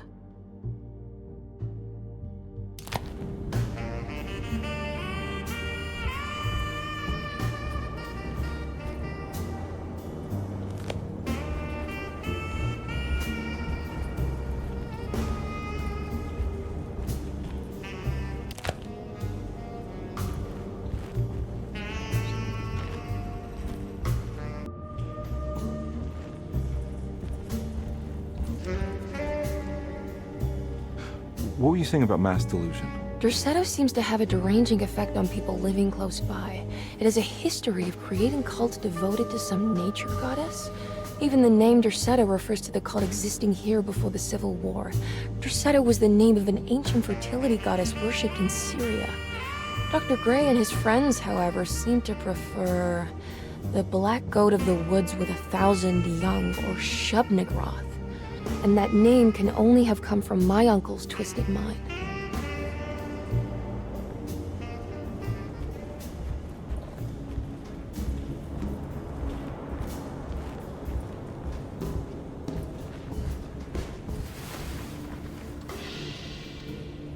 Huh.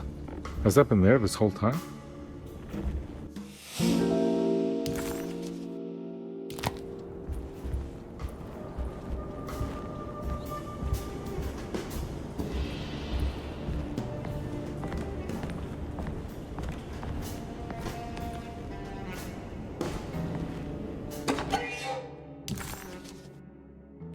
Nice.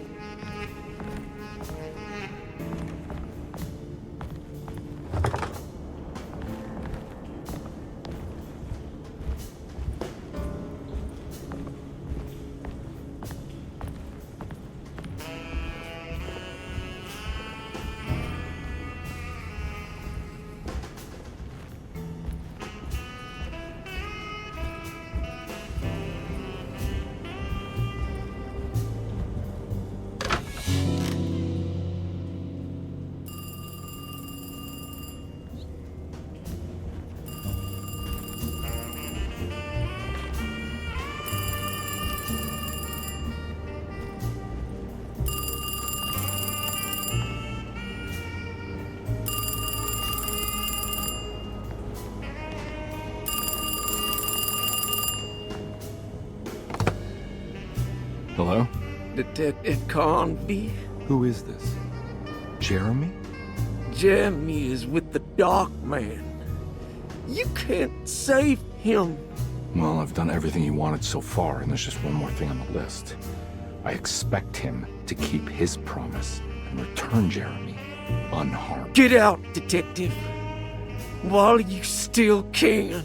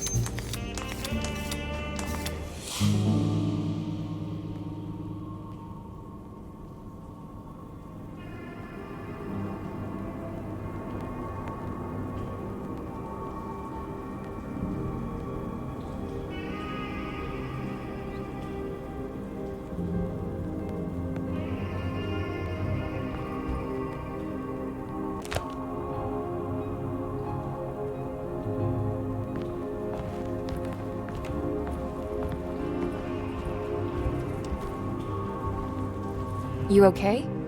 You look a little frazzled.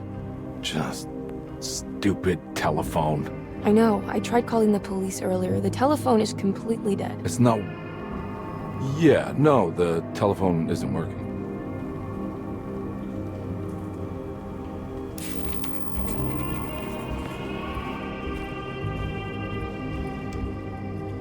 Miss Hartwood, I think you're gonna want to see this. Is there something in the closet?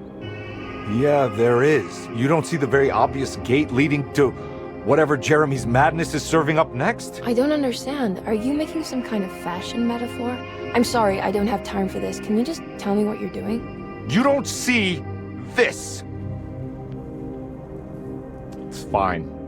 It's fine. Catch you later. Are you going inside the closet? Yeah. You got a problem with that? No. Do what you think is right, Detective. Sorry, I didn't mean to. Goodbye, Miss Hartwood.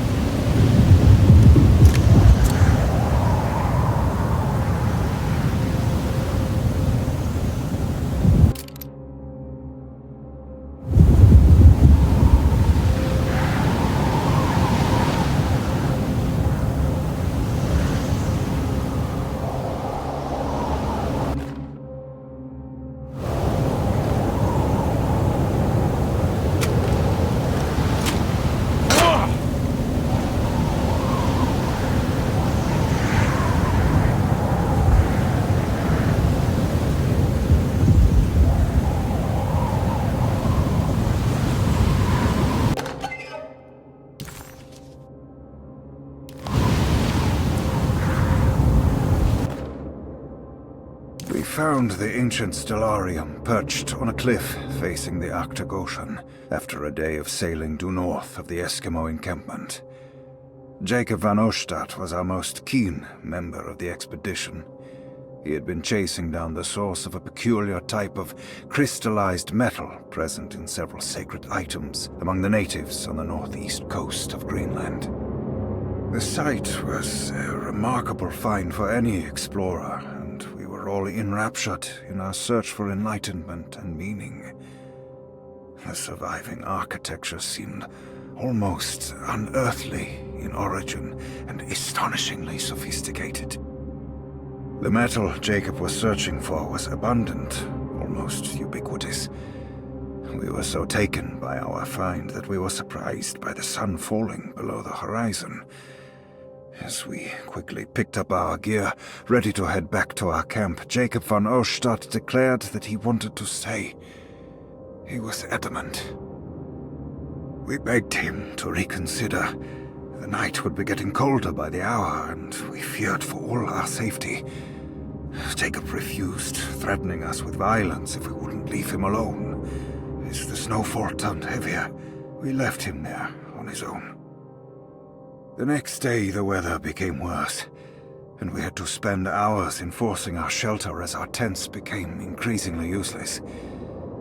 The group had written off Jacob, thinking he must be dead. I had an urge to make one final attempt to save him, so I headed out as darkness fell with a handful of flares and headed toward the coast and up the climb towards the stellarium. That's when I saw him, transfixed by a burning sky, that celestial lantern. Jacob keeled over and let out a painful shriek that struck me with such fear and pity. He was crying in agony, for the cold weather had ravaged his flesh. I called out to him, and he turned to face me. His vacant stare held me in place like a needle through a butterfly, and he said, "You must leave now, Heshtan. Go, and never come back." And so I left.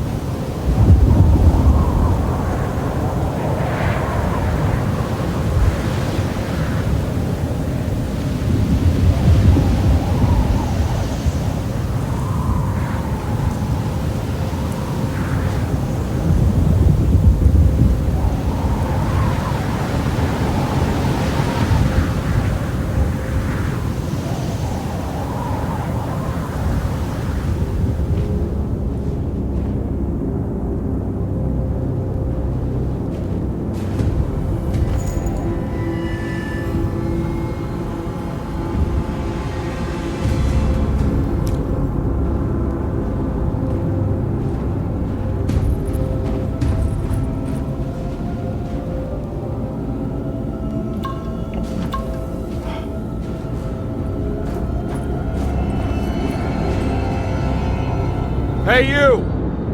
What are you doing here? What is this place? Turn back, detective.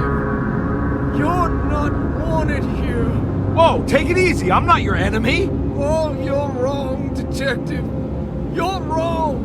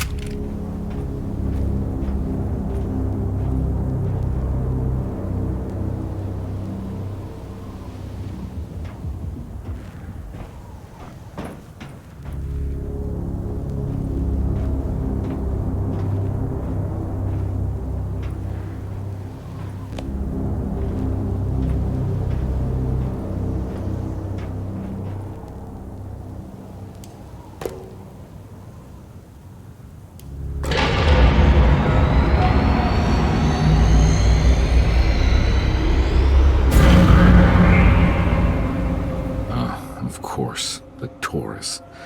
I figured you wouldn't want your stars aligned, Jeremy, or maybe that is what you need to temper that mania of yours.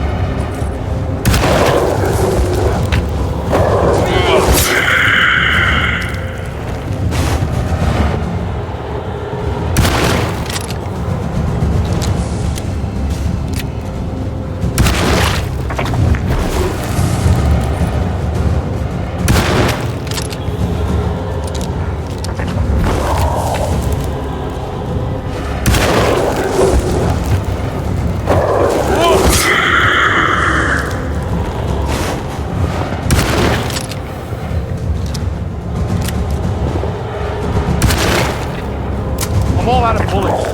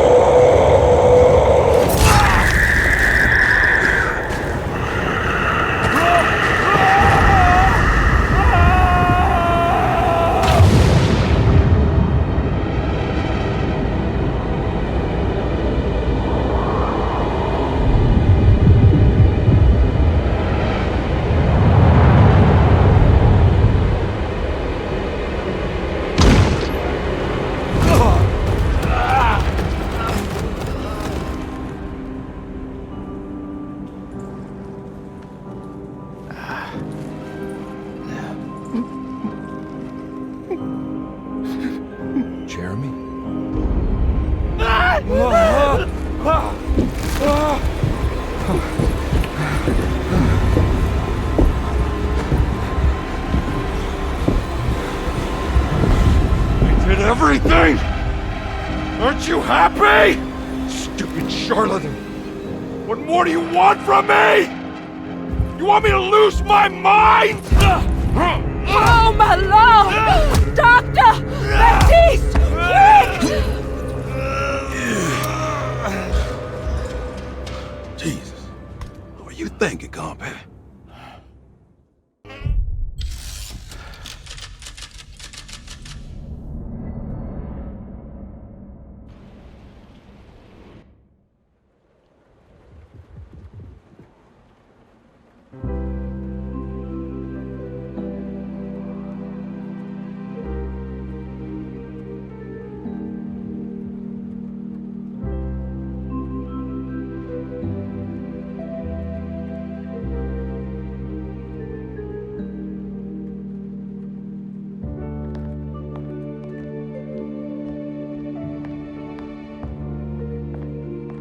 You awake?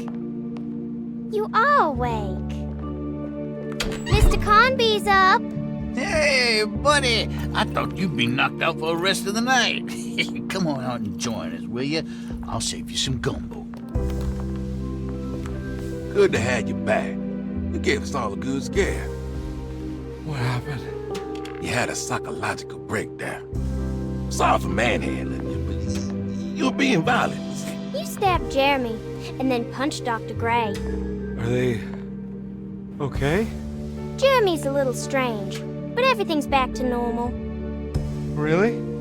All thanks to you, Carnby. You want to try standing up?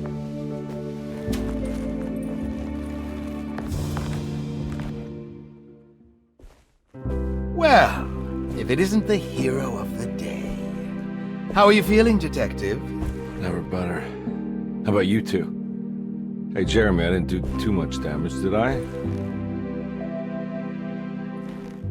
Things are fine. Very quiet. What's up with him? Painkillers? No. You see, despite you having the finesse of a one-eyed butcher, you managed to lobotomize dear Jeremy. I did what? It's actually quite impressive. It's not like I hadn't considered it myself. I just wish Jeremy could have been helped without reducing his personality to that of an oyster. But he's gonna live. Of course. As long as someone keeps feeding him, he'll outlive the best of us.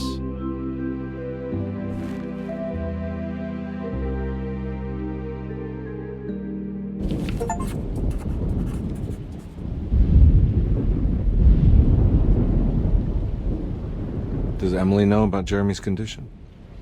Yes. She seems to be handling it quite well under the circumstances.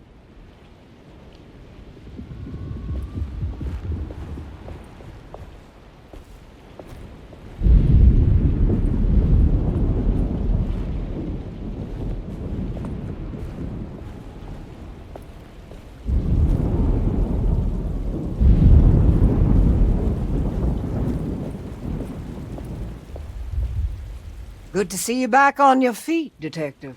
Have some gumbo. Thanks. I'll save it for later.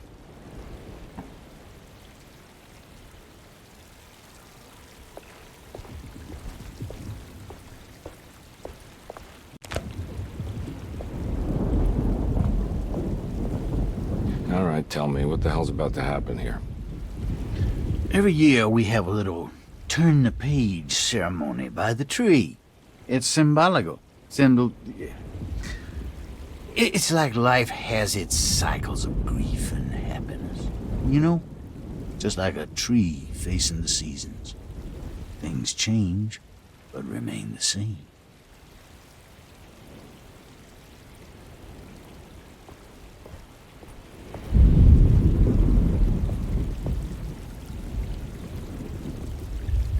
That is one impressive tree. More impressive than you could ever imagine.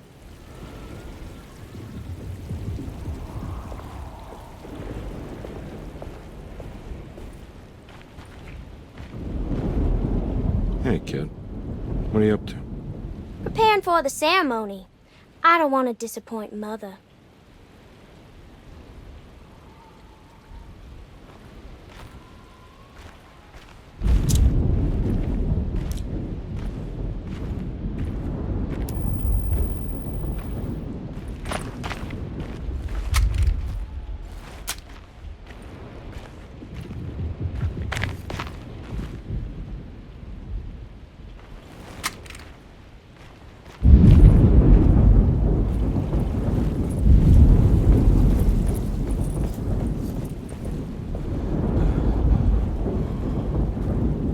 What are you looking for?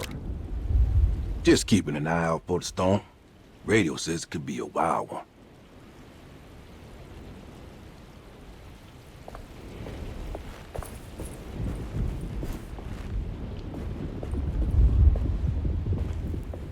Hey, Ruth. Glad to see you made it back to Derceto. You too, Detective. Make sure to stay for the festivities. It's no Mardi Gras, but it ain't bad.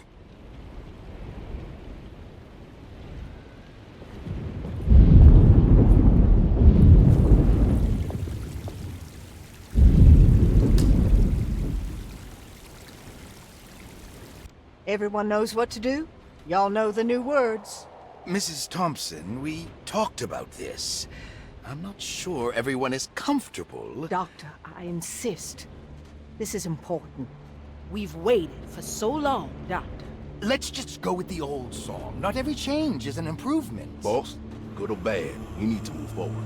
All in, Doc. Let's bet it all. But we don't know what we're dealing with. It'll be okay, Doctor. Better even.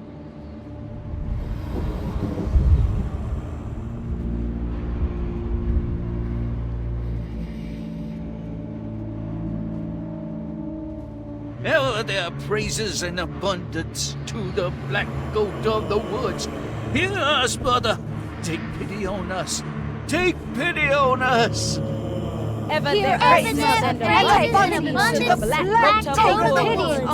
Hear us, Mother, and take pity on us. Take pity on us. Ever there praises in abundance to the black goat of the woods. Hear us, Mother, and take pity on us.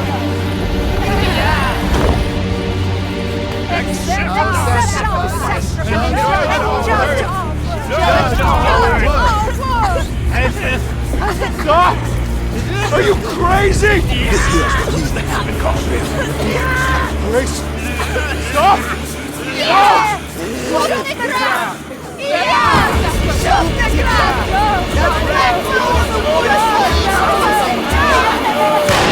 Stop in the ground! Stop! Detective, get my uncle out of here! Jeremy, come with me! Get over here! Jeremy, come with... Jeremy, come here! No! There has to be a doctor blood!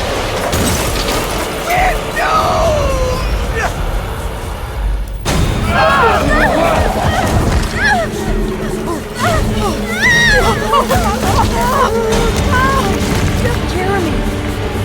Come on.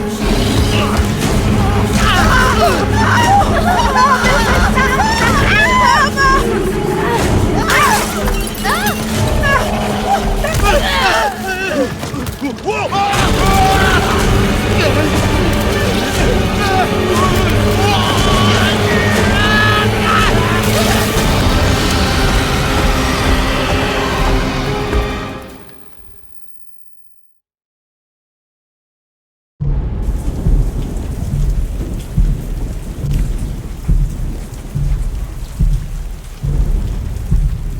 can't let that monster leave Derceto. I have to stop it.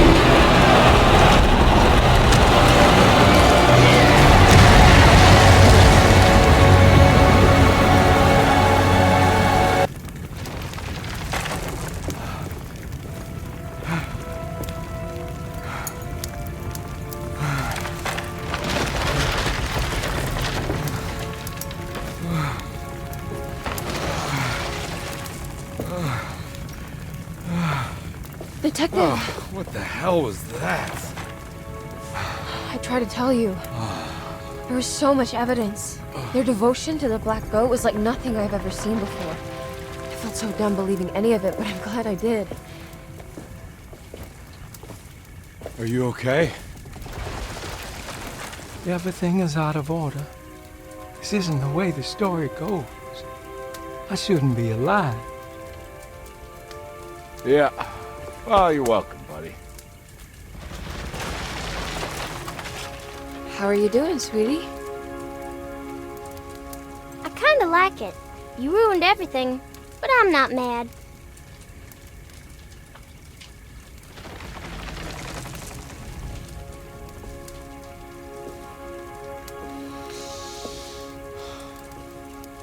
All right, you ready to head back to New Orleans? Come on, Jeremy. We're leaving. Can I come? I thought you said you didn't need saving. Don't leave her. She's important. Of course we're taking her with us.